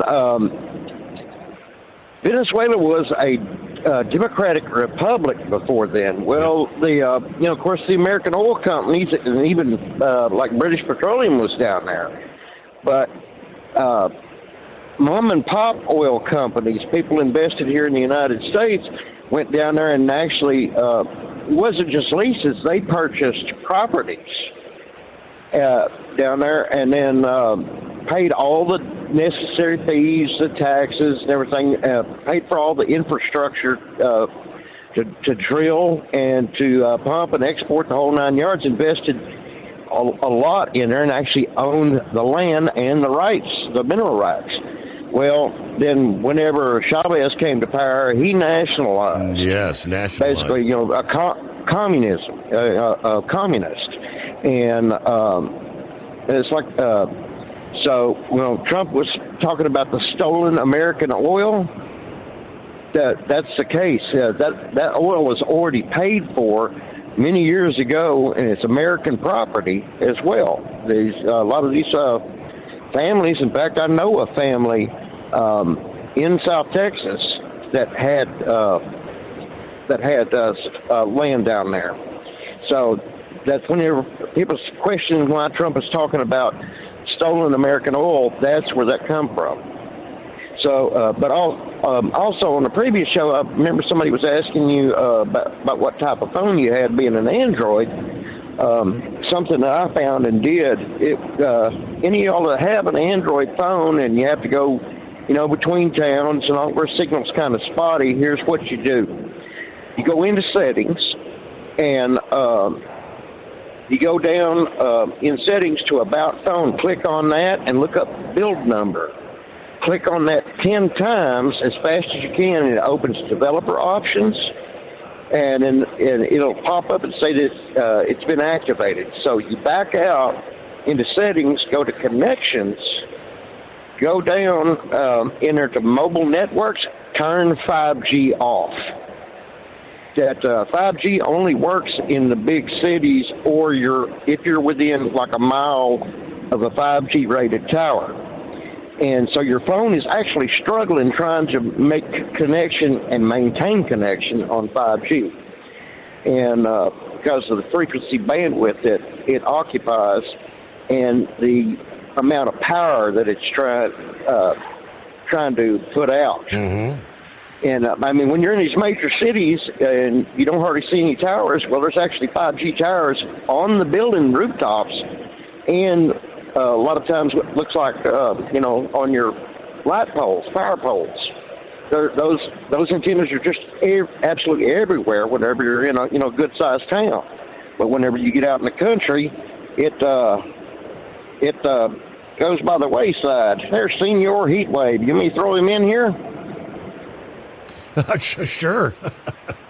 Okay, we'll see if I can merge. All right. John found it? Merge, hello. There we go. Okay, can you hear me now? Yeah, so say hello to Steve. Oh, do I need to let you go? No, you're merged. No, you're live on the air there, Senor Heatwave. What the hell? Yeah, what the hell? Sorry. No, I was just talking to Jukebox Johnny and 5-7. I told you I was going to call 5-7 after I got off the horn with you. But, sorry, I didn't mean to interfere with the phone call.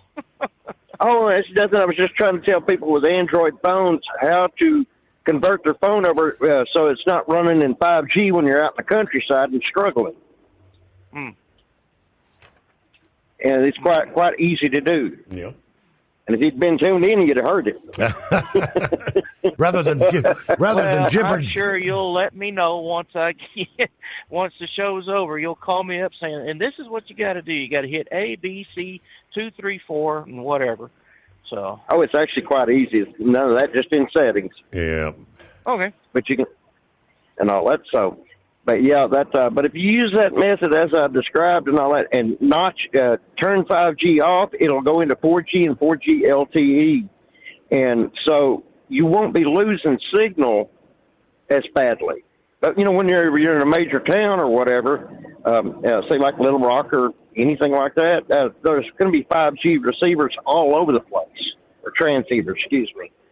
So, but when you're running down the interstate and nothing but broken white lines and mustard and mayo, and that's all you see and all that. Well, the tower may be 4 or 5 miles away, and 4G will operate, but 5G won't.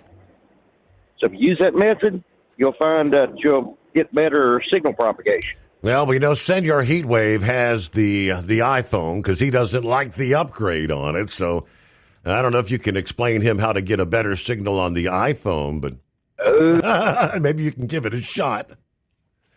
All right, just Dan Bongino, of course, announcing earlier this week he's going to be stepping down as the FBI deputy director.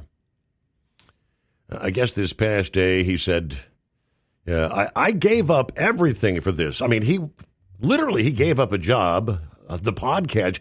I don't know what his income was, but he was making a boatload of money with his podcast.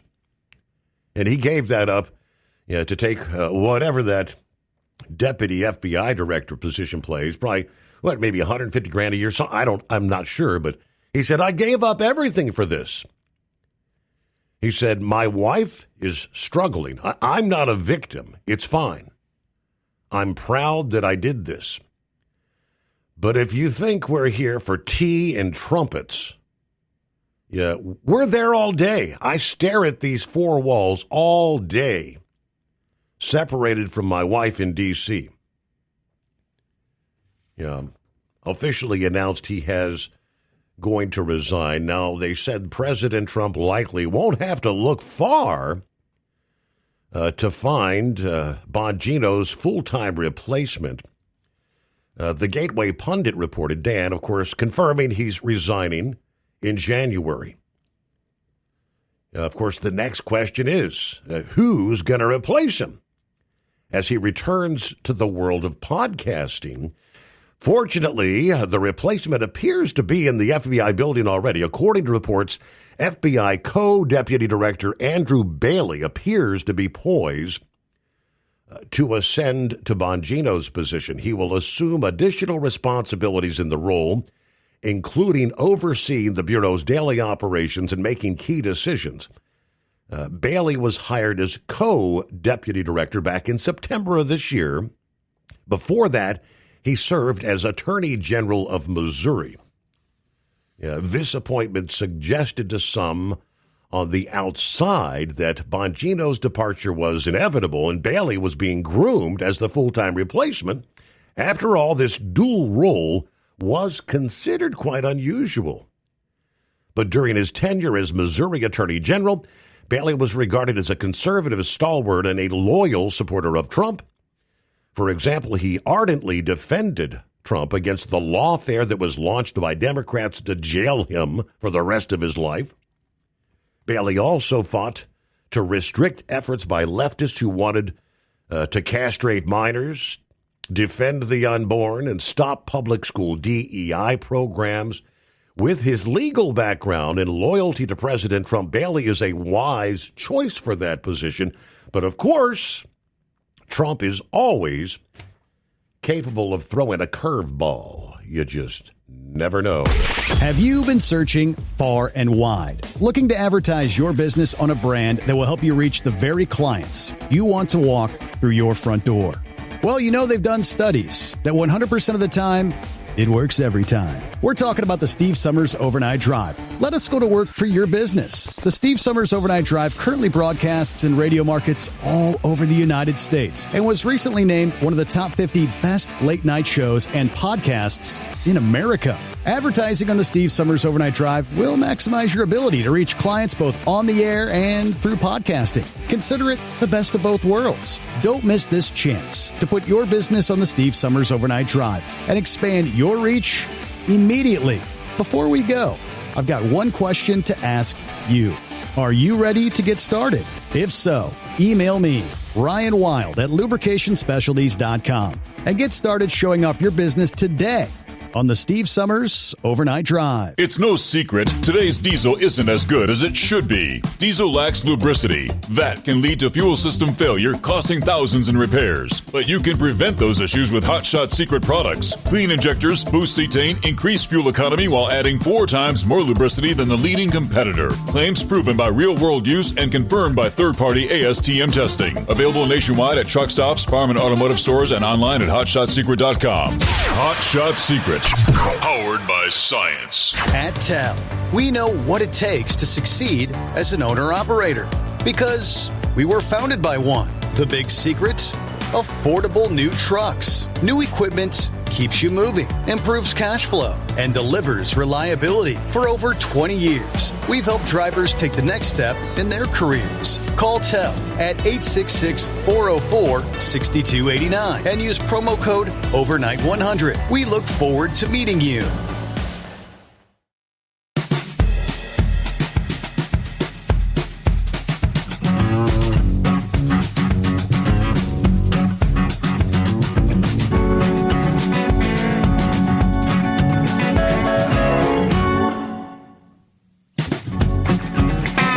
So our same storm responsible for those 100-mile-an-hour winds over the interior west,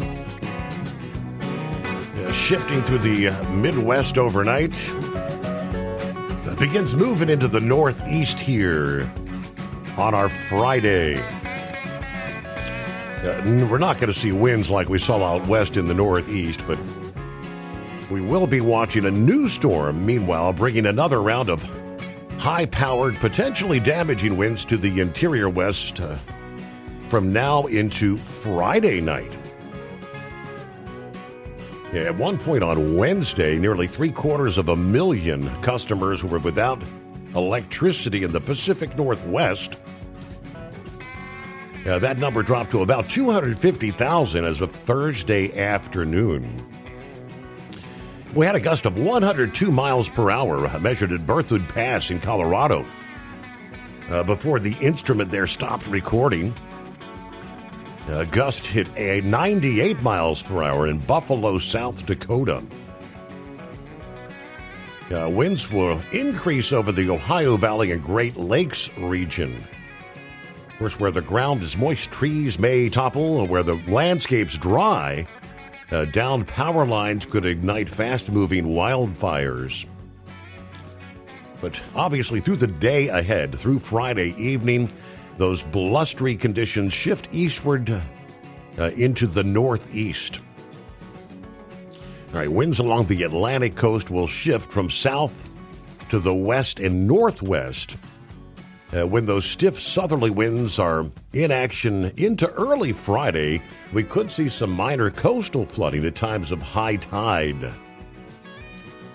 But our new storm moving out of the Canadian Rockies into Friday is going to bring yet another round of powerful wind gusts from Montana to Colorado and northern New Mexico.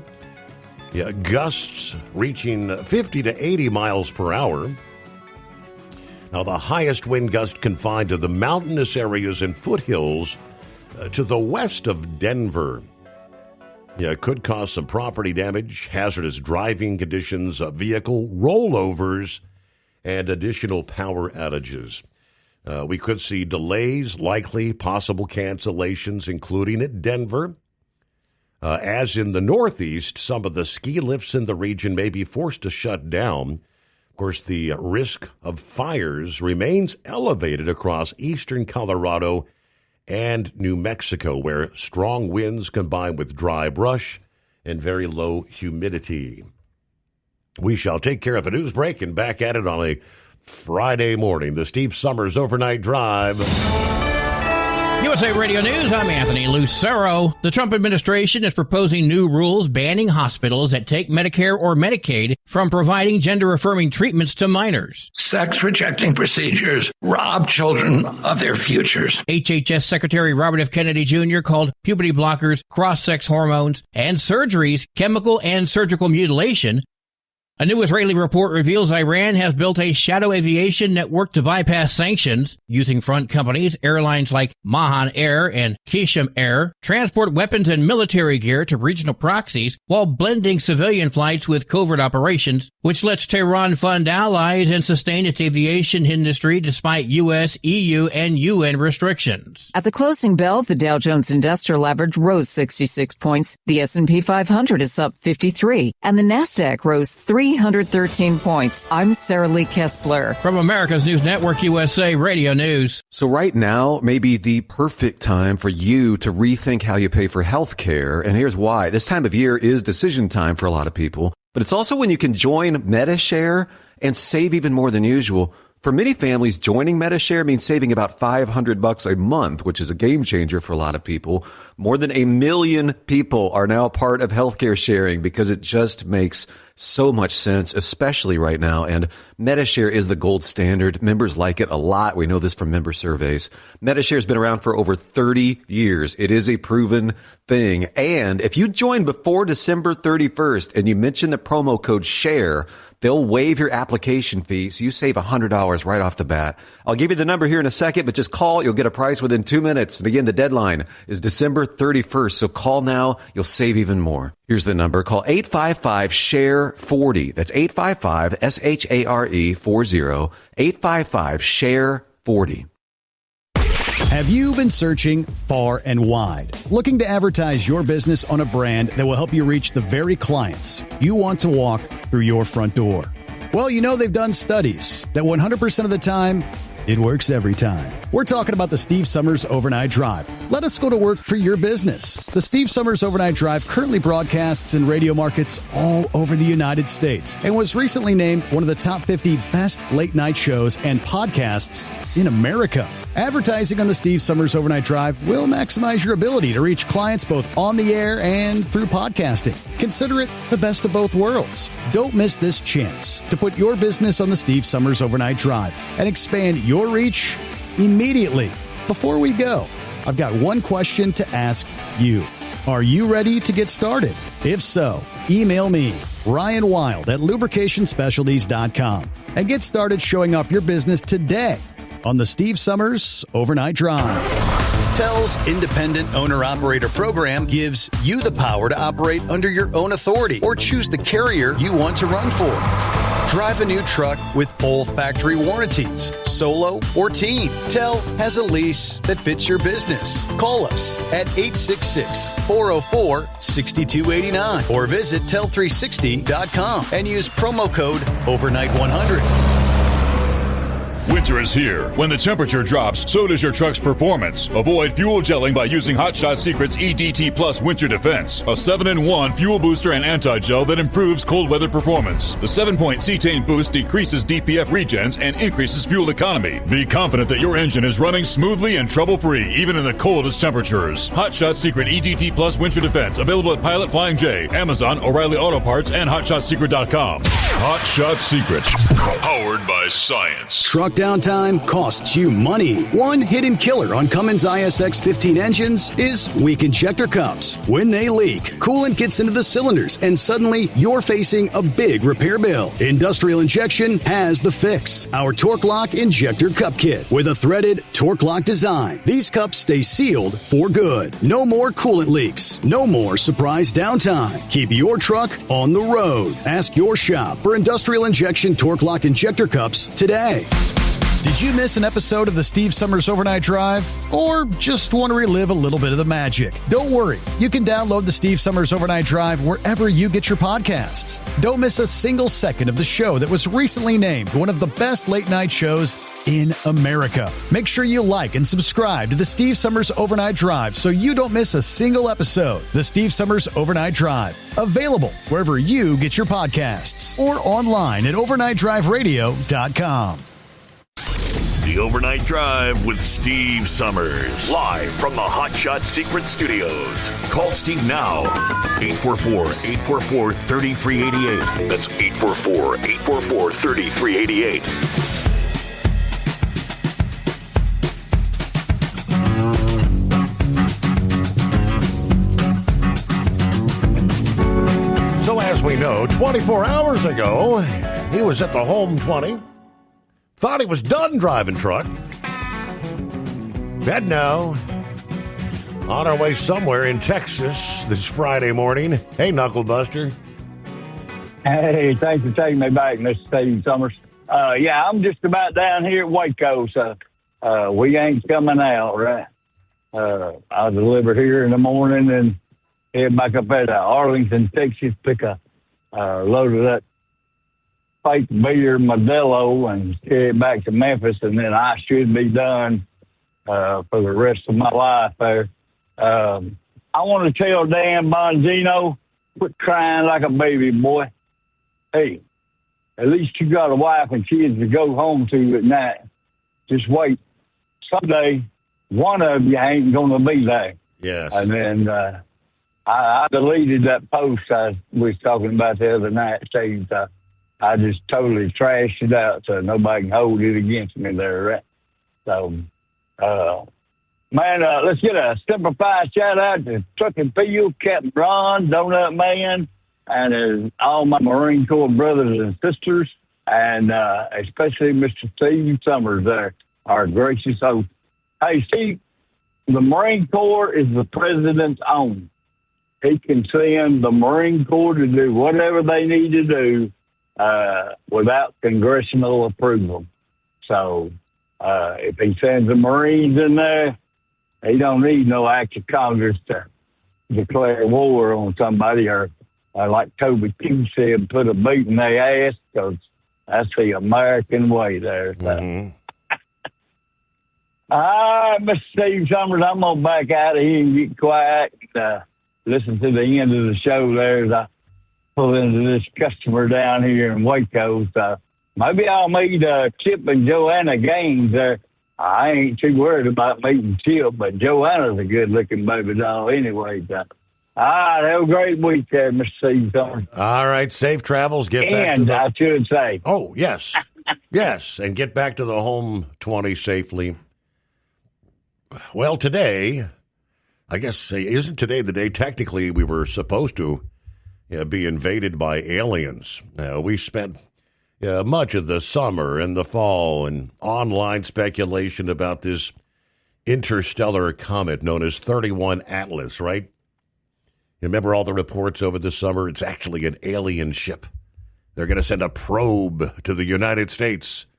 We're finally going to make contact. Well, this morning as we speak, Friday, December 19, 31 Atlas is indeed making its closest approach to Earth. It will not come close enough to pose any risk to our planet. Astronomers have calculated the precise moment when the comet reaches its minimum distance to us. And that was actually about 3.5 hours ago, 1 a.m. Eastern Time. At that time, the comet was about 1.8 astronomical units away. That is roughly 168 million miles away. Almost twice the average distance between the Earth and the Sun. It's not that close. But, of course, discovered on July 1 by the NASA-funded Atlas telescopes in Chile. It is only the third known interstellar object ever detected passing through our solar system, while 31 Atlas will remain far too distant and faint to become any sort of a naked-eye spectacle. The flyby is scientifically valuable because interstellar objects are so rare. This near approach this morning providing astronomers with their best opportunity to examine material formed around another star. A fleeting glimpse into planetary systems beyond our own. But apparently E.T. has not arrived this early Friday. Sorry. Morning, Vic. What's happening? Well, a whole lot of everything. I didn't realize all that other stuff had gone on. I guess it would be yesterday now. But real quick, you were talking about the plane crash there with Biffle and everything. And then you were just mentioning all these high winds and everything. There's so many different things that could have caused that plane crash. And one of the things is the weather. I don't know what the weather was like, but sometimes you'll get these downdrafts. You get dead air and everything else. And a lot of these airports have a hard time detecting that because, as far as I know, they really don't have any equipment that can detect that. You know, they have the Doppler radar. I don't know about any of the other radars. So I guess just have to wait and let the NTSB sort it all out. Mm-hmm. I mean, it's kind of a tragedy. But the other thing, too, was when you were talking about Nick Reiner there, and he was a known drug user, and I'm suspecting that he probably used LSD at least once or twice, and he might have used magic mushrooms or what's called hallucinogenic drugs.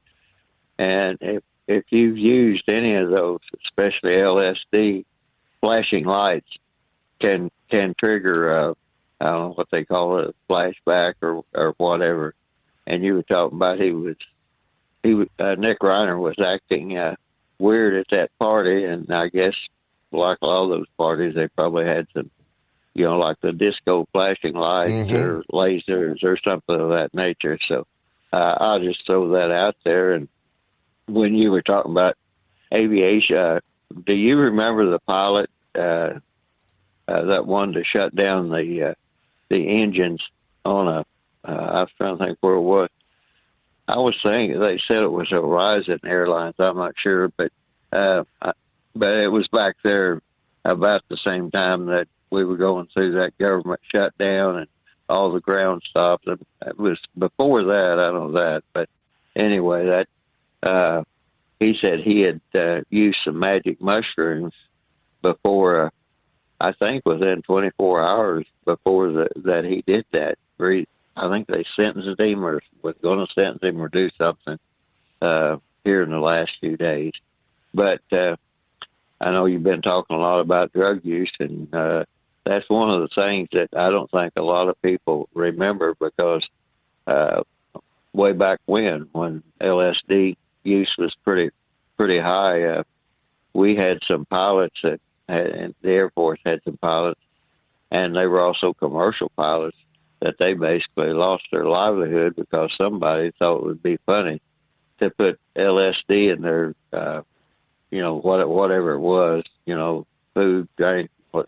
And the Navy also had a problem because those submarines have a lot of flashing lights, and they finally figured out where all those problems were coming from in the military. So if anybody's out there using that, they might be surprised if any, that some of these flashbacks will creep up on them. Or if you're an epileptic, it can also trigger epileptic procedures. So, seizures. So I would just throw that out there. The whole, remember this whole thing was a shutdown over Obamacare subsidies and all this.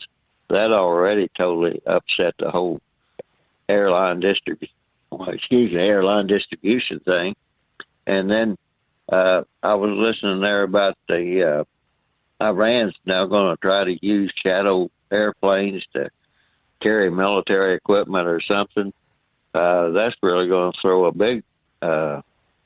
big monkey wrench in the air freight transportation thing, because there's only certain things you're supposed to be putting on air freight, and if they try to stick them on airlines, I mean, I can imagine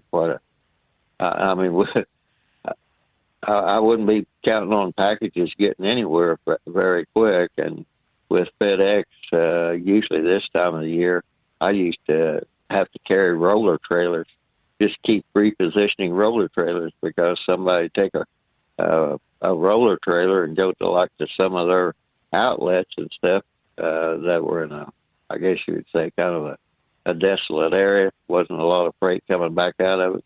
So once that roller trailer got there, many times it'd have to be picked up empty and carried to one of the more busier things. So I can only imagine what sort of confusion they're having now. But you were talking about the MD-11s and UPS.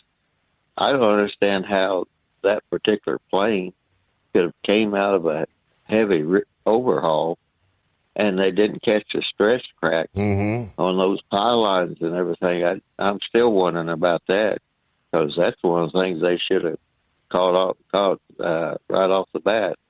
And it was actually Boeing Company, after they bought MD-11, that put out what I'm trying to think what they call them offhand there. But anyway, it's a airworthiness directive, I believe, but it's like in auto industry, a technical service bulletin, and they had the whole procedure and all that of how to repair them. But there was somebody that short circuited that, and they tried to remove the pylon and the engines within the same maneuver, and then FAA later approved that. And those pylons they had all the hydraulics and electric and everything coming from the engines that controlled all the control surfaces. So when an engine fell off, it ripped all those lines off too. So you had no control of them. But and that's just some of the things there that was going on, and whether the government shutdown had anything to do with getting all of this transportation messed up or not, I don't know. And you had all the ground stops. I mean, when you go back, I've already forgotten when. What was that, in October, when they started all this stuff about the continuing resolution thing that they didn't want to extend. So I don't know if all that played into it. Now then, here it is coming to haunt us again here right around Christmas time. So because they never solved it in the first place. And real quick, the whole deal about the sex change operations, I thought that was elective surgery, and I didn't think the government paid for any elective surgery like on with Medicare or the Obama subsidies or anything else. So I would, instead of worrying a lot about it, I would just go back and look and see. It's like, just like RFK Jr. said, that he ruled it out, and I'm pretty sure it can be ruled out under elective surgery. And they should just say, if you want to do it, we don't agree with it, but the government isn't paying for it. And that was, and I don't think very many private insurance companies will pay for it either. So that's just a few things thrown out there, and real in the former snowfall and temperatures up and down and everything else, I just used the Arkansas system of getting rid of it, of the snowpack and everything. The government, the good Lord put it down, and the good Lord will take it up. So I did very well. Yeah, that's we definitely, that was our that came to fruition this week. And in this town there were actually, I think, the road crews to some extent used, the initial snow fell that they had pre-salted, but when the temperatures dropped and we were hitting down towards 0 degrees, the township that I live in stopped. They said we're just wasting salt because it's not going to do any good with these sort of temperatures, and it kind of just let it go. And there were still slick spots here and there, especially on the side roads, even yesterday, until the temperatures really started warming up, and it's all gone now, though. The rain's moved in, and for the most part, I think most of the salt actually got washed off the roadways, which means as the temperatures have been dropping rather. Pappy sent me a message about an hour or so ago. He said the temperature on the Cruiser dash cam dropped like 8 degrees in 5 minutes. The cold air coming in, yes. Yeah, what a difference a day is going to make. Temperature whiplash.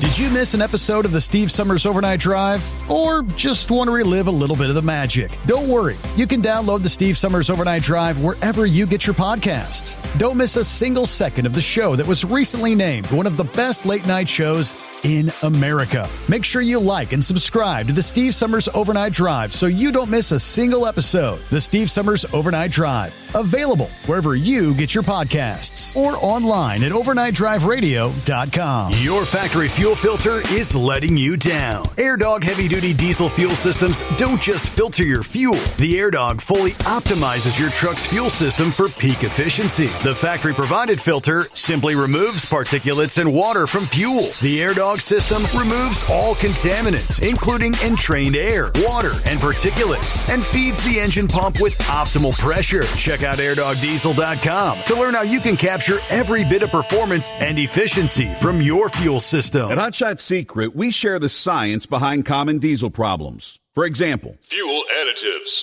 Most fuel additives either impact performance or provide protection. Hot Shot Secret Everyday Diesel Treatment provides both performance enhancement and fuel system protection. Everyday Diesel Treatment delivers a 6-in-1 premium fuel treatment for every fill-up, every time. Everyday Diesel Treatment is available at truck stops, Tractor Supply, O'Reilly's Auto Parts, and online at HotShotSecret.com.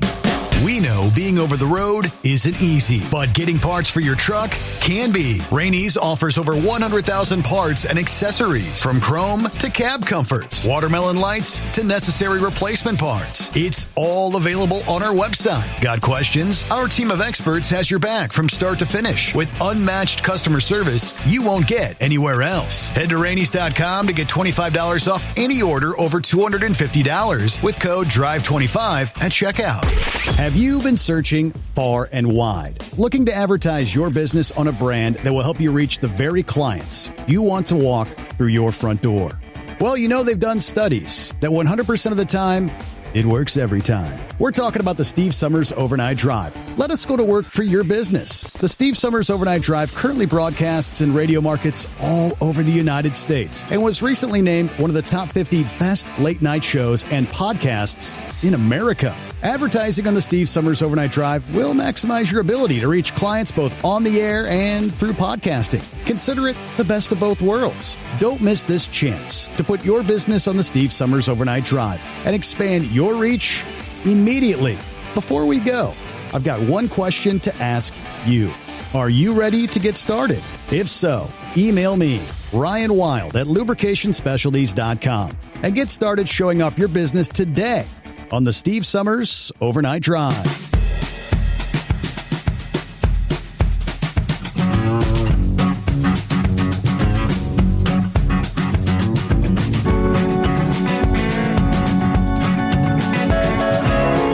You know, one of those aboard that plane that went down yesterday, Statesville, I don't really recognize Craig Wadsworth.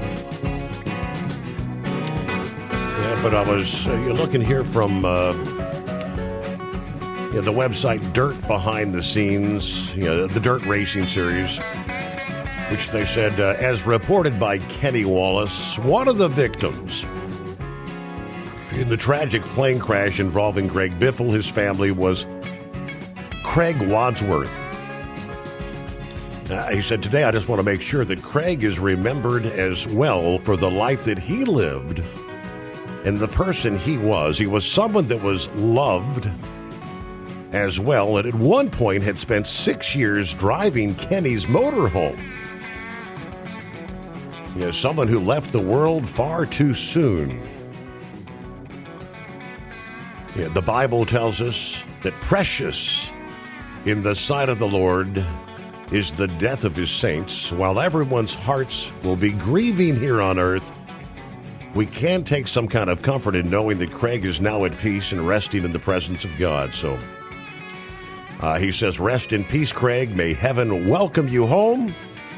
May the Lord wrap his arms around your family and loved ones, bringing them comfort and strength during this unimaginably difficult time. We will continue to pray for everyone affected by this tragedy. All right. So also, I guess, well known in the racing community there. Craig Wadsworth. Meanwhile, I actually shared this past morning. I came across a little, I guess, a short, it's about 15 minutes long. So it's a little short movie-type clip, but it's based on the life of Jelly Roll from his early teens. Kind of goes through, what he went through in his life. His is an actual success story as far as someone dealing with drug addiction, which has been much discussed this week in lights of Nick Reiner and what's going on there. We've had so much discussion about rehab facilities, people going in and out. And in his case, it was more along the lines of going into prison for his criminal activity and drug convictions, felony convictions. But it kind of, again, in a short 15, 17 minutes, kind of goes through and explains how his life has unfolded. Amazingly, this past day, Tennessee's governor pardoning officially the country star Jelly Roll for his criminal past in the state, acknowledging the Nashville native's long road back from drugs and prison through soul-searching, songwriting, and advocacy for second chances.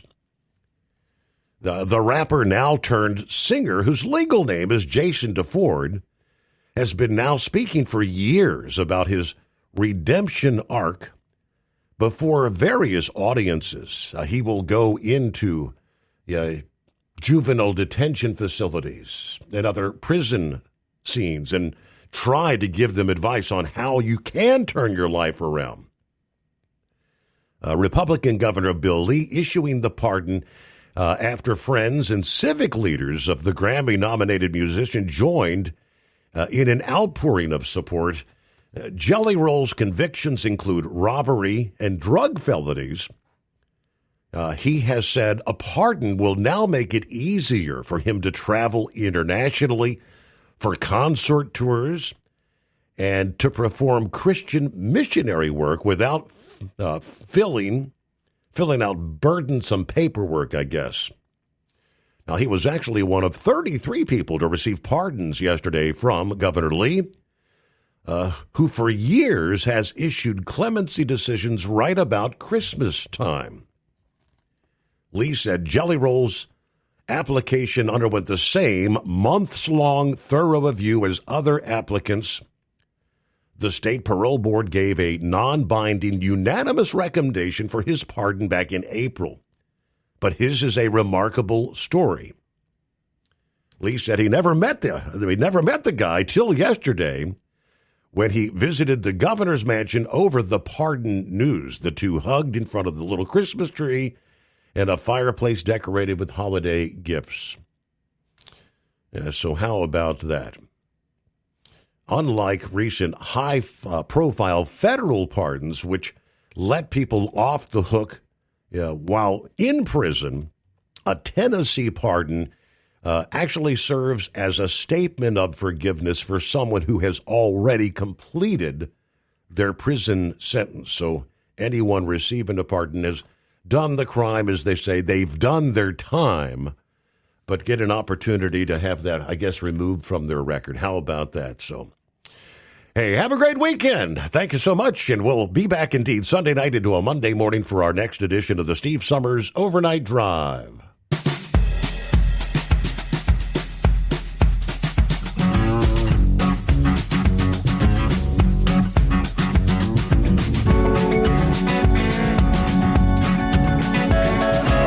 You'll never guess the places that I've been. You never guess the places that I've been. 'Cause everything is like a dream, yeah, but only in that dream that I live in. I'm never gonna let the day begin. Never gonna let the day begin. 'Cause everything is like a dream, yeah, but only in that dream that I live in. Oh, don't wake me up before you go, and I'll just make this bed my home. Oh, darling, please just let me sleep. Give me my dreams.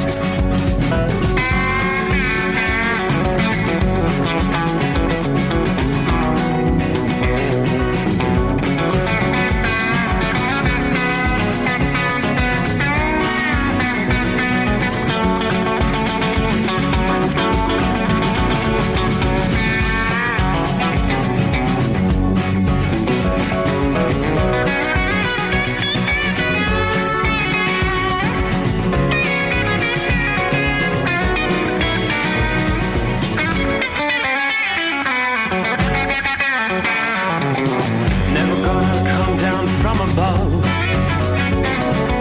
'cause everything looks better from above. Nothing's ever as it seems, yeah, except in that world that I dream of. Never gonna lose the ones I love. Never gonna lose the ones I love. 'Cause everything is like a dream, yeah, but